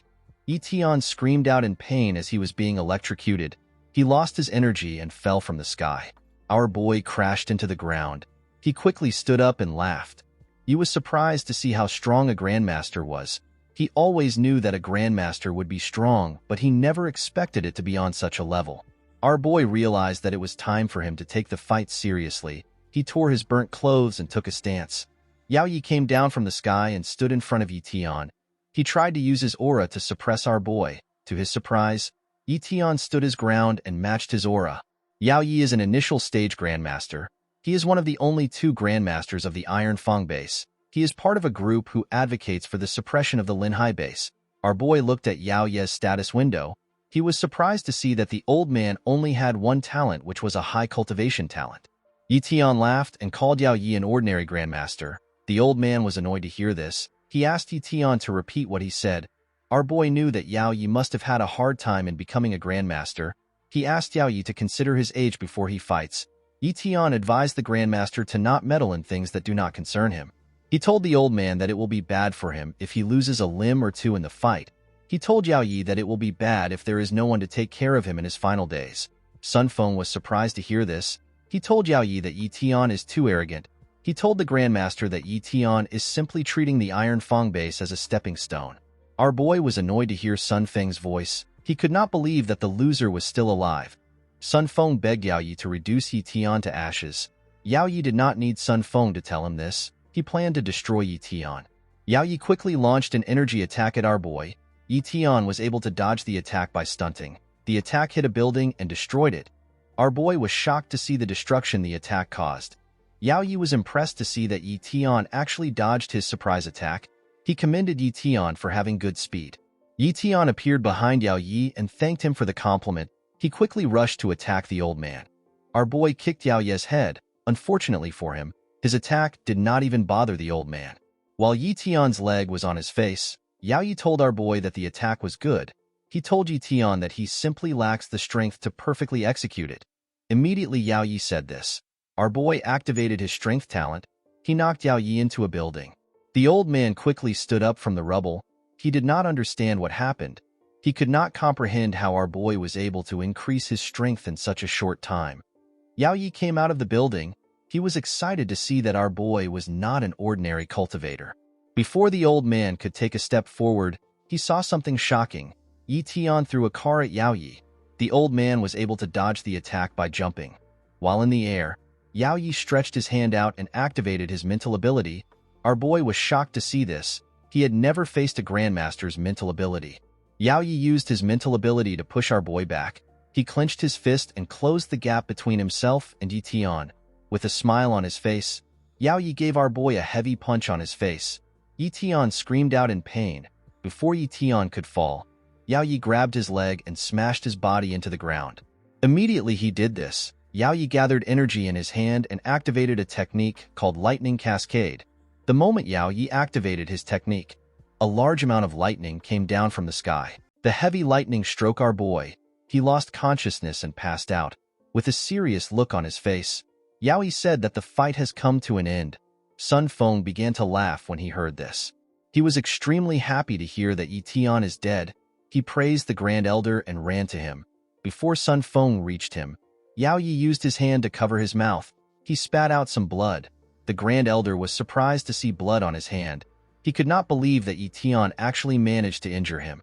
Before Sun Feng could touch him, Yao Yi pushed the young master aside. He told Sun Feng that he has to take his leave. He told the loser that he will leave the cleanup and the trivial matters to him. Yao Yi told the young master that he has to return to his house in order to receive healing before the injury affects his cultivation. Sun Feng accepted the Grand Elder's order. When Yao Yi walked forward, Sun Feng began to tremble.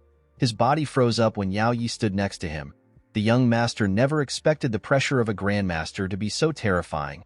Sun Feng decided to focus on Ye Tian. He spat on our boy's body. He laughed at Ye Tian and began to kick him. He told our boy that he should not have been so cocky. He told Ye Tian that the Sun family still won in the end. As Sun Feng kicked our boy, he told him that he will mash his body and feed it to his dogs. While Sun Feng was hitting him, Ye Tian woke up. He quickly stood up and grabbed Sun Feng by his neck. With a smile on his face, Ye Tian asked Sun Feng to repeat what he said. Sun Feng was horrified to see our boy moving. Ye Tian quickly brought out his blade. When the young master saw this, he called out to the Grand Elder. He begged Yao Yi to save him. Unfortunately for the loser, Ye Tian cut his neck before he could scream more. When Sun Feng fell, Yao Yi turned around. He was shocked to see Ye Tian standing. With a smile on his face, Ye Tian activated his healing talent. The moment he did this, all his injuries cleared up. Yao Yi could not believe that our boy still had the strength to move. He was more shocked to see that Ye Tian had the same healing talent as an immortal jellyfish. The Grand Elder could not comprehend what was happening before him. He asked Ye Tian to reveal his true identity. With a smile on his face, Ye Tian told Yao Yi that he is simply a person who awakened a weak talent. Immediately he said this, he activated the wind-slash technique. He sent a large amount of spinning energy blades at the Grand Elder. Yao Yi was shocked to see this. He did not understand how Ye Tian was able to use the secret technique of the Sun family. Although Ye Tian was using the Sun family's technique, he was actually able to create a larger number of blades. Yao Yi was shocked to see this. He realized that he could not dodge all the blades. The Grand Elder managed to dodge some of the blades. Unfortunately for him, he could not dodge them all. The blades cut and heavily injured Yao Yi. The old man's clothes turned to rags. While breathing heavily, Yao Yi told our boy that he will make sure to kill him even at the cost of his life. Ye Tian rushed to attack Yao Yi. He appeared behind the old man and clenched his fist. Our boy punched Yao Yi's head from behind and buried it in the ground. With a smile on his face, Ye Tian told Yao Yi that the punch is his payback for the lightning attack. The Grand Elder slowly moved back. While trembling, Yao Yi called Ye Tian a bastard. Our boy closed the gap between himself and the old man. He used his leg to smash the Grand Elder's head on the ground. With a serious look on his face, Ye Tian told the Grand Elder that he never gave him permission to move. While Ye Tian's face was on his head, Yao Yi called out to someone known as Old Man Li. Yao Yi asked Li if he is not going to interfere. Old Man Li, who happened to be at the top of a building, told Yao Yi that he is at fault. The old man reminded Yao Yi that he warned him to not act recklessly in the Linhai base. Old Man Li told the Grand Elder that they are simply guests from the Iron Fang base. He reminded Yao Yi that guests have to abide by the host's wishes. Ye Tian was surprised to hear the old man's voice. He did not know when the man arrived to the fight. The old man came down from the building. He introduced himself as Li Mao. He told Ye Tian that he is a grandmaster from the Iron Fang base. Li Mao commended Ye Tian on having an extraordinary talent. Li Mao is an initial stage grandmaster like Yao Yi. He is the second grandmaster of the Iron Fang base and Yao Yi's political rival. He is a person who advocates for a friendly relationship with the Linhai base. Ye Tian was happy to see Li Mao. He asked the Grandmaster if he also came for a fight. Li Mao laughed when he heard this. He told Ye Tian that he will only help those who are right, not those who are close to him. He told our boy that he will stay out of the fight. Li Mao told Ye Tian that he and Yao Yi are both from the Iron Fang base, but they both have different paths. With a serious look on his face, Li Mao asked Ye Tian to do as he pleases. Yao Yi was annoyed to hear what Li Mao said. He stretched his hand out and released a large amount of energy. Ye Tian quickly moved back when he saw Yao Yi releasing some energy. The Grand Elder activated his secret arts. He told Ye Tian and Li Mao that he will take them with him. A mark of fire appeared on his head and fire surrounded his body. Yao Yi's secret arts is known as Explosive Flame. Old Man Li was shocked to see that Yao Yi wanted to use his secret arts. He told our boy that Yao Yi is trying to self-destruct. Ye Tian smiled when he heard this. He told the old man that Yao Yi cannot decide his death when he is fighting with him. Immediately he said this. Ye Tian rushed to attack the Grand Elder. He kicked Yao Yi and used his Shadow Blade technique to slash the old man several times. Our boy smiled like a mad person when he cut the old man. The flames that surrounded Yao Yi went out and the old man fell on the ground. After killing Yao Yi, Ye Tian put his sword away. The moment he did this, our boy felt something that seemed familiar. A bright light shined upon Ye Tian from the sky. Old Man Li was shocked to see the light. He could not believe that Ye Tian became a great martial warrior after killing a grandmaster. Our boy was happy to see that he had entered the great martial warrior realm. Li Mao clapped for our boy. He could not believe that Ye Tian was actually able to kill a grandmaster when he was simply an elite martial warrior. He told Ye Tian that his combat power makes him feel ashamed. He congratulated our boy for becoming a great martial warrior. Ye Tian knew that the old man was trying to flatter him. He asked Li Mao to stop wasting his time. He asked the old man to say what is on his mind. Old man Li laughed when he heard this. He told our boy that he is too impatient. Li Mao explained to Ye Tian that Yao Yi and his group have always gone against him in the Iron Fang base. Immediately he said this, Li Mao released some energy and took a step. The old man appeared in front of Ye Tian. He told our boy that he does not want to go against the Linhai base. He explained to Ye Tian that he wants to coexist on equal terms with the Linhai base. Ye Tian was very shocked to see how fast the old man was. Li Mao told our boy that he has already killed everyone in the Sun family. He begged Ye Tian to allow the other members of the Iron Fang base live in peace. He begged our boy to end his anger against the Iron Fang base. Old man Li told Ye Tian that after the event that took place, the Iron Fang base and the Linhai base will unite as allies and they will forge a path to prosperity. He asked Ye Tian if he is okay with the terms. Our boy laughed when he heard this. He understood why old man Li was scared. He asked Li Mao to speak with the Lin family. He told him that the Lin family are the leaders of the Linhai base. Old man Li was shocked to hear this. He asked Ye Tian if he does not want to rule an entire base. Ye Tian told the old man that he hates troublesome things a lot. After saying this, our boy told Li Mao that he has to leave. The old man was surprised to hear this. He told Ye Tian that they have things to discuss. Ye Tian ignored the old man and began to run. Old man Li watched our boy as he ran. He realized that Ye Tian had a limitless future in front of him. The scene shifts and we are taken to the Lin family mansion. Inside the mansion, we see an old man trimming a plant with a pair of scissors. After carefully cutting the plant, the old man said that it looks perfect. This old man is the original patriarch of the Lin family. He is Lin Ming's father. His name is Lin Wanli, and he is a great martial warrior who is at the peak of his realm. While the old man was carefully positioning the plant, his son stepped into his room. Ming told his father that he has found the cause of last night's explosion. Wanli asked his son to speak. Ming told his father that the Sun family's building was attacked. Wanli was surprised to hear this. He believed that it is impossible for anyone to do this. He told his son that the Sun family has the support of a grandmaster. Ming asked Wanli if he still remembers the elite martial warrior he spoke about. This martial warrior is Ye Tian. Wanli told his son that he vaguely remembers Ye Tian. With a nervous look on his face, Ming told his father that Ye Tian has wiped out the entire Sun family and he has killed Yao Yi. Wanli dropped his scissors when he heard this. He could not believe that such a thing actually happened. Wanli could not believe that Ye Tian solved the issues of the hardline faction and the moderate faction of the Iron Fang base. The old man stood up and walked past his son. He told Ming that Ye Tian has allowed the Lin family and the Linhai base to be peaceful. Ming revealed to his father that old man Li wants to have a meeting with them right now. He told his father that Li Mao is already waiting for them in the tea room. Wanli was surprised to hear this. He realized that old man Li did not want to give them time to think. He decided to meet the Grandmaster. Wanli ordered his son to tell all the factions in the Linhai base to protect Ye Tian and his sister. He told Ming that all parties must help Ye Tian if he decides to set up his own faction. With a serious look on his face, Wanli warned his son to never offend Ye Tian.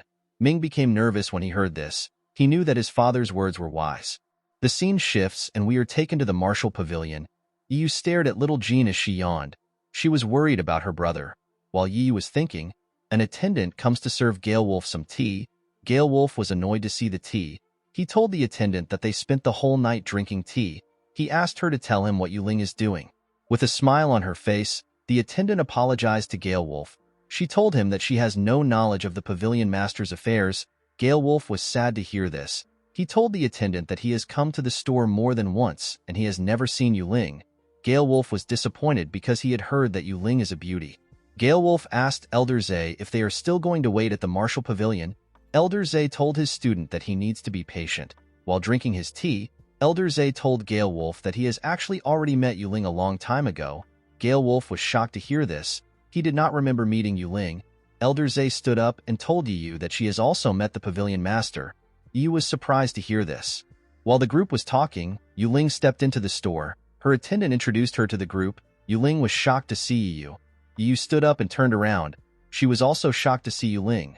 Gale Wolf was completely lost. He cleaned his eyes to make sure that he was seeing everything well. He took a look at Yu and took a look at Yuling. He asked Yu to tell him why she looks exactly like Yuling. Gale Wolf was not the only one who was shocked. The attendant also noticed the resemblance when the group arrived. She wondered if Yu was Yuling's long-lost sister. Elder Zhe greeted the pavilion master. He introduced Yu as Ye Tian's sister. He told Yuling that Ye Tian asked him to escort his sister to the martial pavilion in order to seek protection. Yuling told the elder that he does not need to explain himself. She told him that she knows about what happened in the Linhai base last night. Yu felt shy to see someone who looked exactly like her. Yuling was annoyed to see Yu. She wondered if Ye Tian saved her because she looked like Yu. When Yuling remembered how Ye Tian saved and carried her, she felt humiliated. Yuling walked up to Yu. With a smile on her face, Yuling asked Yu to call her big sister. Yu was shocked to hear this. The scene shifts and we are taken to the martial artists market. Inside the market, we see different people selling different products. Ye Tian walked up to the front of the martial pavilion. When he arrived, he saw something shocking. Our boy saw Yuling waiting for him outside. He asked her about why she is outside. Yuling told Ye Tian that she came to welcome the new big shot of the Linhai base. She called our boy Lord Ye Tian and told him that she cannot neglect such an important person. While wearing some brand new set of clothes, Ye Tian smiled at Yuling. Ye Tian decided to check Yuling's status window. He was surprised to see that Yuling's cultivation talent had changed from a high-tier talent to an apex-tier talent. She had also become a great martial warrior. Our boy realized that Yuling's cultivation talent must have increased after she took the treasure which she obtained from the Lake of Death. Ye Tian found Yuling to be an incredible woman. Yuling was annoyed to see that our boy was staring at her. She walked up to Ye Tian and grabbed his shirt. She told him that it is rude to stare at a woman. Ye Tian quickly apologized. He told her that he got distracted. Yuling decided to let our boy go. She told him that she does not want to argue. She asked Ye Tian if he wants to take a walk with her while the sunlight is still out. With a smile on his face, Ye Tian accepted Yuling's offer. While walking, Yuling told our boy that the Lin family is willing to help him build his influence. She asked Ye Tian for his thoughts on the matter. Our boy told Yuling that he is not interested in such things. The pavilion master was surprised to hear this. She asked Ye Tian if he wants to continue cultivating alone. Our boy revealed to Yuling that he plans to leave the Linhai base. He told her that he is going to the Demon Sea base. Yuling was surprised to hear this. She could not believe that Ye Tian wanted to leave. Our boy noticed that Yuling stopped walking. He asked her if something is wrong. With her face down, Yuling told our boy that nothing is wrong. Ye Tian continued walking forward. Yuling looked at Ye Tian as he walked forward. She could not believe that he was actually leaving. Upon seeing that Yuling was not next to him, Ye Tian turned around and called her. He asked her about why she stopped walking. Yuling decided to catch up to our boy. At night, we see Ye Tian reunited with his sister. Yi was happy to see her brother. She ran into his arms. Ye Tian used his finger to tap his sister's head. He reminded her that she is now a grown-up woman. He told her that she should not act clingy immediately they meet. He asked his sister to act more ladylike. Yu told her brother that she hugged him because she missed him. Ye Tian thanked Gale Wolf and Elder Zhe for looking after Yu. Elder Zhe told our boy that he does not need to worry about it. While Elder Zhe and Ye Tian were talking, Yuling and her assistant stepped into the room. When Yuling saw Ye Tian talking to Elder Zhe, she asked Xiaoyu to call a man known as Elder Yuzhong. She told Xiaoyu to tell the elder that she wants to see him in her office. She told her assistant that she has something important to discuss with the elder. Xiaoyu was surprised to hear that her mistress wanted to see Elder Yuzhong. In the next scene, we see Elder Yuzhong in Yuling's office. The elder asked Yuling if she has made her final choice. The pavilion master told the elder that she has. She asked the elder to handle the rest. The scene shifts and we see Ye Tian preparing to leave. Elder Zhe decided to try convincing Ye Tian again. He told our boy that he can establish his faction in the Linhai base if he stays. He told Ye Tian that the faction will be good for the Yi family. Our boy laughed when he heard this. He told the elder that he has no interest at all. Ye Tian thanked Elder Zhe for getting the car for him. He told the elder that it will make traveling convenient for him. Elder Zhe called Ye Tian a young hero with lofty aspirations. He told our boy that he admires him. The elder told Ye Tian that he would have also followed him on the journey if he was a few decades younger. Gale Wolf looked at the gate. He noticed that Yuling did not come to see Ye Tian off. He asked Ye Tian about why Yuling did not come to see him. Gale Wolf assumed that our boy and Yuling were good friends. Ye Tian was sad to see that Yuling did not come. He decided to not wait for her. Our boy, and Yuling waved to Elder Zay and Gale Wolf. Gale Wolf asked Yu to work hard on her cultivation. He told her that she cannot slack off before our boy got into his car. Yuling asked him to wait. The pavilion master had changed her appearance into something different. Xiao Yu rushed to catch up to her mistress. Yuling opened the door of the car and sat down at the front seat. She asked Ye Tian to get in.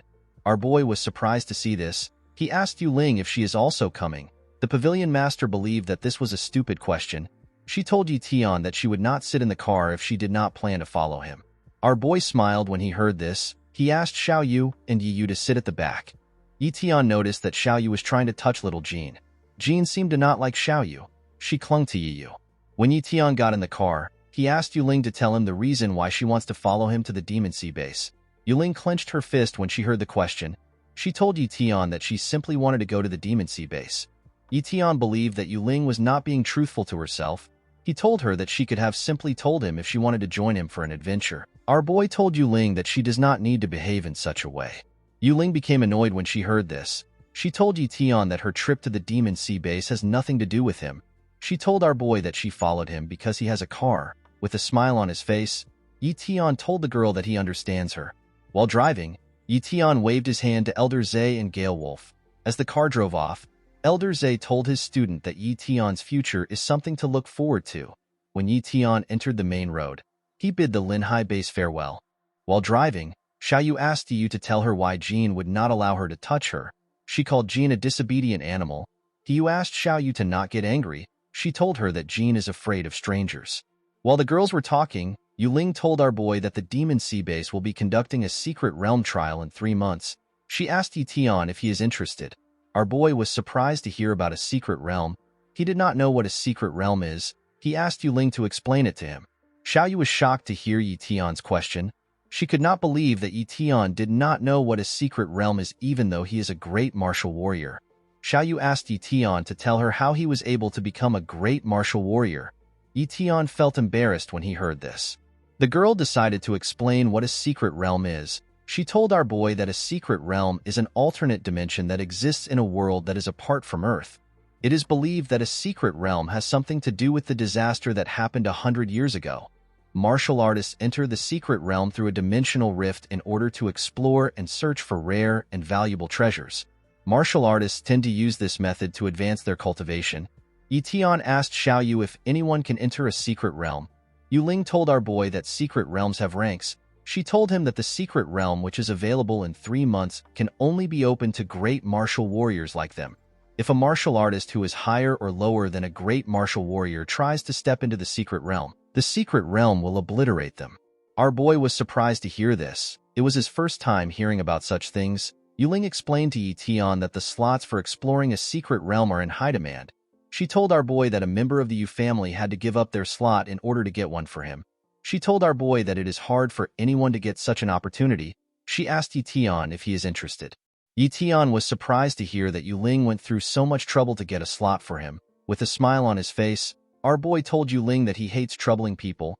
He told her that it is better he does not go. Yuling was annoyed to hear this. She told Ye Tian that he is not a decisive man. She grabbed the wheel out of anger and tried to cause an accident. After driving for a while, the group arrived at an abandoned campsite. They decided to spend the night at the campsite. Our boy poured some water on his face and stretched his hand out. He was happy to stretch out his body. After stretching for a while, Ye Tian decided to meet the girls. He wanted to know how dinner preparations was going. Before our boy could meet the girls, Yuling walked up to him. She asked him if he does not plan on going to the secret realm at all. She asked our boy to rethink his decision. She told Ye Tian that no one knows when he will ever get such an opportunity again.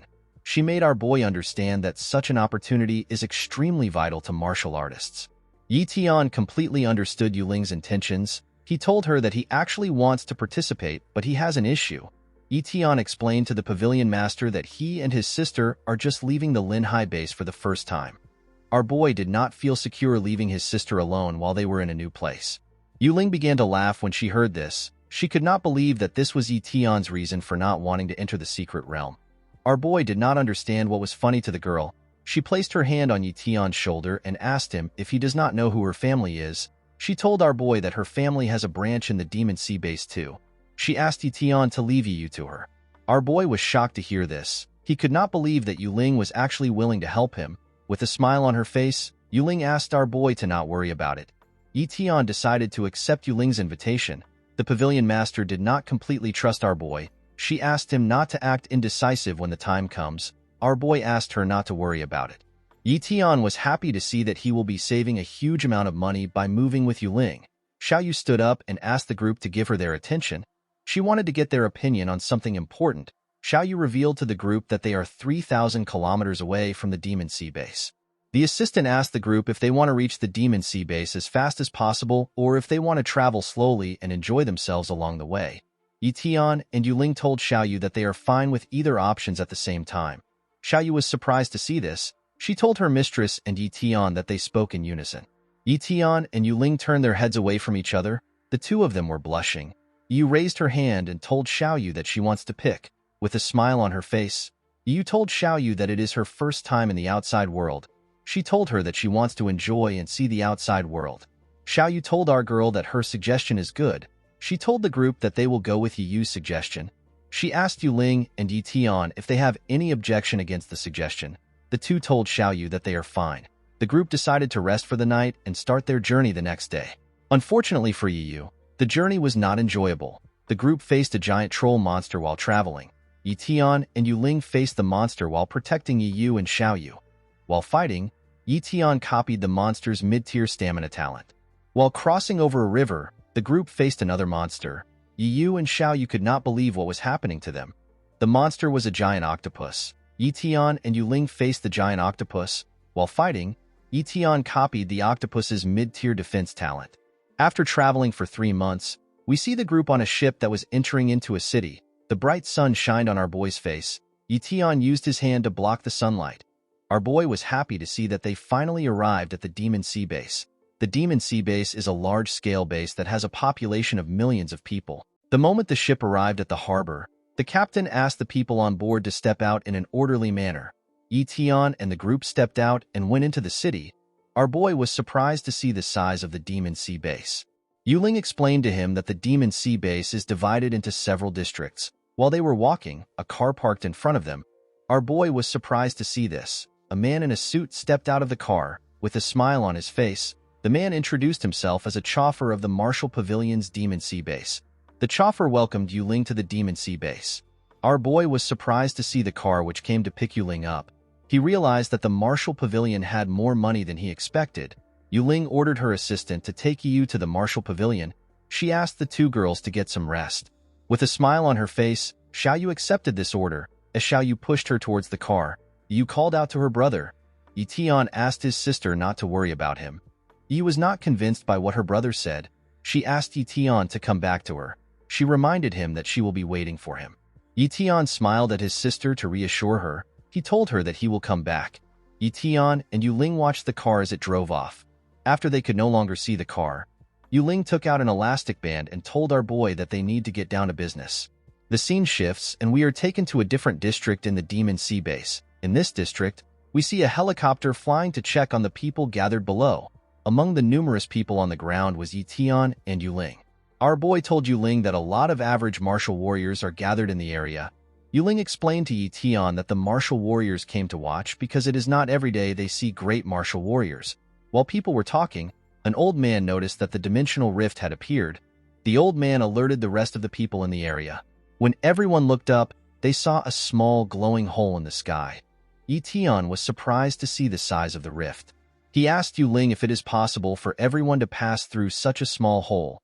The pavilion master smiled when she heard this. She told our boy that they cannot enter the rift with its current size. She told him that the hole needs to be broken with force. Ye Tian was shocked to hear this. He did not understand what Yuling was talking about. Immediately Yuling said this. A man began to float in the air. The people in the area were shocked to see the man. One of the warriors told everyone that the man in the air is King Yunhe. Everyone was shocked to see King Yun flying towards the rift. Yuling pointed at King Yun and told our boy that the man is a king rank powerhouse. Ye Tian was surprised to hear this. He realized that a king rank is the next rank after a grandmaster. Yunhe is a king rank powerhouse that comes from the Yun family of the Demon Sea base. People call him King Yunhe. Our boy could not believe that the Demon Sea base had such a powerful person. He became curious about how King Yunhee was going to break the rift. While in the air, Yunhee took his finger out of his pocket. With a bright smile on his face, Yunhee raised his finger up. The moment he did this, he released a small amount of energy from his finger. Immediately, King Yunhee released some energy. A giant finger appeared in the sky. The warriors below were shocked to see this. A man asked the people around him about the secret technique which Yunhee is using. King Yunhee began to release more energy. He bent his body and pointed his finger at the rift. The moment he did this, the giant finger pressed the rift. The finger pressed and punctured a hole in the rift. The hole in the sky widened. The people below were shocked to see this. They began to hail Yunhee. They called him an awesome person. Yunhee moved to the ground and landed in the middle of the crowd.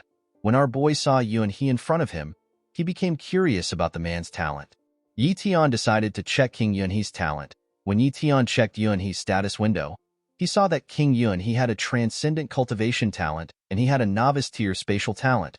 Our boy was surprised to see a transcendent cultivation talent. He realized that the next tier after apex tier is transcendent tier. Ye Tian was happy to see a new tier of talent. He decided to copy the talent. While the people were hailing Yunhee, someone talks to them through a speaker. The person announced that the secret realm is now open. The person asked the participants to get ready. He told them that they will enter the secret realm in 5 minutes' time. As Yunhee walked forward, people continued to hail him. Our boy watched as the man walked forward. He remembered that Yunhee also had a spatial talent. Ye Tian was curious about how such a talent would work. He wanted to copy it, but he could not do anything due to his talent's restrictions. He decided to copy the talent the next time he sees King Yunhee. Ye Tian did not completely feel bad because he had already gotten a huge gain by raising his cultivation talent to the transcendent tier. Yuling brought out a watch and a pouch for our boy. She explained to Ye Tian that the pouch is known as an interdimensional storage pouch. It is used to store many things. The watch is a GPS tracking watch that can display the location of one's partner. The pavilion master asked our boy to take the items. Ye Tian thanked her for her help. Yuling explained to our boy that they can land in different locations in the secret realm. She asked our boy to do his best to regroup with her. She told Ye Tian that it will be bad for them if they cannot leave the secret realm within a month. She explained to him that they will have to wait for 10 years for the secret realm to reopen if they cannot leave within a month. Our boy was surprised to hear this. He told Yuling that he completely understands. While the two were talking, a huge man appeared behind our boy, with a terrifying tone in his voice. The man called Yuling sis and asked her if Ye Tian is the professional which she mentioned.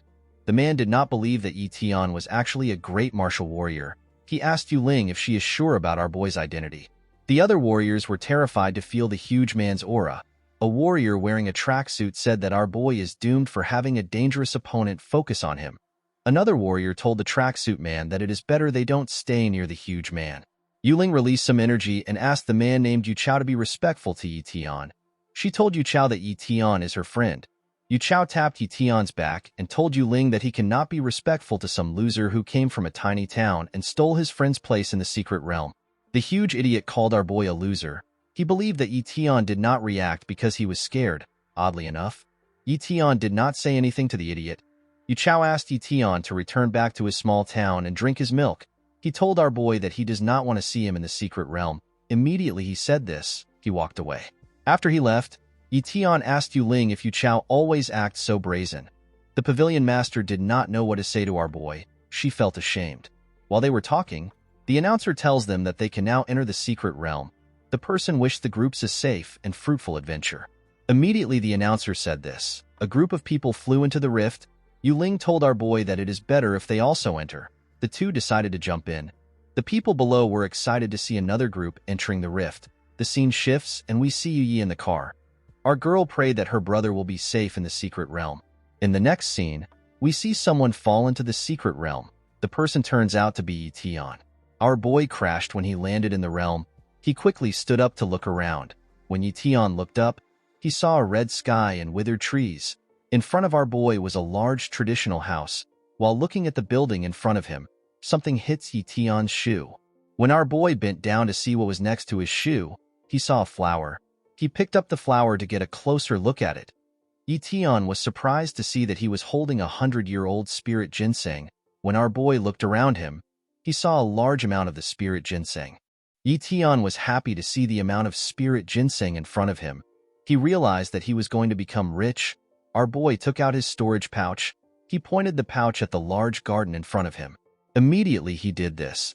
The pouch drew the spirit ginsengs into itself. Upon seeing how bulky his pouch was, Ye Tian said that his greedy sister would faint if she saw the amount of spirit ginseng he took. Our boy decided to explore the area for more treasures. While walking around, Ye Tian saw a dead martial artist on the ground. Our boy could tell that the man was attacked by monsters the moment he landed in the secret realm. Ye Tian realized that he should never let his guard down in the secret realm. While looking at the body, our boy's watch began to beep. When Ye Tian looked at his watch, he realized that Yu Ling was in trouble. The scene shifts and we see something smack Yu Ling. Our girl held her sword and tried to stand up. Unfortunately for her, she was already too weak. While trembling, Yu Ling prayed that Ye Tian would come to save her. The monsters, which turned out to be goblins, moved closer to Yu Ling when they saw that she had gotten weaker. Ye Tian ran towards Yu Ling at his top speed. As he ran forward, our boy saw more traditional buildings in the secret realm. After running for a while, Ye Tian arrived at the front of a huge building. Inside the building, we see Yu Ling barely hanging on as she fought two goblins. While she was fighting the goblins, another one jumped from the ceiling. The goblin used its club to smack Yu Ling on the head. Yu Ling's body began to shake when she received the attack. The goblin put its club behind its head and watched as our girl suffered. Yu Ling realized that she no longer had any strength. She did not know what to do. As the goblin swung its club at our girl, she prayed that Ye Tian would come to her rescue. Before the goblin's club could touch our girl, Ye Tian appeared out of nowhere and kicked the monster away. Yu Ling was shocked to see our boy. Ye Tian crushed the goblin's head and knocked it into a wall. The other two goblins were shocked to see our boy. Yu Ling was more shocked to see our boy in front of her. Ye Tian looked at Yu Ling and asked her to leave the rest to him. He took out his blade and used it to cut one of the goblins. The other two monsters became terrified when they saw this. They turned around and tried to run away. When our boy saw this, he used his hand to crush the head of the monster he was fighting. He easily closed the gap between himself and the monsters. He used his blade to tear the monsters apart. While watching our boy at work, Yu Ling realized that Ye Tian can help her in achieving her father's unfulfilled wish. After taking care of the monsters, Ye Tian walked up to the pavilion master. He asked her about what happened to her. Our boy knew that Yu Ling was strong enough to take care of such weak goblins. He asked our girl to tell him how the goblins were able to injure her. Yu Ling smiled when she heard this. She told our boy that she was not injured by the goblins. She stood up and explained to Ye Tian that she got wounded by a demonic eye python. This is a high-tier monster with an illusion talent. Yu Ling had used a forbidden technique to escape the python, but she was ambushed by the goblins when she was weak.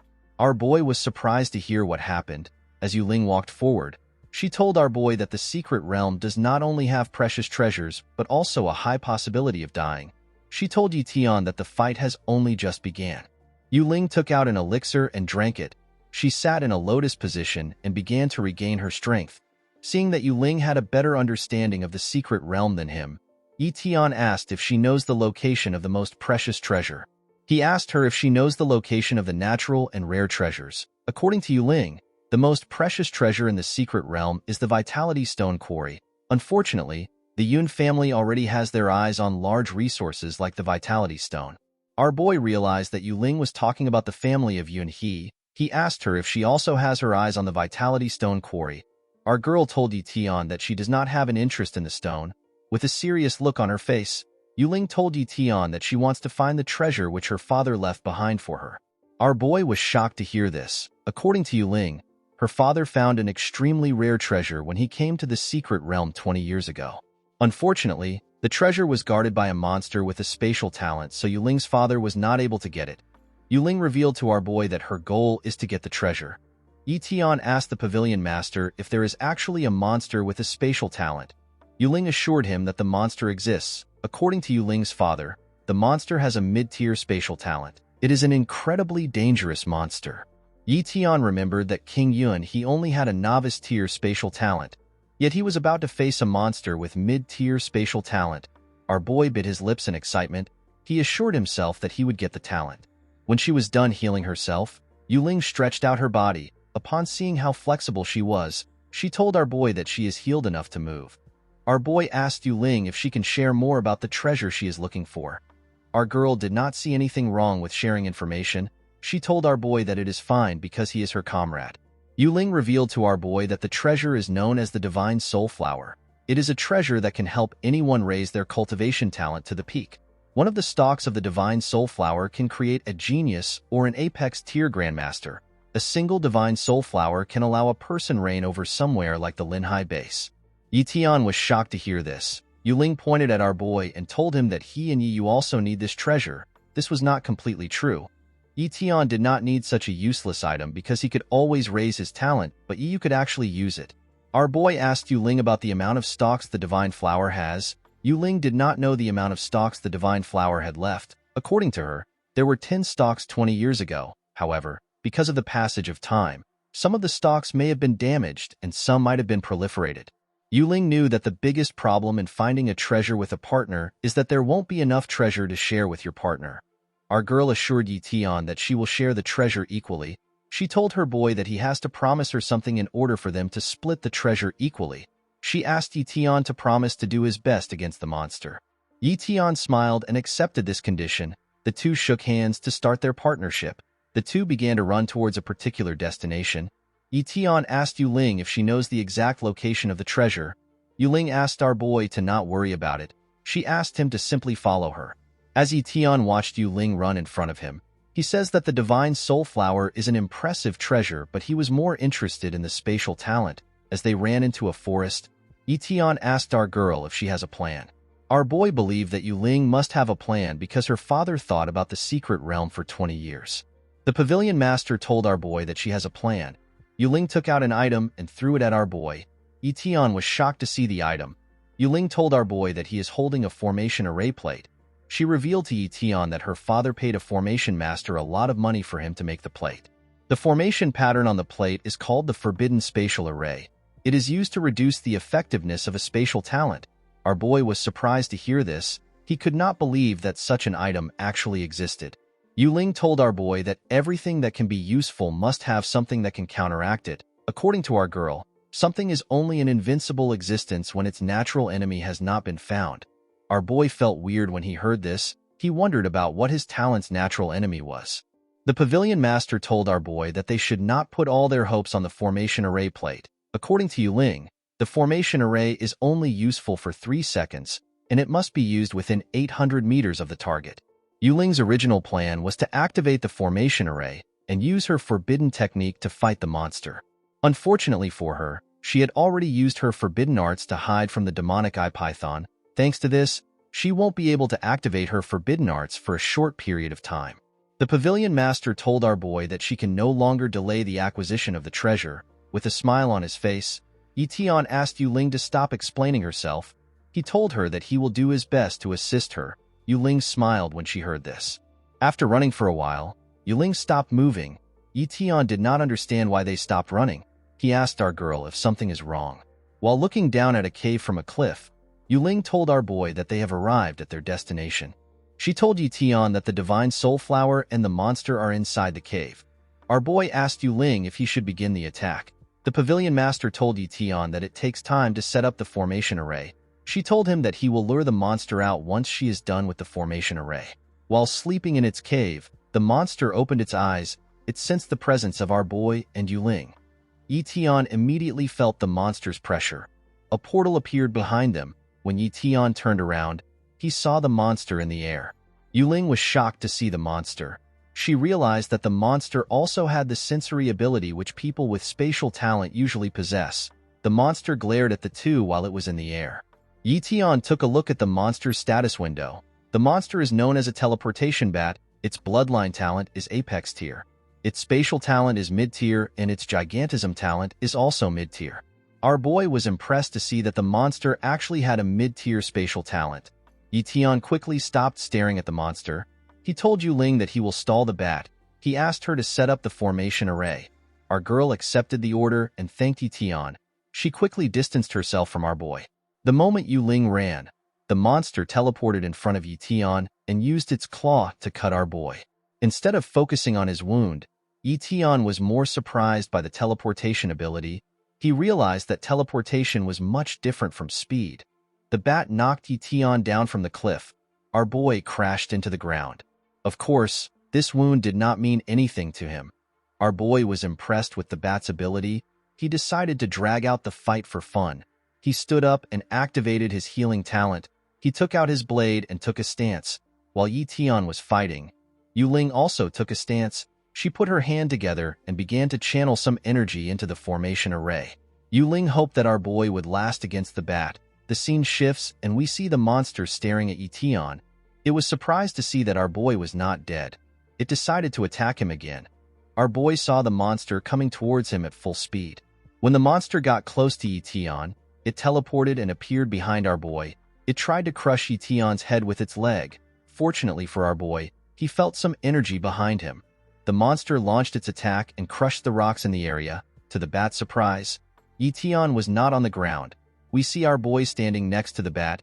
He told the monster that his speed will not be outdone by its teleportation. Almost as if the bat understood our boy, it teleported to Ye Tian's front and tried to tear his face off. Before the monster's claws could touch our boy, he activated his speed talent and dodged the attack. He jumped and took a stance. He and the monster began to exchange blows. While fighting, Ye Tian called out to Yuling. He asked her about the amount of time left for the formation to be complete. The pavilion master told our boy that she needs 3 more seconds. The moment our boy spoke to Yuling, the bat teleported. Ye Tian quickly realized that he messed up. The bat appeared above Yuling.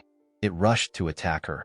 Yuling was shocked to see the monster coming towards her. Before the bat could touch our girl, Ye Tian appeared in front of her and kicked its head. The moment Ye Tian did this, Yuling finished preparing the formation array. She placed her hand on the ground and asked the formation array to activate. Immediately she did this. The plate flew to the top of the bat. When the plate arrived at the top of the bat, it released a large array over the monster. The array pushed and suppressed the monster. Yuling became relieved when she saw this. She could not believe that they actually succeeded. While the array was suppressing the monster, it activated its gigantism talent. The bat's muscles grew in size and mass. Its body grew to the size of a mountain. The monster screamed out in anger as it tried to break the array. Our girl was terrified to see this. She noticed that the formation array plate was about to break. She turned around and asked our boy to make use of the opportunity. She told him that he only has one chance. Before Yuling could turn around, Ye Tian appeared in front of the monster and used his Shadow Blade skill to cut off its head. The bat's body and head shrunk and fell in front of Yuling. Our girl was shocked to see this. She could not believe that Ye Tian actually cut the bat's head off with one strike. She realized that our boy was much powerful than she expected. When the bat died, the array plate fell out of the sky and broke. When our boy landed on the ground, he saw the array. He picked the plate in surprise. He was annoyed to see that such a good item was destroyed after one use. While Ye Tian was looking at the item, Yuling ran to him. When she stood in front of him, she began to question him. Yuling asked our boy if he is hiding his strength from her. It did not make sense to the girl that Ye Tian was able to kill the teleportation bat in one strike. Our boy dropped the array plate and crossed his hand. With a nervous look on his face, Ye Tian assured her that he did not hide his strength. He told the pavilion master that he was able to finish off the bat because of the formation array plate. He told her that the bat became an easier target for him because it grew in size. Our boy looked away from Yuling. He reminded her that they need to check for the Divine Soul Flower. Yuling was annoyed to hear this. She knew that our boy was trying to divert her attention. She turned around and told our boy that she will interrogate him later. She ran towards the bat's cave. While running, Yuling hoped that there would still be some stalks of the Divine Soul Flower. She did not know how she would face Ye Tian if she was not able to find the flower. While Yuling was running, Ye Tian took out his pouch and dragged the bat's corpse into it. Our boy did this in order to preserve the body of the bat. Ye Tian was very happy that he came along with the pavilion master. When Yuling arrived inside the cave, she saw something shocking. There was still a lot of flowers in the cave. When our girl counted the flowers, she noticed that there was 8 flowers in the cave. Yuling was very happy to see this. She and Ye Tian had enough flowers for themselves. As she picked out the flowers, Yuling smiled. She was happy to see that she and Ye Tian would each get 4 flowers. While Yuling was picking the flowers, Ye Tian entered the cave. The moment he stepped into the cave, our boy smelled something that seemed familiar to him.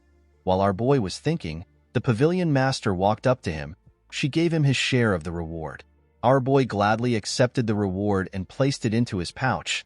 Ye Tian was happy to see that he greatly benefited from the trip. While smiling, our boy smells the familiar scent again. The moment this happens, Ye Tian remembered the place he smelled the scent. The cave had the same scent as the cave which little Jean took our boy to get the elixir. Our boy realized that there are more treasures inside the cave. Ye Tian began to search the cave. Yuling did not understand what our boy was doing. They had already gotten the treasure they were looking for. She did not understand why our boy was searching the cave. She asked our boy if he is not going to leave. Ye Tian told Yuling that she can leave if she wants to. He told her that he will follow her very soon. Yuling was surprised to hear this. She assumed that our boy was not satisfied with his share of the divine soul flower. She told our boy that it is a taboo to be too greedy. She explained to him that moderation is important. While Yuling was talking, Ye Tian ignored her and continued searching. Yuling was annoyed to see this. While searching, our boy touched a wall. Ye Tian realized that the treasure was hidden behind the wall. Our boy took a stance and placed his hand on the wall. He activated his strength talent. Immediately he did this, the wall broke apart. The pavilion master did not understand what our boy was doing. When the dust from the attack cleared up, Yuling saw a large hole in the wall. She was quite shocked to see that a cave was hidden in the cave. When Ye Tian looked into the cave, he saw an item. He told Yuling that he was right. Our girl quickly rushed to see what Ye Tian was talking about. When Yuling looked into the cave, she saw a flower in a lake. The pavilion master was shocked to see the flower. She called it the Musella lasiocarpa. Ye Tian smiled like a creep when he saw the flower. He realized that he had hit the jackpot. Our boy turned to Yuling and asked her if she knows a lot about the flower. The pavilion master explained to our boy that the flower is rarer than the divine soul flower. The market price of the Musella lasiocarpa is 5 times higher than that of the divine soul flower. Unfortunately, although the market price is high, the Musella lasiocarpa is not wanted in the market. Our boy was surprised to hear this. He asked Yuling to tell him why no one wants the flower. According to the pavilion master, the Musella lasiocarpa is used for one's inborn talent. The flower does not level up a person's inborn talent. Instead, it can only allow the inborn talent to unlock new evolutions. The evolution can be useful depending on the inborn talent itself. Yuling told our boy that someone once used the Musella lasiocarpa on a speed talent. The person got wings. Our girl explained to Ye Tian that the flower is not very useful. This is because the chances that someone might get a good talent is 1 in 1,000. The martial artists of the world do not consider the flower as valuable as other elixir. Only the rich purchase the flower in an attempt to change their inborn talent. Our boy smiled when he heard this. Ye Tian's inborn talent is talent copying. Our boy became curious about the kind of evolution his talent would get if he took in the elixir. Our boy asked Yuling if she has any interest in having a business exchange. The pavilion master was surprised to hear this. Ye Tian went down and jumped into the lake. While he was above the water, Ye Tian stretched out his hand and took out the Musella lasiocarpa. Yuling was shocked to see this. Ye Tian stepped on a plant and used it to push himself back to land. The pavilion master could not believe that our boy would pluck the flower in such a way. She told Ye Tian that part of the flower belongs to her. She asked him to not forget their agreement. Our boy asked her not to worry about it. He stood up and opened his pouch. Our boy remembered that the pavilion master said that the Musella is worth 5 times the price if the divine soul flower. With a smile on his face, Ye Tian told Yuling that he will give her 3 stalks of the divine soul flowers for her share of the Musella and her share of the teleportation back corpse. The moment he said this, our boy took out 3 stalks of the divine soul flowers.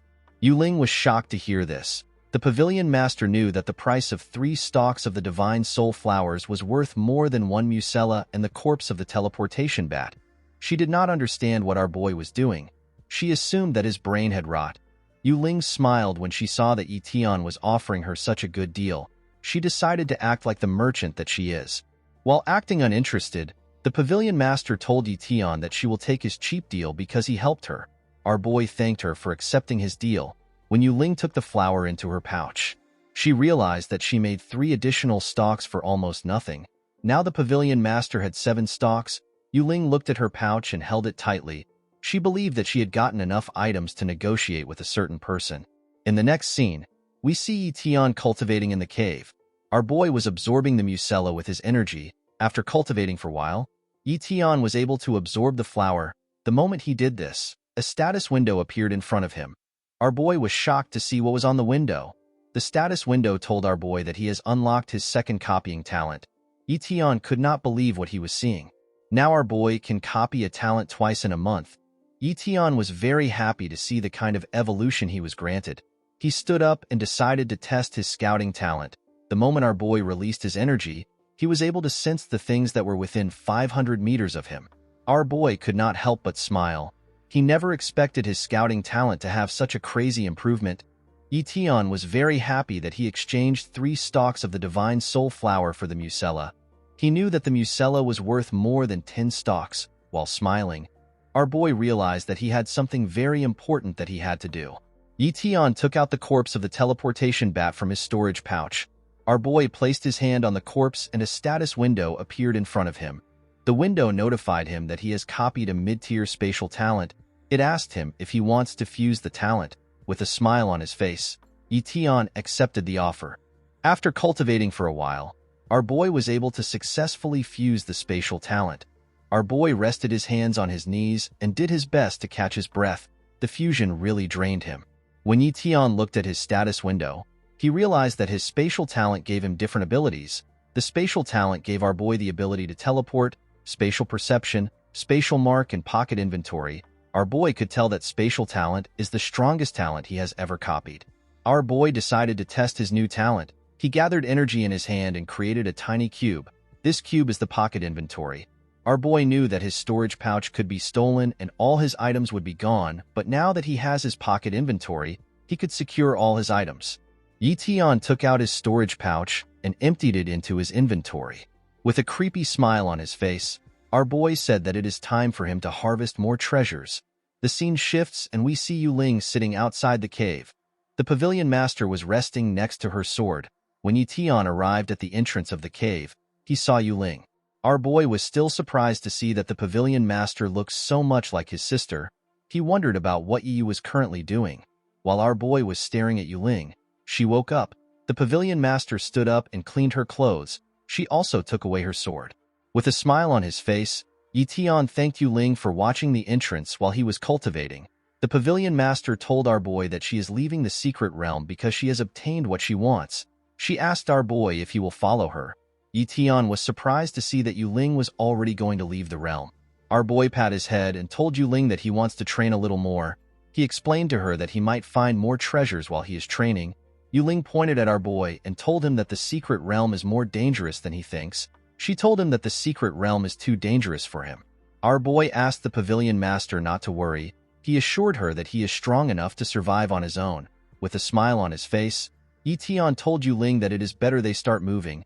He told her that they will be able to arrive at the teleportation gate before daybreak.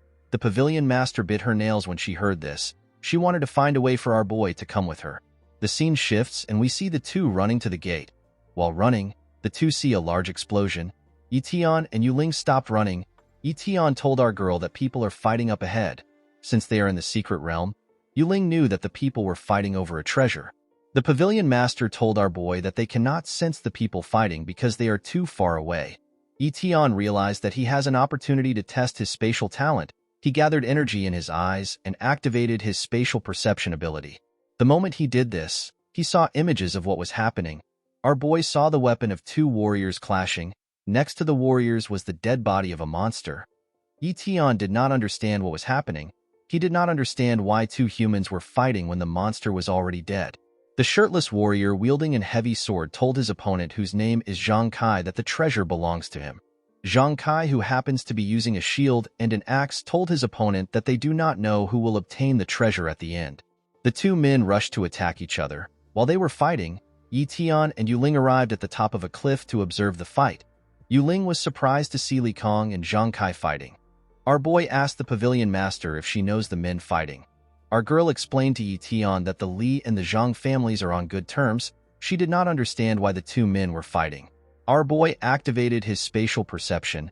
He realized that the treasure which is making the men fight must be very valuable for them to forget their relationship. While looking around, Ye Tian saw something in the monster's mouth. While fighting, Li Kong and Zhang Kai dealt heavy blows to each other at the same time. The 2 men spat out some blood and fell to the ground. Yu Ling was shocked to see this. She could not believe that the 2 warriors died at the same time. Our girl immediately jumped from the cliff. Our boy was surprised to see this. He immediately called out to her. Ye Tian reminded the girl that she has to get to the gate. The pavilion master smiled when she heard this. She told our boy that only cowards do not take the opportunity to scavenge corpses for good items. Immediately she said this, Ye Tian followed her. Our boy told the pavilion master that they do not have to split the things they find. Yuling accepted this deal. She asked our boy to not regret his decision. Ye Tian assured her that he would not. Our boy smiled when he realized that Yuling did not even know where the real treasure is. While the two were running to the ground, Yuling increased her speed. With a smile on her face, she asked our boy to not blame her for starting first. Ye Tian was surprised to see that our girl increased her speed. The moment Yuling landed on the ground, she rushed to the corpses. She took out Li Kang's storage pouch. The moment she took the pouch, she moved to Zhang Kai and also took out his storage pouch. The pavilion master decided to take all the items in the storage pouch of the two men. When Ye Tian landed on the ground, he sat on the corpse of the monster. He asked Yuling if she wants the corpse. While searching the two men, Yuling told our boy that the corpse is too big and it is not worth a lot in the market. She told him that he can take the monster. Our boy stood up and asked the pavilion master if she is sure about her decision. Yuling was annoyed to hear this question. She told our boy that he can do as he wishes. Ye Tian smiled confidently when he heard this. He turned around and asked Yuling to not regret her decision. The pavilion master did not understand why our boy was nagging her. She assured him that she does not want the monster. Immediately she said this. Ye Tian opened the monster's mouth and revealed the treasure. Yuling was shocked to see the treasure. Our boy told the pavilion master that he is lucky enough to find a spirit grass. Yuling quickly ran to our boy. She asked him to show her the spirit grass. Our boy told the pavilion master that he does not want to show her. Our girl grabbed Ye Tian's hand and raised it up. Yuling was shocked to see that our boy was holding a flame talent spirit grass. Our boy was surprised to see that Yuling recognized the plant. He threw the spirit grass up and asked the pavilion master if it is valuable. Yuling panicked when she saw our boy throw the grass. She asked him to be careful. With a kind smile on her face, the pavilion master asked our boy if he wants to exchange items with her. Ye Tian was shocked to see the sudden change in Yuling's behavior. He asked her to tell him about the item he is holding and the reason why Li Kang and Zhang Kai killed themselves over it. With a serious look on her face, Yuling told our boy that the flame spirit grass has one simple ability. It can give anyone who consumes it a flame talent. Our boy was not impressed with the spirit grass. He asked Yuling if it has any other value. The pavilion master freaked out when she heard this. She asked Ye Tian if he knows what it means to add a talent. According to our girl, even king-level cultivators are simply people with high cultivation talent. None of them have unique talents. To the big families, a high-level attack-type talent obtained from the Flame Spirit Talent Grass is extremely valuable. Yuling's words did not get to our boy. Ye Tian has the ability to copy talents without any restrictions. He did not understand the feeling other people had. To him, the item is completely useless. The pavilion master revealed to our boy that the king rank in her family is desperately looking for the item he is holding. According to Yuling, if the king rank of her family is able to get the item, he will be able to raise his battle strength by tenfold. Upon hearing what our girl said, Ye Tian offered the Flame Spirit Talent Grass to her. Yuling was shocked to see this. She asked our boy if he is actually giving her the grass. Ye Tian explained to the pavilion master that he cannot use the item and his sister also cannot use the item. Yuling felt bad for accepting the grass without giving anything in return. Our boy turned around and told the pavilion master that he will check around to see if he can find something more valuable to him. Yuling was happy to see this. She believed that this was the difference between our boy and other people. The pavilion master found it ironic that the treasure which someone died to obtain was easily given to another person. As she watched our boy look around, Yuling realized that our boy was definitely going to accomplish great things in life. Unfortunately for the pavilion master, our boy is not as nice as she thinks. Ye Tian only gave Yuling the item because he had no use for it. Our boy knew that the pavilion master would owe him a favor for giving her such a rare treasure. Our boy knew that if he was to sell the item to the martial pavilion, a lot of people would search for him. Ye Tian was not willing to risk his life over a worthless treasure. Our boy and Yuling continued their journey.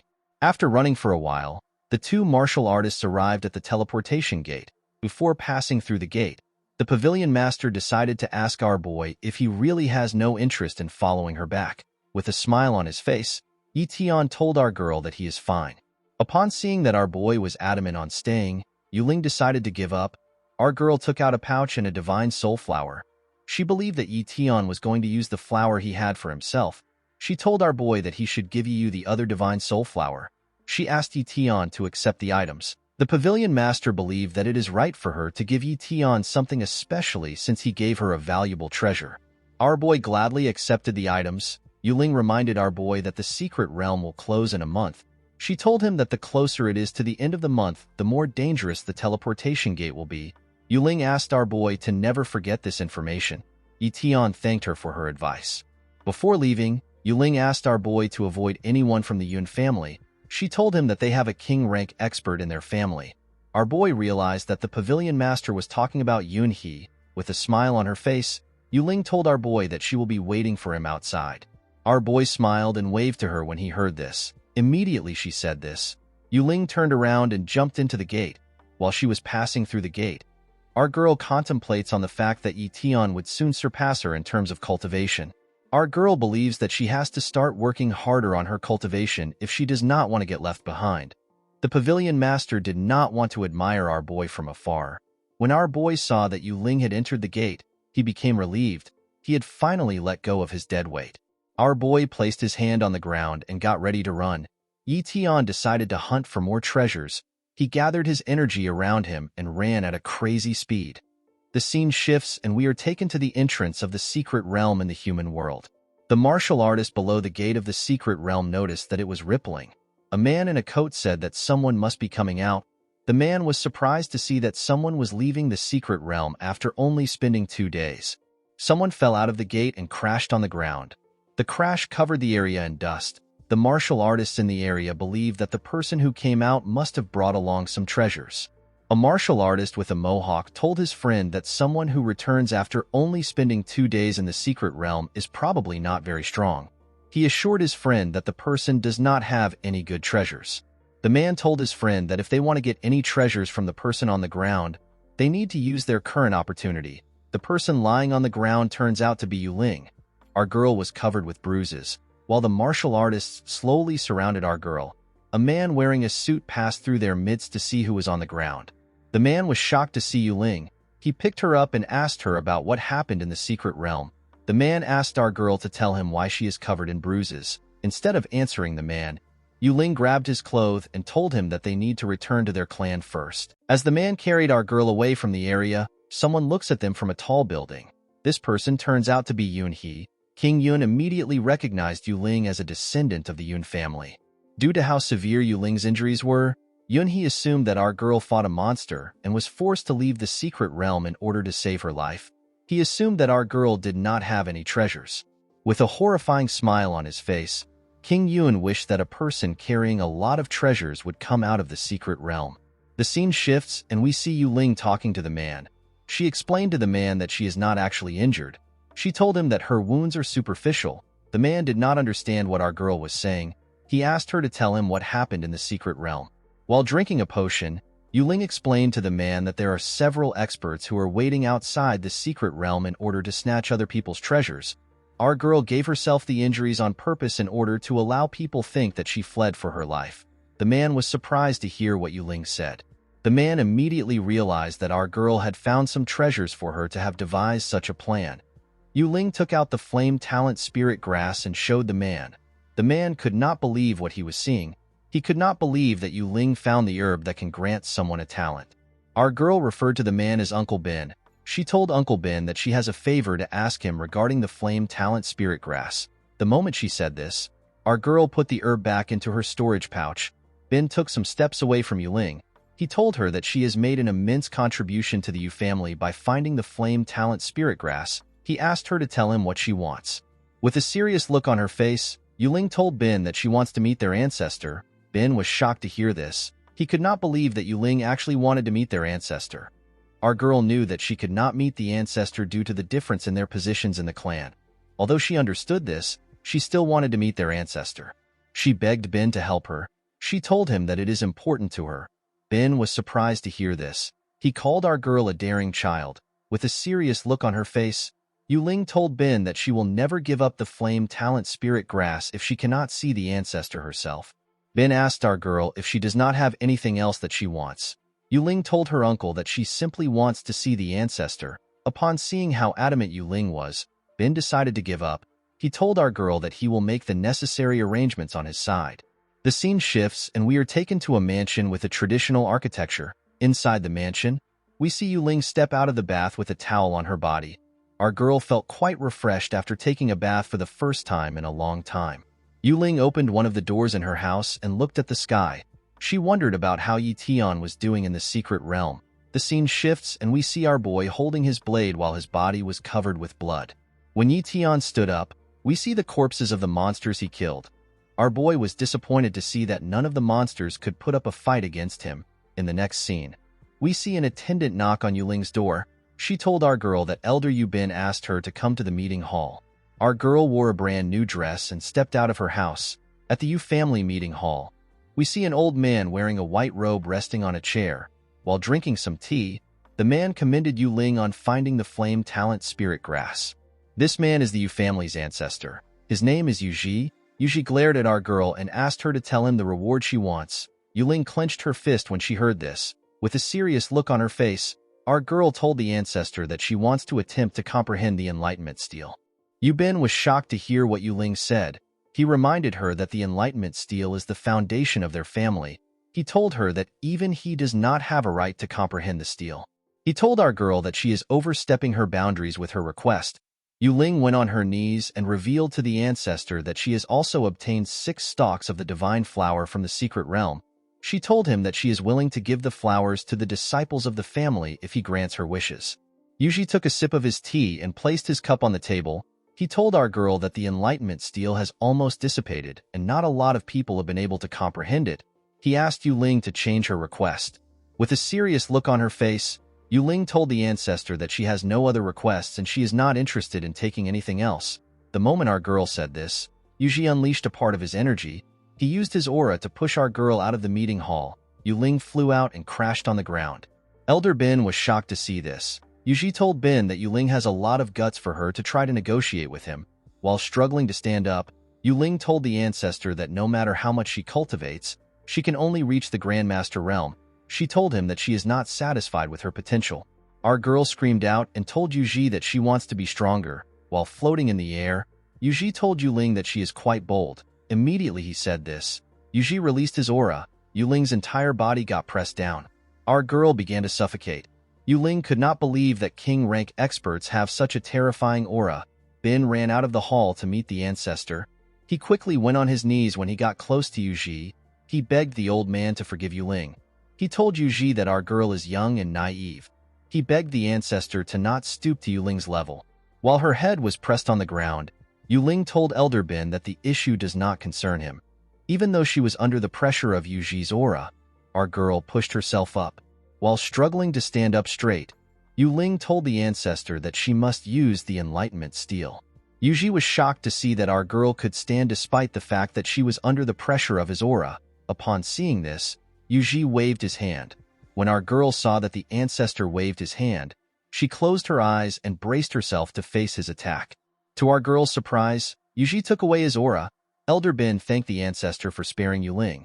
Yuji explained to our girl that every country has its own rules. He told her that their clan also has its own set of rules which they must abide by.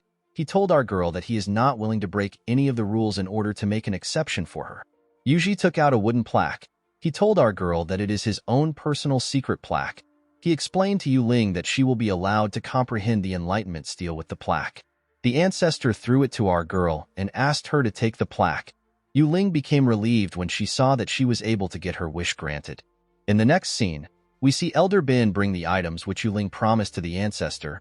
He told Yuji that Yuling sent someone to deliver the 6 stalks of the Divine Soul Flower and the Flame Talent Spirit Grass. While watering his plants, Yuji asked Bin to leave the items on the table. The moment Bin put the items on the table, he reminded Yuji that he was against allowing Yuling enter into the Enlightenment Steel. He asked the ancestor to tell him the reason why he changed his mind. With a smile on his face, Yuji told Bin that he simply likes Yuling's stubbornness. He told him that our girl reminds him of himself when he was younger. The scene shifts and we are taken to the secret realm. Inside the realm, we see Ye Tian climb a mountain in order to pull out a spirit plant. When our boy got close to the herb, he pulled it out of the dirt. Ye Tian was happy to see that he found another spirit plant. While he was smiling, our boy slips and falls from the mountain. Fortunately for Ye Tian, there was a river below. He fell into the river. Our boy dragged his herb and swam to land. When our boy found a safe place to rest, he took out his herbs to see what he had obtained. Ye Tian realized he is very lucky to have gotten a lot of spirit plants within a few days. Our boy realized that he will be making a lot of money, especially if he adds the corpses of the monsters he killed. After seeing what he obtained, Ye Tian decided to change his clothes. Our boy was shocked when he smelled the stench on his clothes. Fortunately for him, Yu helped him pack some clothes. While Ye Tian was taking off his clothes, something watches him from the top of a cliff. Our boy changed into a hoodie and a sweatband. He took his herbs back into his pocket inventory. He wanted to sleep for the night. Unfortunately for him, his stomach grumbled the moment he took away his herbs. Ye Tian realized that he needs to find something to eat. When our boy looked around, he did not see anything in the area. While he was looking, Ye Tian sensed something coming close to him. When our boy turned around, he saw a huge monster that looked like a boar. Ye Tian was shocked to see the monster. The scene shifts and we see our boy grilling the monster's meat on a long stick. While grilling it, Ye Tian took a slice of the meat. Our boy was surprised to see how delicious the meat was. While he was eating his meat, the monster that was watching him jumped down from the cliff and took his meat. The monster, which turns out to be a mouse, ran away with our boy's meat. Ye Tian was shocked to see this. He immediately ran after the mouse. After chasing the monster for a while, Ye Tian found it hidden behind some bushes. Our boy bent his head and tried to catch the monster by surprise. Before Ye Tian could catch the mouse, he saw something shocking. Our boy saw the monster's talent. He saw that the mouse had a treasure hunting talent. According to the status window, the monster is known as the purple treasure hunting mouse. It has an apex tier genetics talent and an apex tier treasure seeking talent. Our boy jumped out of the bush and rushed to grab the monster. Before Ye Tian could land on the ground, the mouse sensed his presence and evaded him. Our boy crashed into the ground. The mouse began to run. Our boy smiled when he saw this. He activated his spatial talent and teleported in front of the monster. He grabbed the mouse while it was in the air. The mouse called Ye Tian a stupid human and asked him to let it go. Ye Tian was surprised to see that the mouse has a girl's voice. Our boy took out his blade and asked the mouse to choose between serving him as her master or getting grilled alive. The mouse was terrified to see Ye Tian's blade. She begged our boy not to kill her. She told him that she will accept him as her master. The two closed their eyes and activated the soul-like contract. After our boy and the mouse established their contract, he let her go.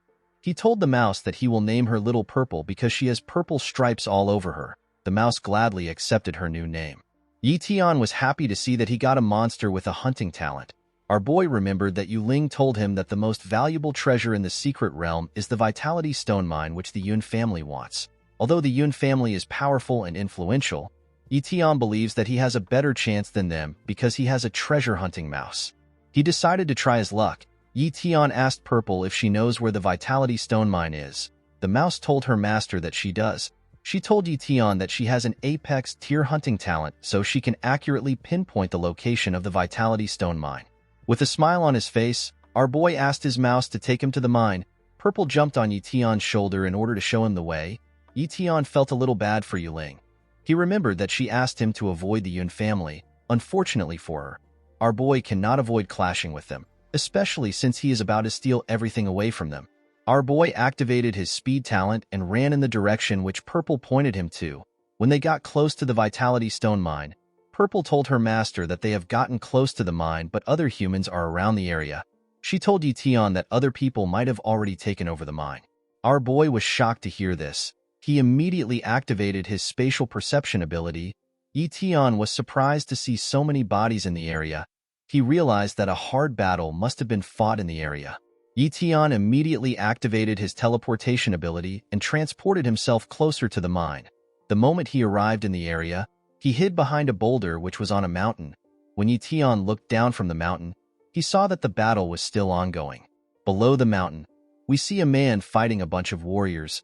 The man used a spell to attack the warriors with hundreds of rocks. The rocks crushed the warriors to their death. One of the warriors who was able to avoid the attack tried to attack the man from above with his leg. Before his leg could touch the man tapped his staff on the ground and activated a spell known as Earth Spike. Immediately he did this. A giant spike came out of the ground and stabbed the warrior while he was in the air. The warrior spat out some blood and fell to the ground. The last warrior, who happens to be a woman, told the man that he is quite impressive. She told the man that he deserves to be called the genius of the He family since he is able to kill so many warriors of the Yun family. The man, who was wearing a blue robe, is known as He Lianbi. He has an apex tier cultivation talent, a mid-tier inspection talent, a novice tier speed talent, and an apex tier earth element talent. The woman took out a huge sword. With a smile on her face, the woman told Lianbi that it is her turn to have fun with him. The woman wearing the odd shorts is known as Yun Feng. She has an apex tier cultivation talent, a high tier wind talent, and a novice tier speed talent. With a smile on her face, Yun Feng rushed to attack Lianbi. She told him that his treasure already belongs to the Yun family. With a smile on his face, Lianbi told Yun Feng that she has to be capable to take away his treasure. Immediately he said this, Lianbi activated a spell known as King Kong Wall. The moment he activated the spell, a giant lion statue came out of the ground. When she got close to the statue, Yun Feng used a technique known as wind-shattering slice to tear the statue apart. Lianbi was shocked to see this. He could not believe that Yun Feng covered her sword with her wind talent and used it to cut his strongest wall. While Lianbi was looking at his spell fall apart, Yun Feng closed the gap between them. She used her leg to kick Lianbi in the face. This attack pushed Lianbi back and knocked him into a boulder. The man did not waste any time. He immediately stood up and activated a spell known as Rock Fall. The moment he did this, a giant array appeared above him. Yun Feng was surprised to see the array. The array began to shoot rocks at the girl. Yun Feng laughed as she used her huge sword to block the rocks. She asked Lianbi if he is doing his best. Immediately Lianbi heard this. He pointed his staff at the girl and activated a technique of the Greater Earth known as the Fallen Skies. The moment he did this, a giant rock fell out of the sky. Yun Feng was shocked to see the rock. She was shocked to see how powerful an apex tier talent is. She activated her speed talent and was able to avoid the rock by jumping. Lianbi was shocked to see this. He could not believe that Yun Feng was able to dodge his attack. While Yun Feng was in the air, she decided to attack Lianbi. She gathered her energy in her mouth and used a technique of the wind speech known as Pale Blades. Immediately she activated the technique. She released multiple blades created with wind from her mouth. The blades hit Lianbi and heavily injured him. He fell to the ground. When Yun Feng landed on the ground, she asked Lianbi if the mine is in the cave behind him. Lianbi picked up his staff and forcefully pushed himself up. He told Yun Feng that he searched the secret realm for 10 years before he could find the Vitality Stone mine. The man released his aura and told his opponent that he will not let anyone touch the mine. Ye Tian was surprised to hear that the mine is inside the cave. Our boy activated his spatial perception to check for the mine. The moment Ye Tian did this, he noticed something shocking. Our boy was surprised to see that he could not detect any mine in the cave. Instead, Ye Tian was detecting a forbidden restriction on the cave. Yun Feng smiled when she heard what Lianbi said. She asked the man if he has the capacity to defend the treasure. Yun Feng took out a spirit grass when she said this. She told Lianbi that she did not want to consume the herb. She explained to him that it is dangerous for anyone to consume the spirit grass directly. The woman took a bite of the grass and told Lianbi that she is willing to use the herb because she wants to kill him. Lianbi immediately recognized the grass. He could not believe that Yun Feng was holding the spiritual energy-enhancing grass. The grass is used to increase one's talent. Ye Tian was shocked to see Yun Feng eating the grass. He wondered if she had gone mad. Our boy wondered if Yun Feng was crazy because there is a possibility of the user exploding if they consume a spirit grass directly. When Yun Feng forcefully swallowed the grass, her eyes began to glow and her body began to shake. The woman began to release some energy. While she was shaking, a large amount of energy came out of her body. The pressure of the energy pushed Lianbi back a bit. When the man looked at Yun Feng, he could tell that her talent had increased. Yun Feng's cultivation talent had now reached the transcendent tier, and her speed talent was now on the high tier. Ye Tian was shocked to see that Yun Feng's cultivation had risen to the transcendent tier.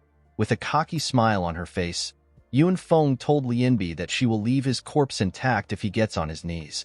Lianbi was annoyed to hear this. He stretched out his hand and activated an array. He told Yun Feng that he will not lose to her simply because her cultivation talent has risen to the transcendent tier. When Yun Feng saw Lianbi getting ready to use a spell, she activated her speed talent. She easily closed the gap between herself and Lianbi. When she got close to Lianbi, Yunfeng used her sword to cut him. The man spat out some blood and fell to the ground. Yunfeng explained to Lianbi that she now has a high-tier speed talent and an apex-tier wind talent. She told the man that he is underestimating her talent upgrade. Yunfeng was disappointed to see that Lianbi actually thought that he could fight her. With a smile on her face, she told Lianbi that he is no longer the genius of the He family. She called the man a useless trash. While struggling to stand up, Lianbi told Yunfeng that there are countless geniuses on the cultivation path. He told the girl that even if she wins him today, she will also one day become a stepping stone for someone else's success. Yunfeng was annoyed to hear this. She could not believe that Lianbi was spouting nonsense simply because he lost. She told the man to accept his loss like the loser he is. Yunfeng walked past Lianbi and headed into the cave. While walking to the cave, Yunfeng reminded Lianbi that the Yun family is the strongest in the Demon Sea base. She told him that their family has a king-rank expert. With a creepy smile on her face, Yunfeng told Lianbi that there are no enemies in the face of absolute power. Immediately she said this, she went into the cave. After Yunfeng went into the cave, Lianbi laid on the ground and looked at the sky. The man wondered if his life was going to end. While he was looking up, Ye Tian comes to greet him. He referred to Lianbi as senior and asked him if he is all right. Lianbi was shocked to see someone in the area. He asked Ye Tian for his identity. Our boy told the senior that his identity does not matter. He took out a potion and asked Lianbi to take it. He told him that he needs to recover his strength. Lianbi told our boy that the potion cannot help him. He told Ye Tian that Yunfeng's attack has shattered his internal organs. He told our boy that he is definitely going to die. Lianbi asked our boy if he also came to find the mine. Ye Tian told him that he did. The man smiled when he heard our boy's response. He told Ye Tian that he is very honest. Our boy asked Lianbi to tell him the reason why he has not entered the cave. Ye Tian realized that Lianbi would have already mined the entire cave if everything was fine. Lianbi told our boy that there is something inside the cave. He explained to Ye Tian that a high-level monster is guarding the mine.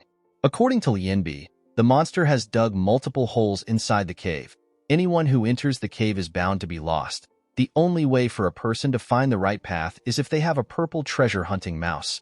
The mouse has the ability to accurately pinpoint the location of the Vitality Stone mine. Unfortunately, the purple treasure-hunting mouse is quite rare. Lianbi told our boy that he has searched the secret realm for 10 years and he has not been able to find the monster. Immediately Lianbi said this. Ye Tian took out purple and showed her to Lianbi. The man's eyes widened when he saw the monster. He could not believe what he was seeing. He did not understand how Ye Tian was able to find the monster. While he was staring at the mouse, Lianbi began to cough heavily. Our boy was surprised to see this. He asked the man if he is all right. Lianbi could not believe that Ye Tian actually managed to form a contract with the purple treasure-hunting mouse. Purple ran up to Lianbi and climbed on his leg. The man laughed when he saw the monster. He never expected that he would see the mouse before he died. Seeing the monster made Lianbi sad. He felt stupid for spending 10 years in the secret realm because of a treasure. Lianbi stretched out his hand and tried to touch the mouse. Before his hand could reach Purple, he lost consciousness and his hand fell to the ground. Lianbi died with a smile on his face. He realized that fate had made a fool out of him.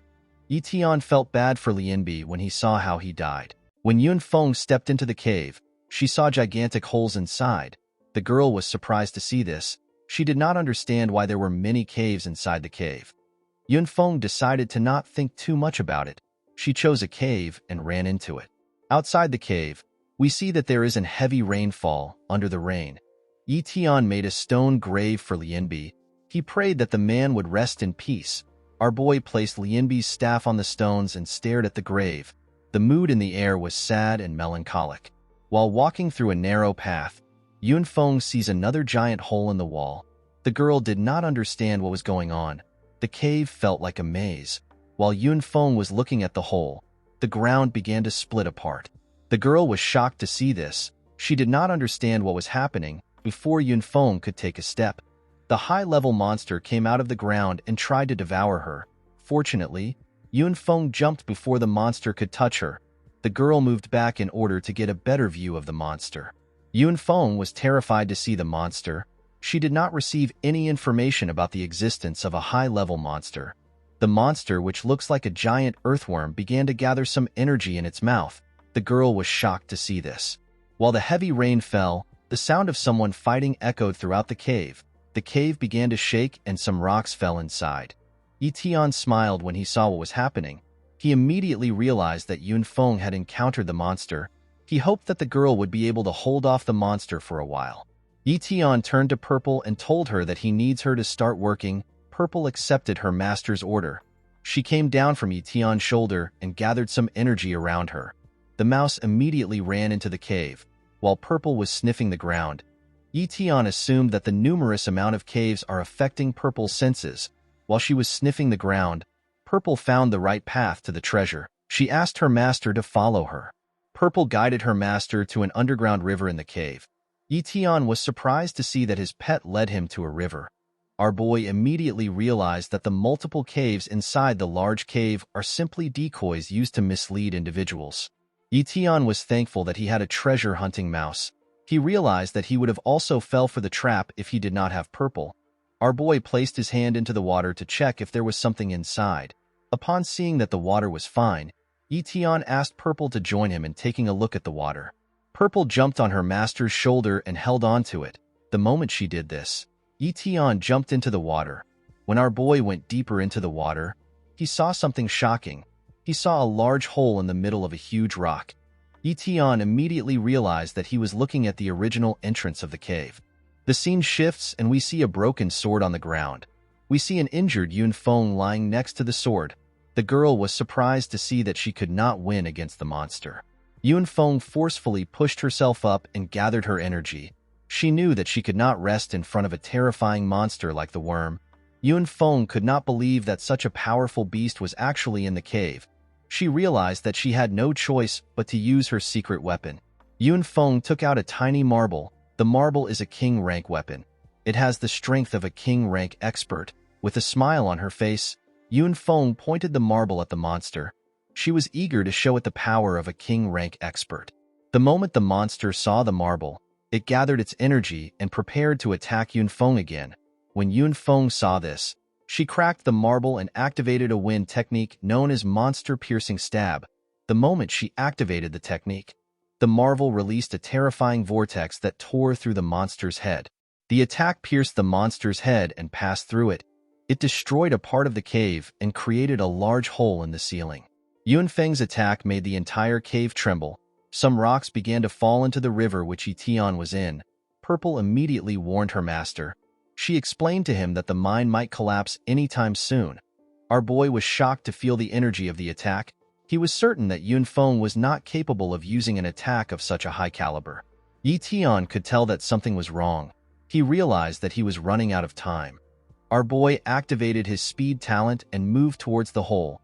The moment the attack went through its head, a purple flame spread round its body. The earthworm began to scream out and wiggle in pain. The monster did this until it lost its strength. After the earthworm died, Yunfeng pushed it out of the way. The girl felt lucky that she was able to receive the magic tool from the head of the family. She knew that she could have never killed the monster without the item. While resting on the monster, Yunfeng tried to gather her energy. The girl did not want to spend time resting. She was focused on finding the Vitality Stone mine. After swimming for a while, Ye Tian was able to pass through the hole and arrive at the other side of the cave. The moment our boy landed inside the cave, Purple asked him to look around. When he looked up, he saw hundreds of Vitality Stones. Ye Tian was shocked to see the size of the stones. He never expected the Vitality Stones to be so huge. With a devious smile on his face, Ye Tian thanked the Yun family for helping him get the Vitality Stones. Our boy decided to start mining the stones. Purple warned her master that the Vitality Stones are extraordinarily hard. She asked him to remember this before he starts farming. Ye Tian took out a pickaxe and told Purple that she does not need to worry herself. The moment he said this, our boy activated his strength talent and used it to smash the pickaxe on the stone. While Ye Tian was mining the stones, he asked Purple to help him. He told the mouse that they do not have enough time on their hands. He asked her to assist him by gathering the stones he has mined. This is to make it easy for Ye Tian to store the stones in the inventory. The moment she heard this, Purple rushed to push a stone aside. Before she could completely push the stone away, the mouse sensed something. She left the stone and began to run into the cave. Ye Tian asked Purple to tell him what she is doing. The mouse told her master that she found something important. She asked Ye Tian to follow her. Our boy dropped his axe and ran with Purple. Ye Tian assumed that the vitality stones were the most important treasures in the cave. He asked his mouse if there is something more important than the vitality stone. Purple revealed to her master that she has found a treasure from the legends. When Ye Tian and Purple arrived at their destination, they saw a glowing rock on an altar. Purple explained to her master that he is looking at the vitality core. She told Ye Tian that the vitality stones were created from the vitality core. The mouse revealed to Ye Tian that the vitality core is the most valuable treasure in the secret realm. Ye Tian was shocked to hear this. Purple told her master that the vitality core can help him raise his cultivation to the king rank in the future. Ye Tian could not believe what he was hearing. Our boy could not believe he would get a chance to become one of the strongest people on the continent.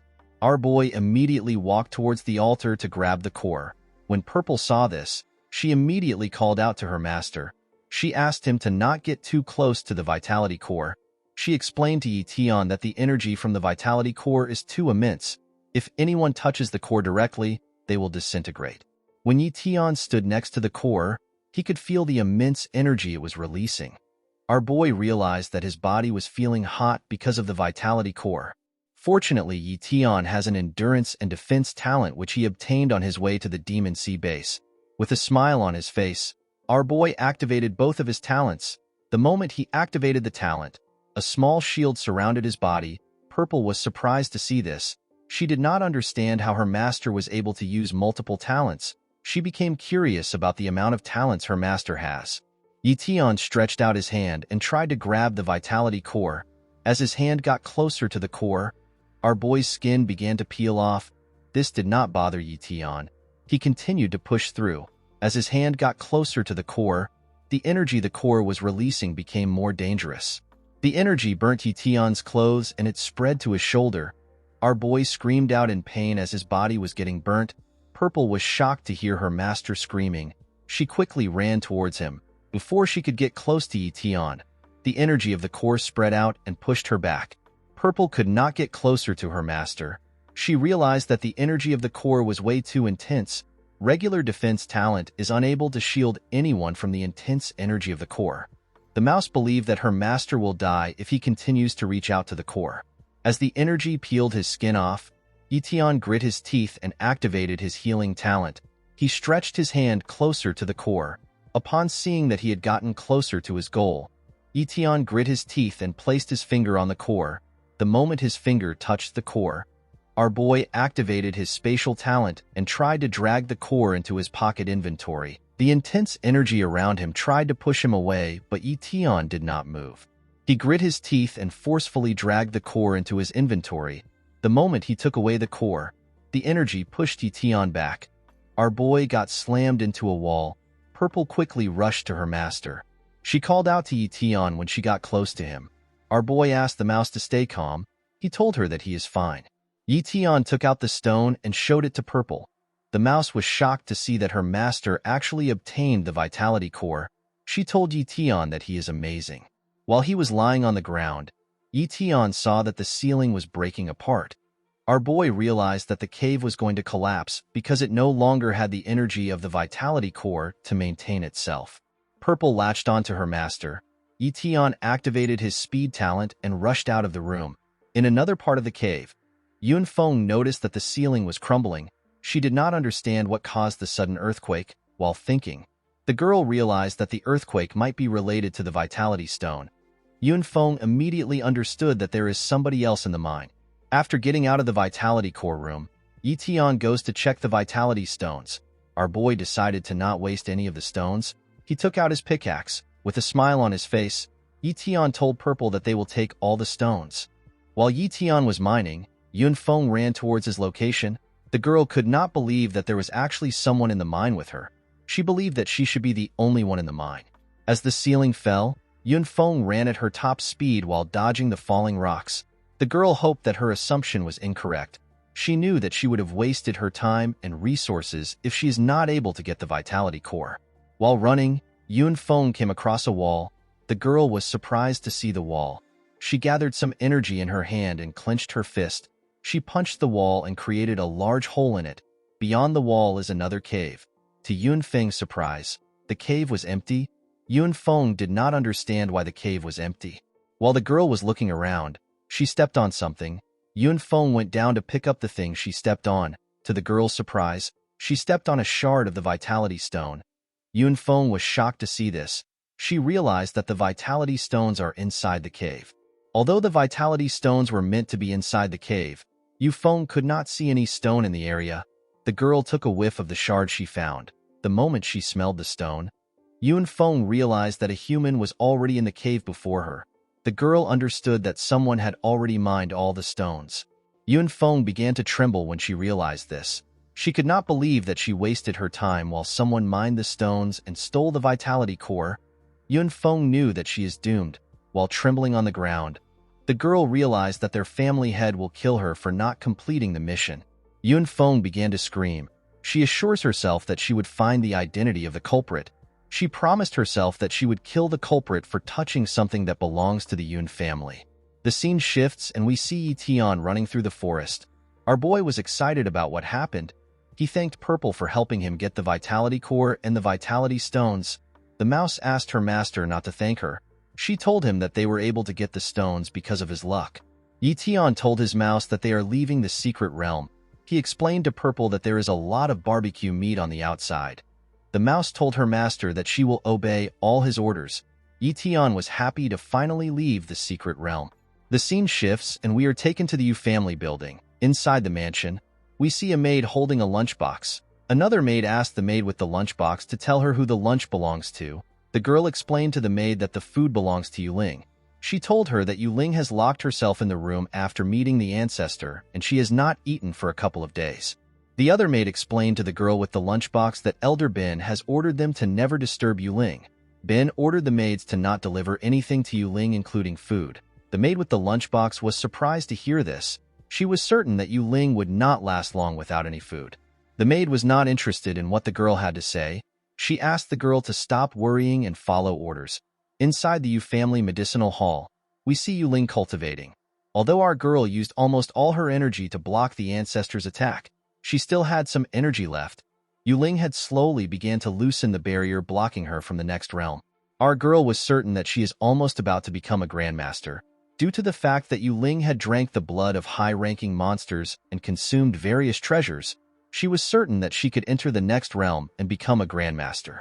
After cultivating for a while, Yuling gathered some energy around herself. After getting a large amount of energy, our girl felt something. She opened her eyes and prepared herself. Outside the medicinal hall, we see a butterfly hatch from its cocoon. The moment the butterfly came out, the clouds became dark and lightning began to form. A bright light shined on the medicinal hall. People who saw the light from outside the mansion realized that it was coming from the Yu family. They immediately understood that the Yu family has gotten another grandmaster. A man said that another amazing individual is about to come out of the Yu family. Inside the mansion, we see Yuji writing something. The old man smiled when he noticed that Yuling had entered the grandmaster realm. He realized that Yuling actually has some talent and potential. As an electrifying energy circulated through her body, Yuling noticed that everything felt different. There was no longer any need for our girl to sit down and cultivate. She could now instantly absorb all the vital energy in the air into her body. Yuling felt as if her soul was resonating with nature. Her senses had become so much more refined. She could now sense even the tiniest object. While looking around, Yuling used a telekinetic ability to drag a cup of water to her hand. Our girl was very excited to do this. She realized that she had also gained the unique ability which grandmasters have. Our girl took a sip of the water. She remembered that tomorrow is the last day that the secret realm will be open. She sat on the floor and rested her head on some wood. Our girl decided to go greet Ye Tian. The next day, we see the entrance of the realm shaking. A man alerted everyone that someone is coming out. The moment the man said this, two men jumped out of the secret realm. One was holding an axe while the other was not carrying any weapons. The merchants in the area were happy to see the men. This is because most people who return last from the secret realm are usually the ones who obtained a large amount of treasures. The man with the axe asked the other man, who he refers to as Big Brother, if they should sell their treasures. The Big Brother told the man that they should look around. While they were walking around, a merchant approached them. With a smile on his face, the merchant told the men that he is buying at a high price. He asked the men to share their treasures with him. He assured them that they can negotiate the price with him. Upon hearing this, the big brother took out a spirit grass and asked the merchant to give him a price estimate of the spirit grass. The merchant told the man that the spirit grass is damaged. He explained to the man that he is willing to give him 10,000 gold coins. The man with the axe grabbed the merchant when he heard the amount he offered. He told the merchant that the spirit grass that his big brother is holding is the 100-year-old healing spirit grass. He explained to the man that the spirit grass will still be worth more than 10,000 gold, even if it is used to make an alchemy pill. The merchant reminded the men that they can negotiate with him. The big brother called out to his second brother. He asked him not to be agitated. He reminded him that they cannot fight in this place. The big brother asked the second brother to leave with him. The second brother let go of the man and walked away with his big brother. While they were walking away, the man with the axe tells his big brother that they are unlucky to encounter a dishonest trader the moment they stepped out of the secret realm. The man tells his brother that someone like the merchant would have died over 800 times if they were in the secret realm. The merchant was terrified to hear what the men were talking about. The big brother told the man with the axe that they can easily check for other merchants. As the men walked away, Ye Tian came out of the secret realm. Instead of jumping out of the realm, Ye Tian used his spatial talent to teleport out so that no one would notice him. Our boy appeared right next to the merchant. The man was shocked to see someone behind him. Ye Tian wrapped himself in a black coat. Purple came out of the coat to see the outside world. She was quite amazed to see different people and different things. The moment Purple came out, Ye Tian asked her to hide her presence. Our boy asked Purple to do this because he could sense a king-rank expert staring at him. Ye Tian was able to do this with his perception ability. While our boy was looking around, the traders in the market were asking the martial artists to sell their treasures from the secret realm to them. Ye Tian was not focused on what the traders were saying. He was more bothered by the fact that a king-rank expert was watching the entrance of the secret realm. Our boy decided to not think too much about the issue. He decided to head to the Yu family mansion. Ye Tian activated his spatial talent and teleported away from the area. The merchant that was on the ground was shocked to see this. He was certain that there was someone behind him. He did not understand how Ye Tian was able to slip away. The man cleaned his eyes to make sure that he was seeing the right thing. While the two men were checking out the stores in the area, the second brother told his big brother that they are going to become rich. This is because the two men got a lot of valuable treasures from the secret realm. The big brother asked his second brother to stop spewing nonsense and keep quiet. He warned his brother that someone might target them if they hear what he is saying. Immediately the man said this. An array appeared below him.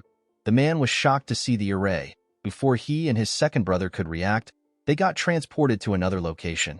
The two men got dropped in another location. The place looked like a dungeon. While struggling to get up, the big brother realized that someone used a spatial talent on them. When the two men looked around, they saw a large amount of dead bodies in the dungeon. The men began to scream. They did not understand what was going on. While the men were shouting, someone asked them to shut up. The person reminded the second brother that he mentioned that he got a lot of treasures from the secret realm. When the big brother turned around to see who was talking, he was shocked to see King Yunhe. While sitting on a table, Yunhe smiled at the two men with a bottle of beer in his hand. The men were terrified to see Yunhe. The second brother trembled when he stared into King Yunhe's eyes. He could not comprehend why a king-rank expert would be in the dungeon. Yunhe found it annoying to see how the two men were trembling. His eyes glowed and the bodies of the two men tore apart. King Yunhe drank a large chug of beer after killing the men. With a sadistic smile on his face, Yunhe told the corpses of the men that he will enjoy their treasures. The scene shifts and we see Ye Tian wandering around an area. Our boy did not know the location of the Yu family's residence. He knew that it will be hard for him to find it because the Demon Sea base is extremely large. Ye Tian realized that he should have asked Yu Ling for the address of her house. He decided to ask someone for the address of the Yu family's residence. While Ye Tian was looking around, someone rushes towards him. Our boy turned around when he sensed the person's presence. Unfortunately for him, he was too slow. The person used her leg to kick Ye Tian's head. The person who kicked our boy's head turns out to be Yu Ling. Yu Ling was shocked to see that she actually landed an attack on our boy. Ye Tian flew back and fell to the ground. Our boy placed his hand on his head to ease his pain. Ye Tian was certain that he had not offended anyone in the Demon Sea base. He did not understand why someone would attack him. Yu Ling rushed to help our boy up. Ye Tian was surprised to see our girl. Yu Ling put her hands together and apologized to Ye Tian. She explained to him that she has advanced to the Grandmaster realm and she was eager to test his strength. Our girl did not expect that Ye Tian would not have his guard up. Our boy was shocked to hear that Yu Ling had reached the Grandmaster realm. He asked her if she is telling the truth. With a smile on her face, Yu Ling told Ye Tian that she was simply lucky. Guys, we have come to the end of our video. If you guys want part 18 of this video, let me know in the comments section. Don't forget to like and smash that subscribe button for more recaps. See you guys later.